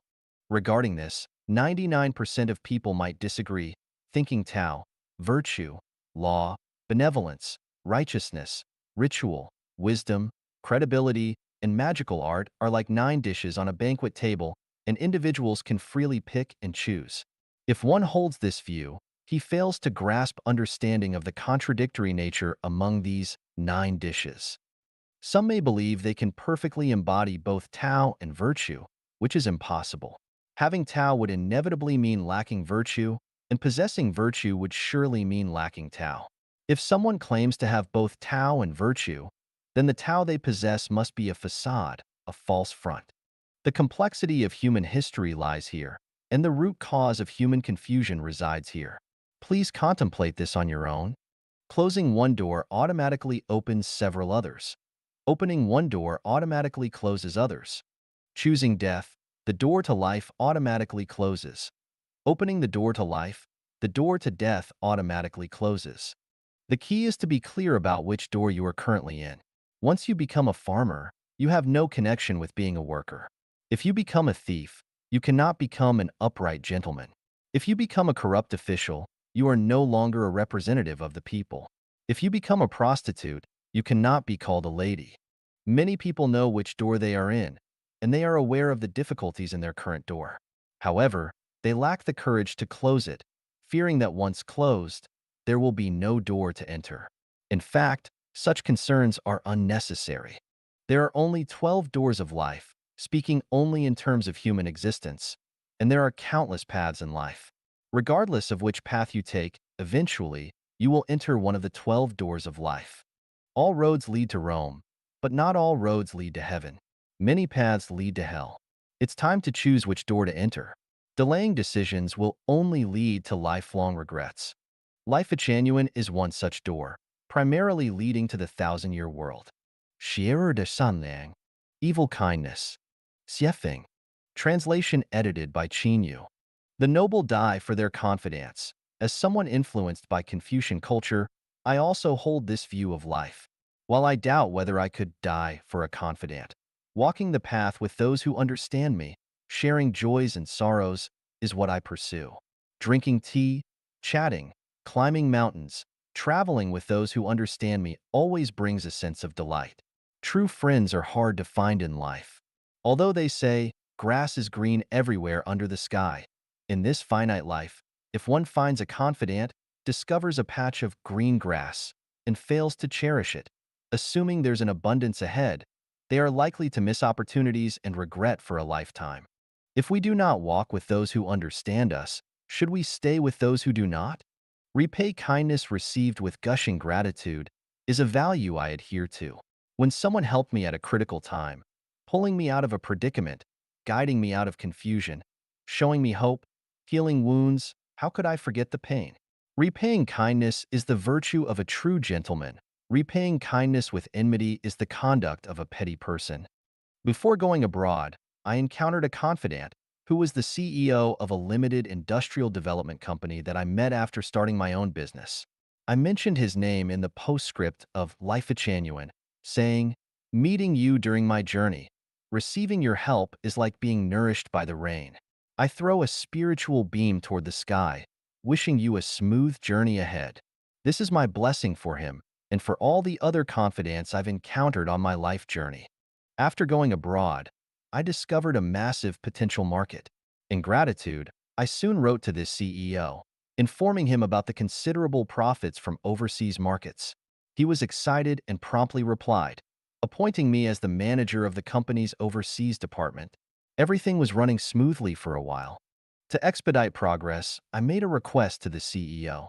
I need to rent an office, set up a telephone, and buy a car. Please have the corporate headquarters consider this request. Anyone who has run a company overseas knows that an office, a fax machine, and a car are basic necessities. However, those who haven't traveled abroad might think riding a bicycle or taking public transportation suffices. Stalled. After my request, I received no further response from the CEO. Later, I learned that the hitch occurred due to several vice presidents, the CEO's spouse, and caring friends who concerned about him. Upon learning of my request, they cautioned him, saying, "Be cautious, do not fall for his tricks. This person is ambitious. He might be a fraud." A great opportunity, capable of bringing the CEO immense wealth, fizzled out, vanished, and miscarried. This happened in the name of kind concern. Later, the increasing success and growth of many Chinese compatriots in this place confirmed my initial judgment. Instead of the kindness and warnings from those around the CEO, if he had taken swift action and seized the opportunity, this industrial company would have evolved into an entirely different entity. Upon pondering this for a long time, I realized the kindness around the CEO was a kind of evil kindness. Evil kindness always presents itself as sincere, considerate, caring, and "it's for your own good." Yet, it consistently sets invisible obstacles in the way of others' development, ruining their bright prospects. You must be careful. Be cautious not to fall for it. Always be cautious of others. This person is ambitious. You must be cautious. Allow me to speak frankly. I'm doing this for your own good. Evil kindness not only ruins someone's bright future, but can also crush their beliefs, create discord among brothers and sisters, make friends and colleagues turn against each other, cause divorce between spouses, sow hatred between parents and children, lead partners to court, cause the downfall of political parties, dissolve organizations, bring turmoil to nations, and bring disgrace to ethnic groups. Evil kindness is everywhere, always cloaked in kindness, making it hard to guard against. Those with a twisted mind, lacking genuine talent, those with a cunning mind but no substantial intellect, insistent on displaying themselves as frogs at the bottom of a well, and those who cannot argue logically, provide evidence, and thrive on baseless speculation are the breeding grounds of evil kindness. Sanlang de Shira. Benevolent evil. Xiefeng. Translation edited by Qin Yu. Once while watching Animal World on TV, I came across a scene. A tall tree with a bird's nest, a big bird cruelly driving away a young bird seemingly not fully feathered from the nest. The young bird, panicked, tried to hide, squeezing back into the nest. The bird mother, seemingly lacking any sympathy for her daughter, flapped her wings, squawked, not letting it take a step back, eventually forcing the young bird to fly away from the tree nest and clumsily spread its wings for the first time. The fledgling bird landed clumsily on the grass, and the big bird promptly flew to a branch not far from it, preening its feathers. But observing the newly liberated young bird, chirping and hopping joyfully on the ground, it seemed to say, "Mom, look, I can fly. I can hop on the ground. Life outside is so much freer and comfortable than in the nest. Look, Mom, I can even catch insects. Oh, the outside world is wonderful." At first glance, the mother bird's act of driving away her offspring seemed evil. Yet, upon seeing the joyful scene of the young bird on the ground, I immediately recognized that the mother bird's seemingly evil actions were, in fact, a form of benevolent evil. Inspired by the big bird, I employed a kind of benevolent evil in raising my own child. Starting at 13, my child took charge of the family's dinner, learned to drive at 14, and began driving to school at 16. I never did tasks he could manage himself. At 16, he competed for the position of the student company's general manager and succeeded. Regarding university, I said he could choose any university in the USA, UK, Australia, or South Africa, except elite schools like Harvard or MIT due to unaffordable tuition fees. Eventually, he researched online, contacted universities, and chose a top-ranked university within the global top 100.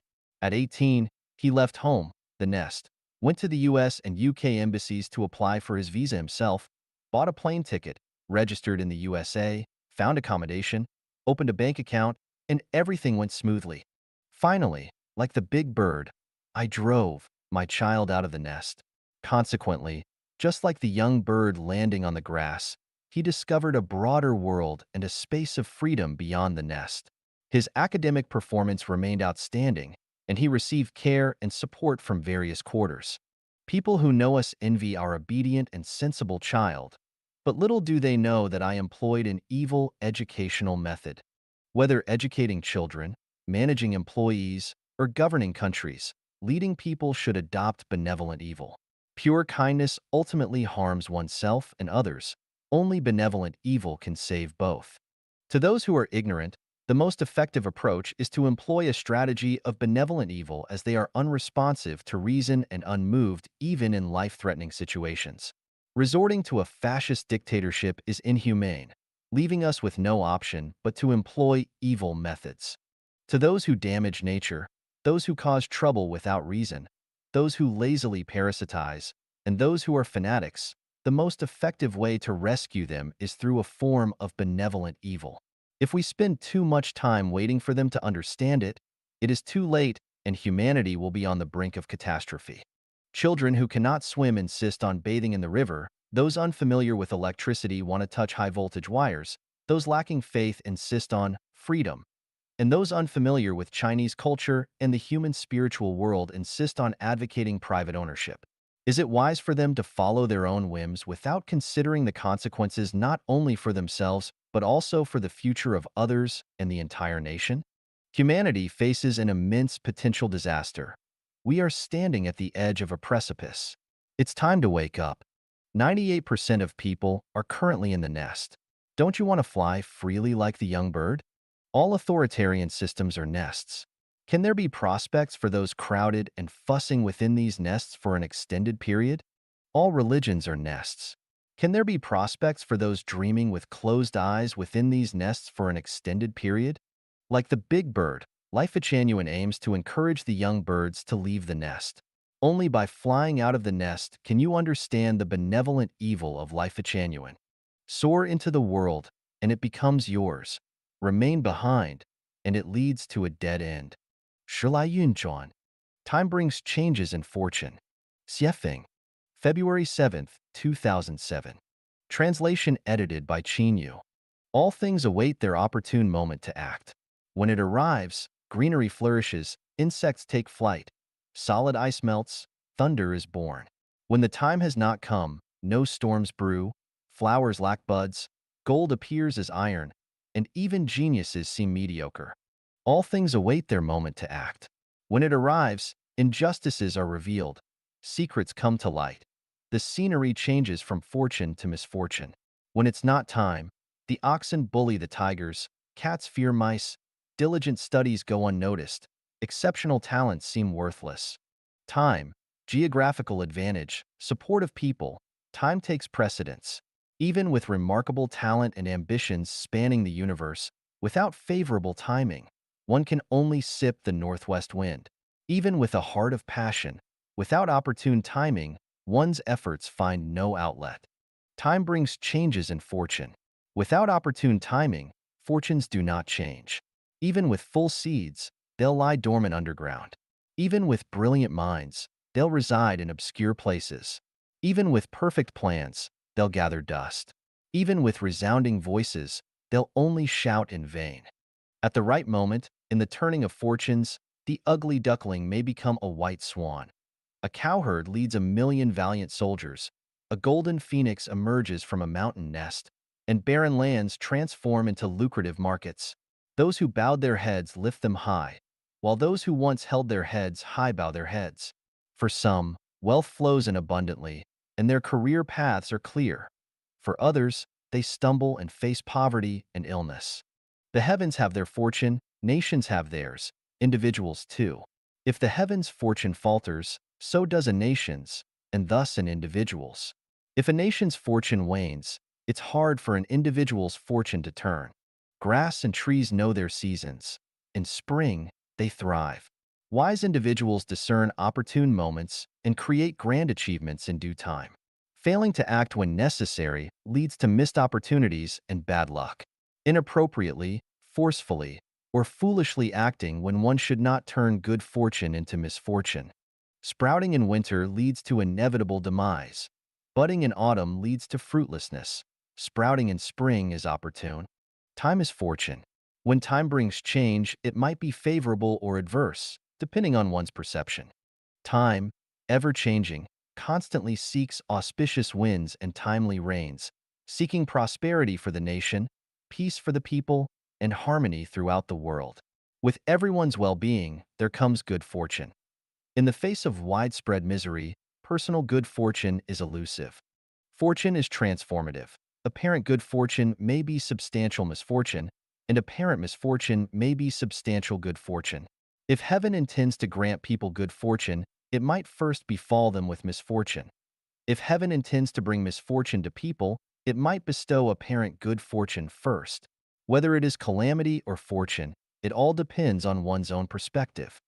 Three elements constitute fortune: life structure, genes, gestation period, and timing. Life structure determines the broad trajectory of fortune. An egg can only hatch into a chick, not into an eagle. A dragon begets a dragon. A phoenix begets a phoenix. A mouse's offspring dig holes. We cannot grow into corn. Ordinary people cannot become geniuses. Not all cowherds can command 1,000,000 soldiers. Not all music students become Bach, Beethoven, or Mozart. Not all compassionate individuals become Jesus, Buddha, or Muhammad. Not all college dropouts become Bill Gates. The transformation of fortune requires a gestation period. 10 months pregnancy leads to 1 day of childbirth. Peach trees take 3 years. Apricots take 4, and walnut trees need 18 years to bear fruits. Without or insufficient gestation, even with opportune timing, fortune is hard to transform. Inspiration favors the contemplative, opportunities embrace the prepared mind, and miracles do not happen on the desert of the soul. Those who eagerly await good fortune must accumulate the basic materials in that direction.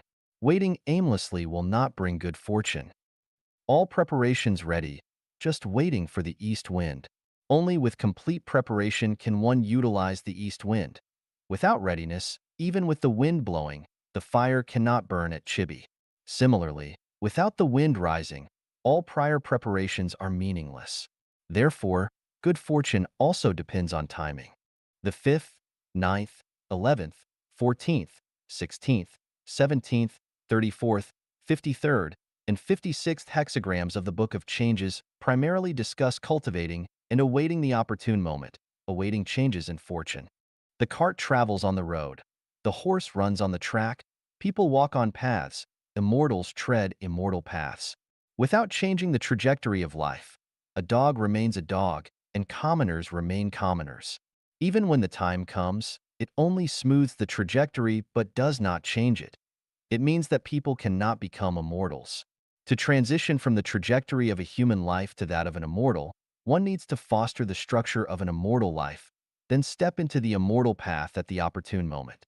Times are changing. Take the opportune moment.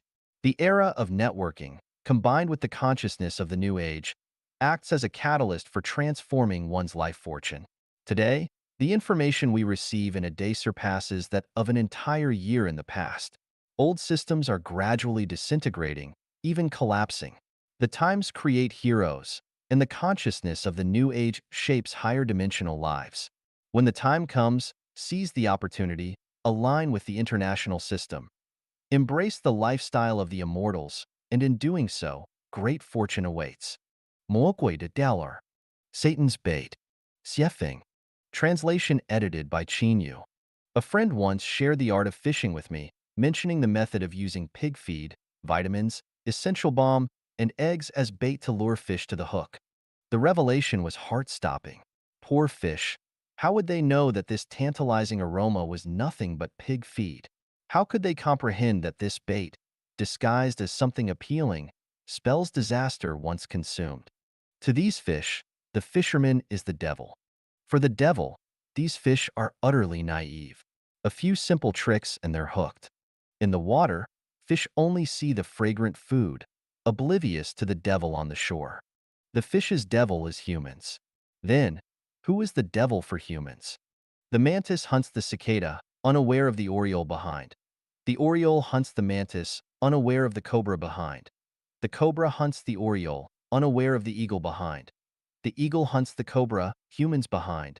Humans hunt the eagle, the devil behind. The devil hunts humans, and behind the devil is the greatest creator. All seek immediate gain, ignoring what comes after. Humans fish, and the devil fishes humans. Humans employ all sorts of tricks to lure the fish. The devil uses all sorts of tricks to hook humans.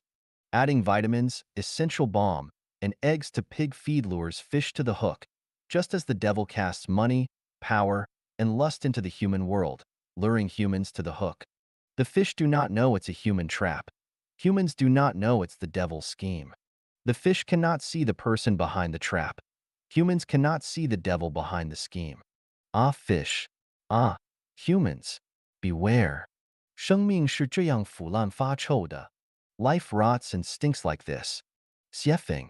Translation edited by Yu. Today, July 14th, 2004, while preparing dinner for my beloved and child, I was frying eggplant and thought of adding some garlic. I fetched a plastic bag containing stored garlic from the storage, opened the bag, and picked a clove. To my surprise, the garlic was darkened, and upon breaking it open, it was rotten. Emptied out all the cloves. Not a single one was spared. It's odd. Normally, garlic does not rot for several months. So why did this bag, purchased just a month ago, turn rotten and stinky? Suddenly, I recalled an incident during a summer business trip within the country. After washing my face with a towel in the morning, I absent-mindedly placed the damp towel inside a plastic bag. I forgot to remove it that day, and the next day when I retrieved it to wash my face again, a gentle twist broke it into two sections. The reason lay in the fact that the moist towel, in the sweltering heat, confined within the plastic bag without contact with external air, turned stale.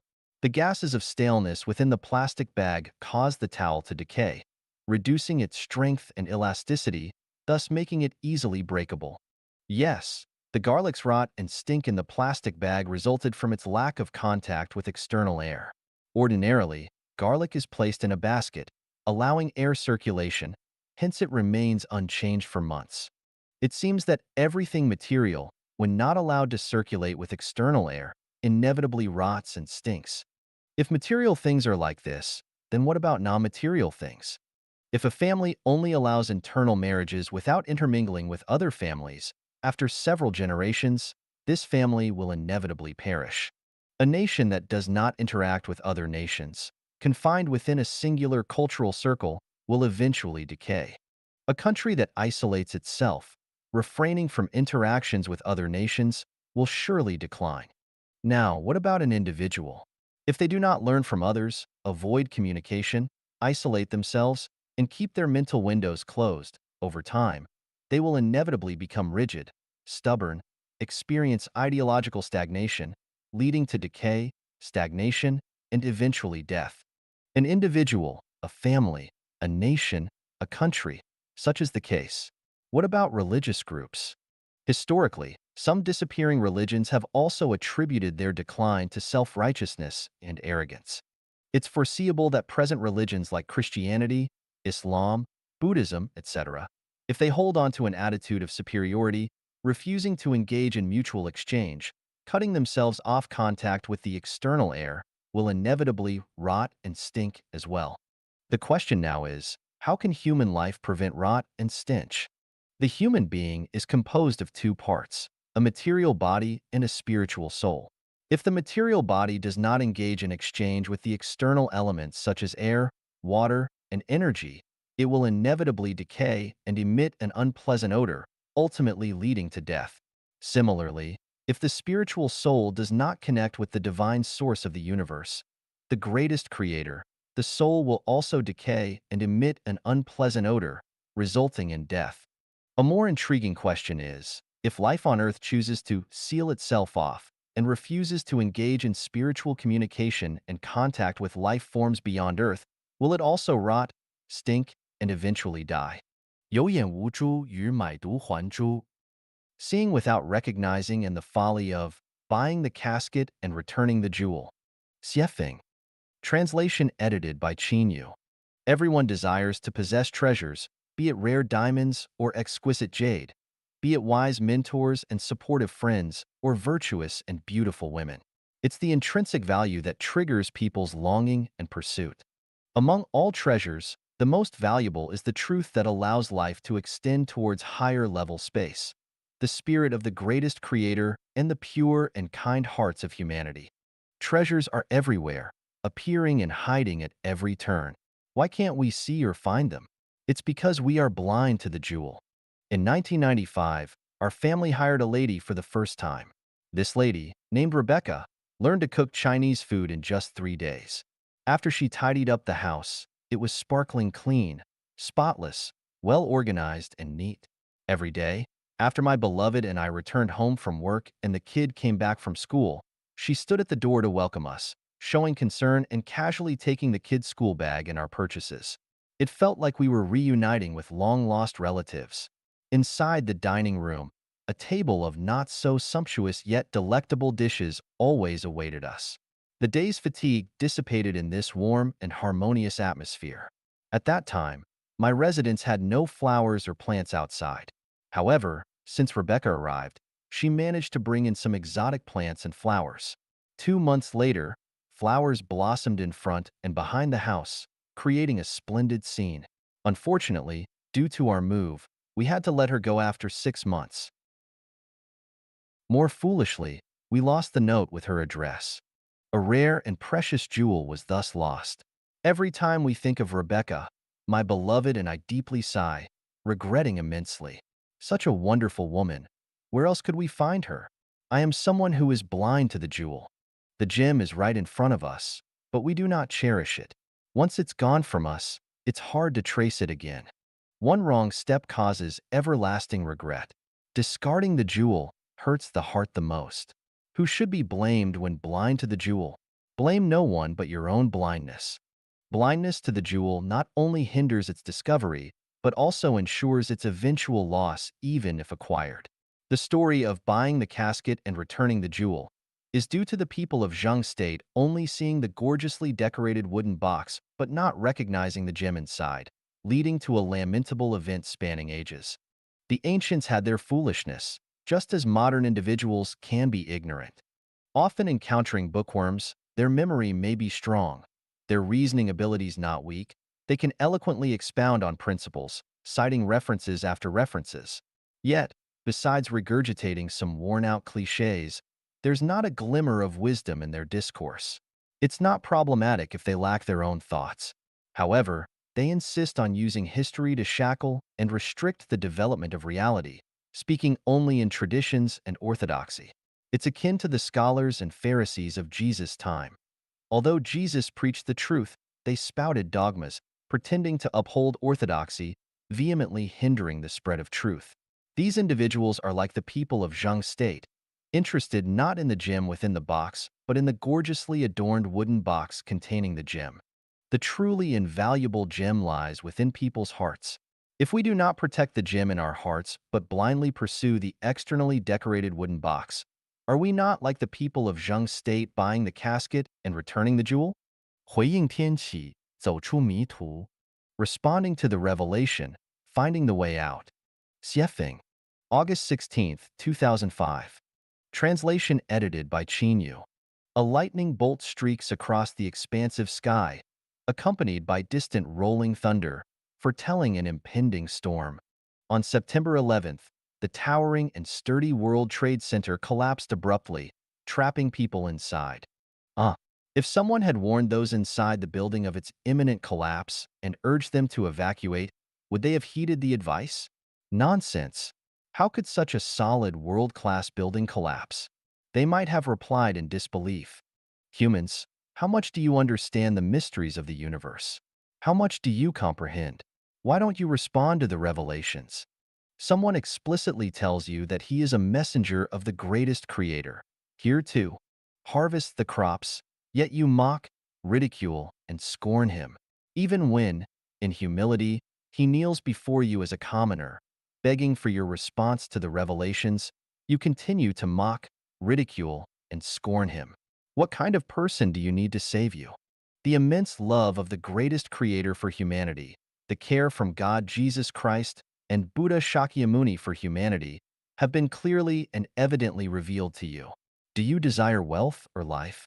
Life or your status, wealth and reputation? Which is more important? There was a notorious pirate who amassed countless treasures. One day, he was caught. In court, he arrogantly told the judge, "I have countless treasures. I'm willing to give up one-third of my wealth to buy my freedom." The judge replied, "You've committed robbery and murder. Your wealth cannot buy your freedom." "Judge, I'm willing to give up all my treasures to save my life. You should know, my wealth is enough for the whole nation to spend for 3 years. People die for wealth. Birds perish for food. Don't people love wealth?" The pirate began pleading. The judge resolutely replied, "Debts must be repaid, and life must pay for murder. Your wealth wasn't rightfully earned. It was plundered. The law is not negotiable. I declare that tomorrow at 3 in the afternoon, you will be hanged." The pirate, with tears of regret, lamented, "Had I known that wealth couldn't spare my life, why did I strive so ardently to amass it?" Human laws are not child's play. They cannot be bargained with, let alone the laws of the greatest creator. Don't be stubborn, do not falter, do not retreat midway, do not be captured by demons. Ignite the divine lamp within your heart, seize the moment. Transcend the shackles of life and death, reclaim your true nature, discard conventional thinking, advance at superluminal speeds, abandon all possessions, firmly believe in the journey of life. Don't look around, do not heed others' words, do not run with the crowd, do not feel lonely and forsaken. The key to opening the gates of heaven lies in your hands. You need only ponder quietly, listen to the guidance of your inner spirit. Don't wait for torrential rains to build an ark. Do not wait for the Titanic to hit an iceberg to search for life jackets.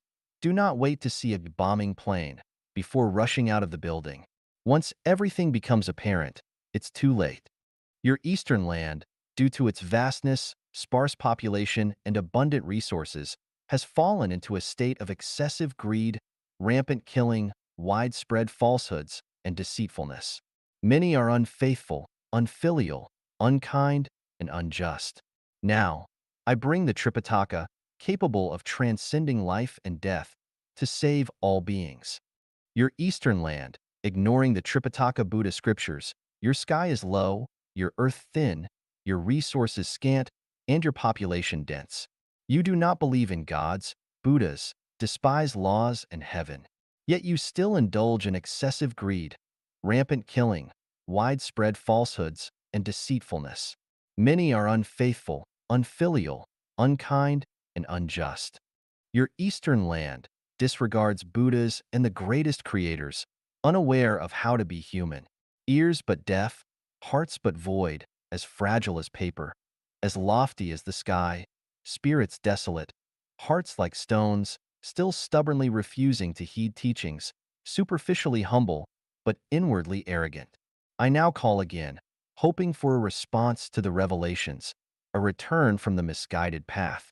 If delayed or procrastinated, divine punishment will follow. The vast heavens perceive your hearts. The myriad gods know your names. The sun, moon, and cosmic laws observe your deeds. In the vast expanse of existence, life takes precedence. In the limitless desert, retracing steps leads to the oasis. Every millennium is but a fleeting moment. The righteous path is the only way. Respond to the revelations and find your way out of the maze. 别人不信,我信. Others may doubt, I believe. 写评. Translation edited by Yu.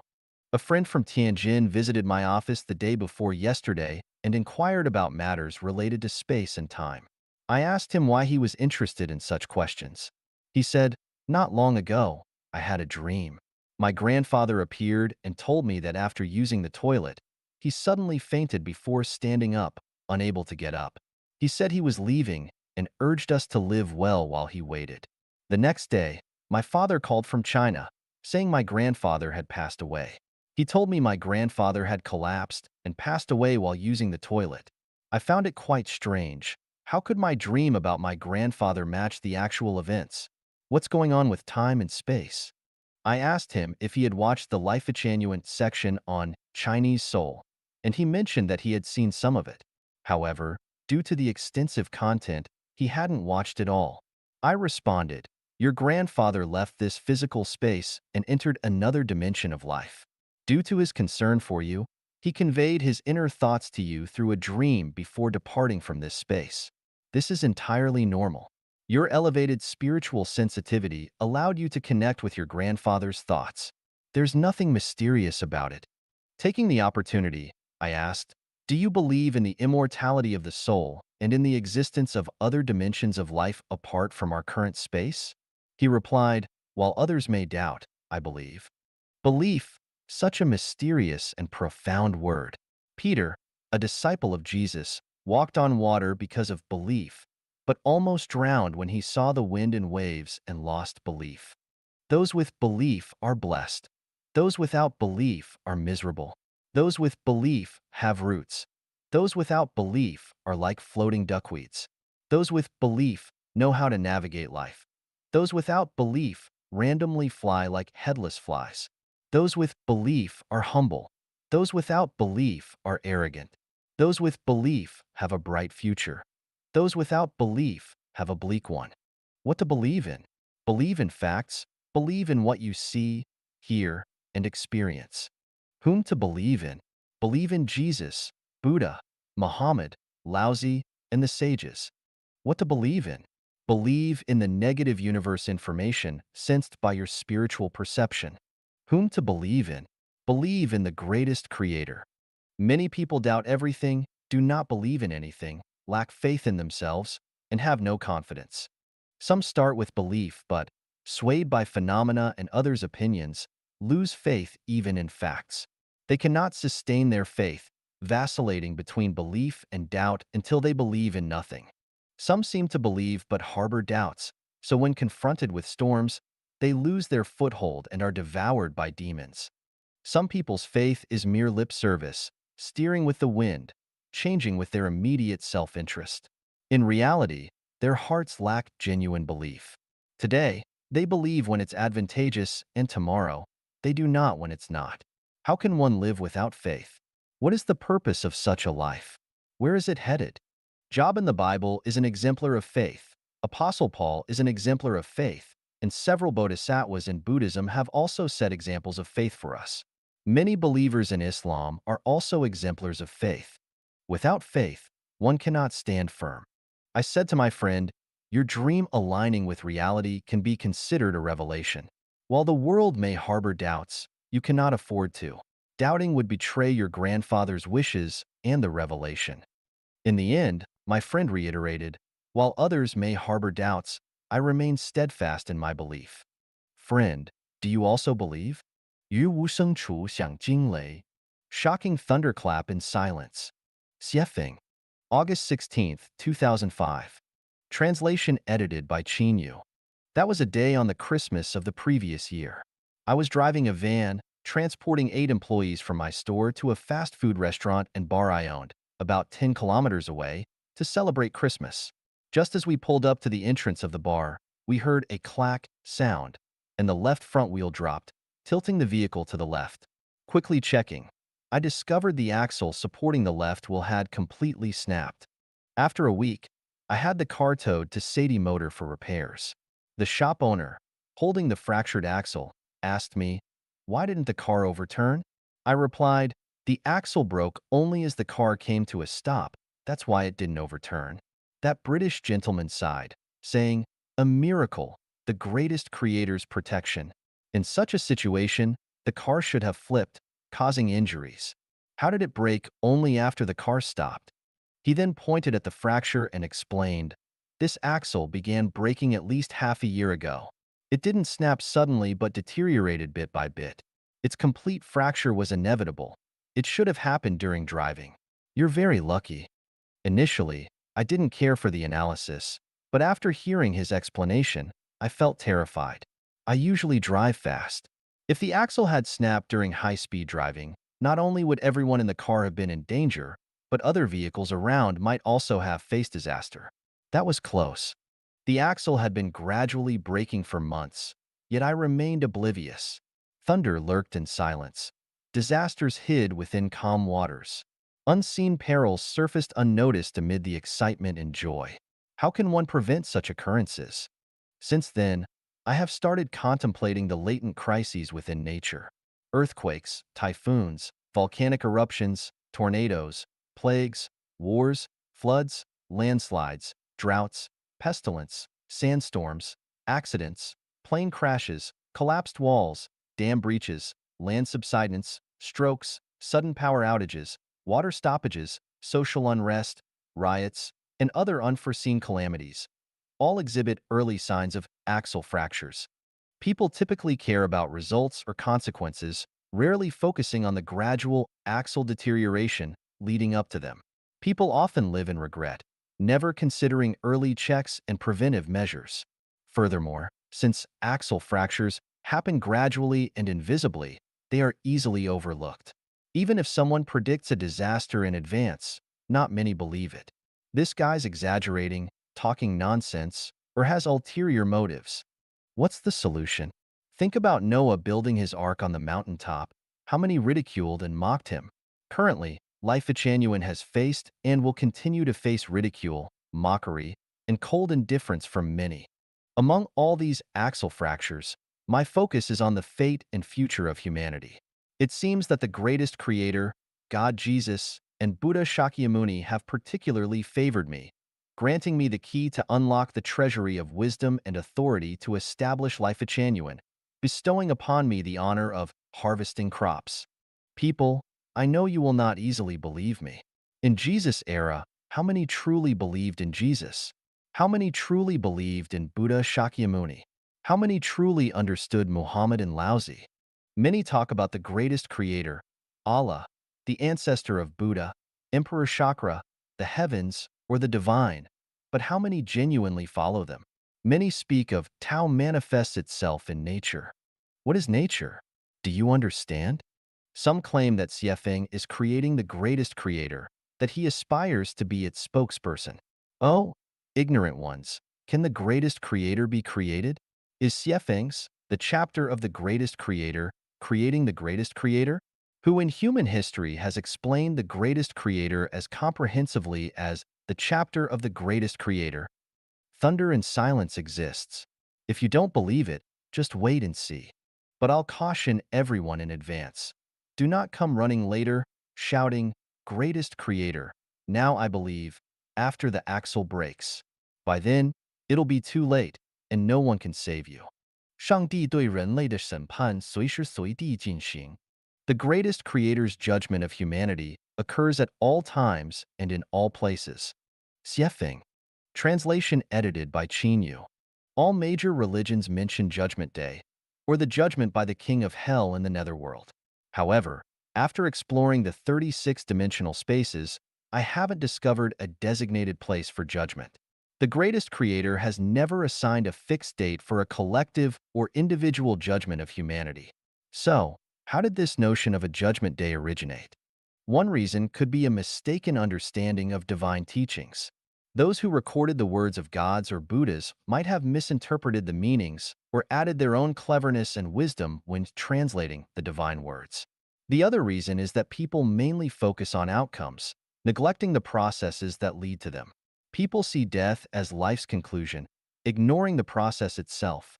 Consequently, they believe that death marks life's end, and after death, souls face a final judgment. Such beliefs are erroneous. The concept of Judgment Day blasphemes the greatest creator, confuses humanity, and exacerbates life's hardships and misfortunes. It's a kind of magical power, a spell, a barrier and hindrance placed within human consciousness. The greatest creator's judgment and selection of humanity, both collectively and individually, occur anytime, anywhere. There is not a final judgment. It's immediate, executed by Tao rather than by gods, Buddhas, or any celestial beings. How does Tao judge people? Up to this point, I've outlined in other articles what Tao is. In the Bible, it says, Tao is the greatest creator. However, there's a meaning not yet revealed.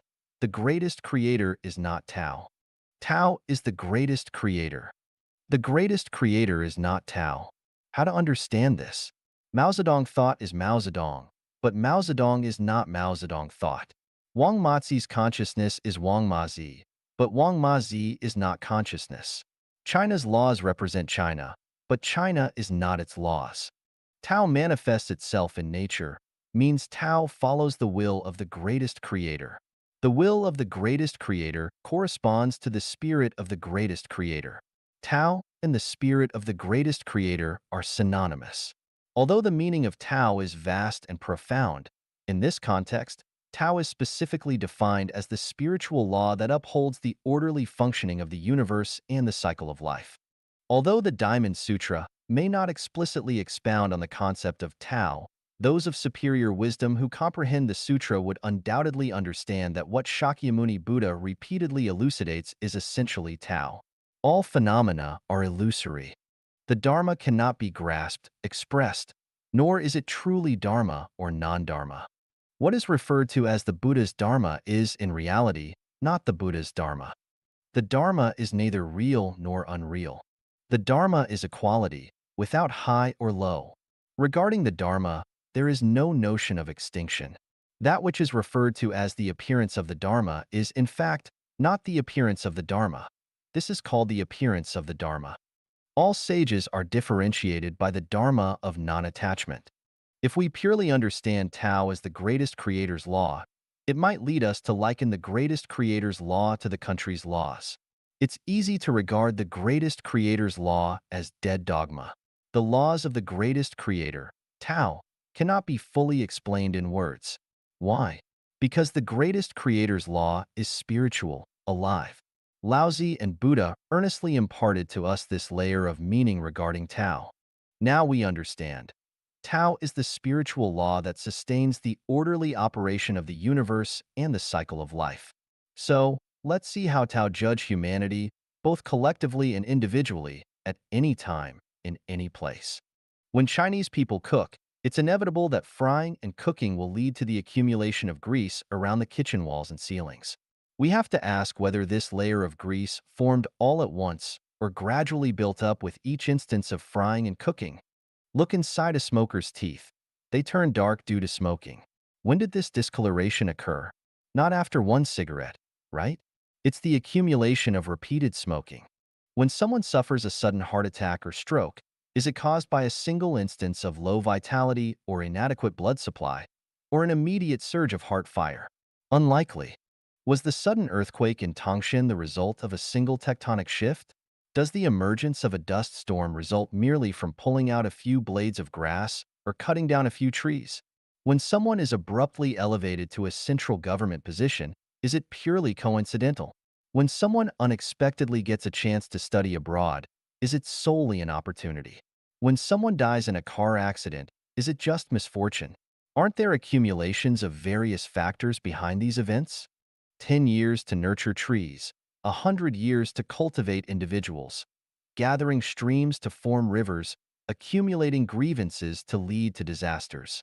If one consumes 9 steamed buns, does it mean only the ninth bun satisfies hunger, while the preceding 8 are wasted? Is poverty the fault of the heavens? Does it not have its own causes and consequences? Is it unfairness of the greatest creator? When a billionaire is suddenly assassinated, does it lack causes and consequences? Is it the injustice of the heavens? Without the accumulation of quantity, there can be no qualitative transformation. Without personal effort and dedication, there can be no happy life. Without profound contemplation, wisdom is unattainable. Without the manifestation of love, the spirit will not descend. Without spiritual living, one can never enter the higher realms of life. Enumerating the above simple truths, I want to illustrate that the judgment of Tao on humanity, punishment, and reward is happening at all times and everywhere. When thirsty, drink some water to solve the problem immediately. When in need to urinate, release it promptly to make the body comfortable right away. In an instant, there is eternity. Understanding that the judgment of Tao, reward, and punishment is immediate, accurate, impartial, and intangible. A life of wisdom should be lived like this. Regardless of the circumstances, rich or poor, influential or powerless, renowned or scorned by others, the key is to pay attention to one's next action. Avoid punishments from Tao and strive to receive rewards. Specifically, first, believe in the greatest creator and hold gratitude in your heart. Second, listen to the teachings of gods and Buddhas. Do not dismiss them as superstition. The teachings of gods and Buddhas are treasures of wisdom and the guidebook of life, absolutely devoid of any malice. When tempted to engage in corruption, remember that Tao is present. Tao wields a knife in one hand and holds the gem of life in the other. If you engage in corruption, the knife will be at your throat. If you resist corruption, Tao will embed the gem of life in the non-material structure of your life. Likewise, when you have trash in your hands, do you casually throw it on the street, or do you take a few extra steps to put it in the trash bin? When seeking revenge, do you continue to retaliate and harm others, or do you forgive and show mercy? When encountering a prostitute, do you engage in promiscuity, or do you go home to your spouse? When presented with a bargain, do you scheme to take advantage, or do you live an honest life? At the entrance of a casino, do you go in and gamble, or do you turn and leave? When a brother or sister is in trouble, do you do your best to help, or do you abandon them? When faced with conflicting interests, do you compete, or do you yield? When you see the nation on the verge of collapse, do you actively strive to turn the tide, or do you act opportunistically and add fuel to the fire? Sow thorns, and they will obstruct your path. Plant willows, and you will not taste apples. Reap what you sow, gourds from gourd seeds, beans from bean seeds. Divine punishments, though slow, are always sure. With big meshes, yet letting nothing slip through the law of cause and effect is precise to the smallest detail. Human management often leads to numerous mistakes due to insufficient wisdom and spiritual flaws, whereas the operation of Tao never errs. The greatest reward by following Tao is the evolution of your life's non-material structure towards a higher level of life. Understanding this principle, even if someone were to offer us all the treasures in the world, we would remain unmoved. Ascending to this level of life allows one to act effortlessly and tread the path of life smoothly. Tao is judging us at all times and in all places. Let us follow Tao. 花香蝶自来，心境仙人至. Fragrances will attract butterflies to flowers, and pure hearts will be frequented by celestial beings. Xiefeng. Translation edited by Qinyu. Foreign dignitaries visiting often opt for stays in five-star hotels, never considering ordinary roadside inns. Recluses choose picturesque mountains and rivers as their places of cultivation, avoiding desolate and barren lands. Virtuous ministers select noble leaders to serve, while birds choose worthy trees for their nests. Harlots attract promiscuous men, and debauches specialize in tempting women seeking extramarital affairs. Gamblers revel in murky, obscure environments, while sages prefer abodes with serene and fresh air. The environment not only shapes species but is also shaped by them, just as filthy places attract flies, while blooming flowers welcome bees and butterflies. Planting different trees attracts different birds. People who browse the internet daily tend to favor websites that suit their temperament and personality, occasionally visiting other sites. Birds of a feather flock together, and individuals group based on shared interests. Scammers and thieves find it easy to communicate with each other, while sages seek companions with kindred spirits. In the eyes of lovers, beauty lies in the beholder, while evildoers may perceive others as troublemakers. Tyrants often surround themselves with sycophants. In the heart of enlightened beings, there are few living souls in the mundane world. A phoenix avoids barren lands. Enlightened souls do not consort with common folk. Rain avoids deserts. Peonies do not grow in the Gobi Desert. These are common sense, not needing exhaustive illustration. To those who have entered life genuine, I wish to convey, a pure heart attracts celestial beings. Consider this. When in a chaotic place, overwhelmed by countless tasks, it's hard to deeply contemplate a single matter or write a valuable article. Only in tranquility, free from desire, does the mind become sharp and clear, writing effortlessly, a state called when the mind is calm, ideas flow naturally. A tangled mess is distressing for anyone who encounters it. In a society with disorder, it is difficult to establish a positive moral atmosphere. Noise is irritating, music brings joy, orderly lines are soothing, and the chaotic arrangement of structures in a painting disrupts one's thoughts. Higher quality life tends to favor order, while lower quality life leans toward chaos. Saints and sages would never guide people towards rebellion, rioting, plunder, or bloodshed. Those with distorted mindsets eagerly anticipate chaos in the world, hoping for frequent government overthrows, thinking, why isn't the world in chaos yet? Chaos is good. Amidst the chaos, one can fish in troubled waters and seize power. The virtuous individuals who enter the Life-genuine community appreciate order and abhor violence and plunder. Even amid a storm, they remain as the wind blows, the mountain stands still, leaves fall silently. This is not a matter of moral quality, but rather a question of life quality. Disorder ravages life. If scorching sun today, biting cold tomorrow, morning serene, afternoon a deluge, month after month, year after year, can there still be traces of life on this earth?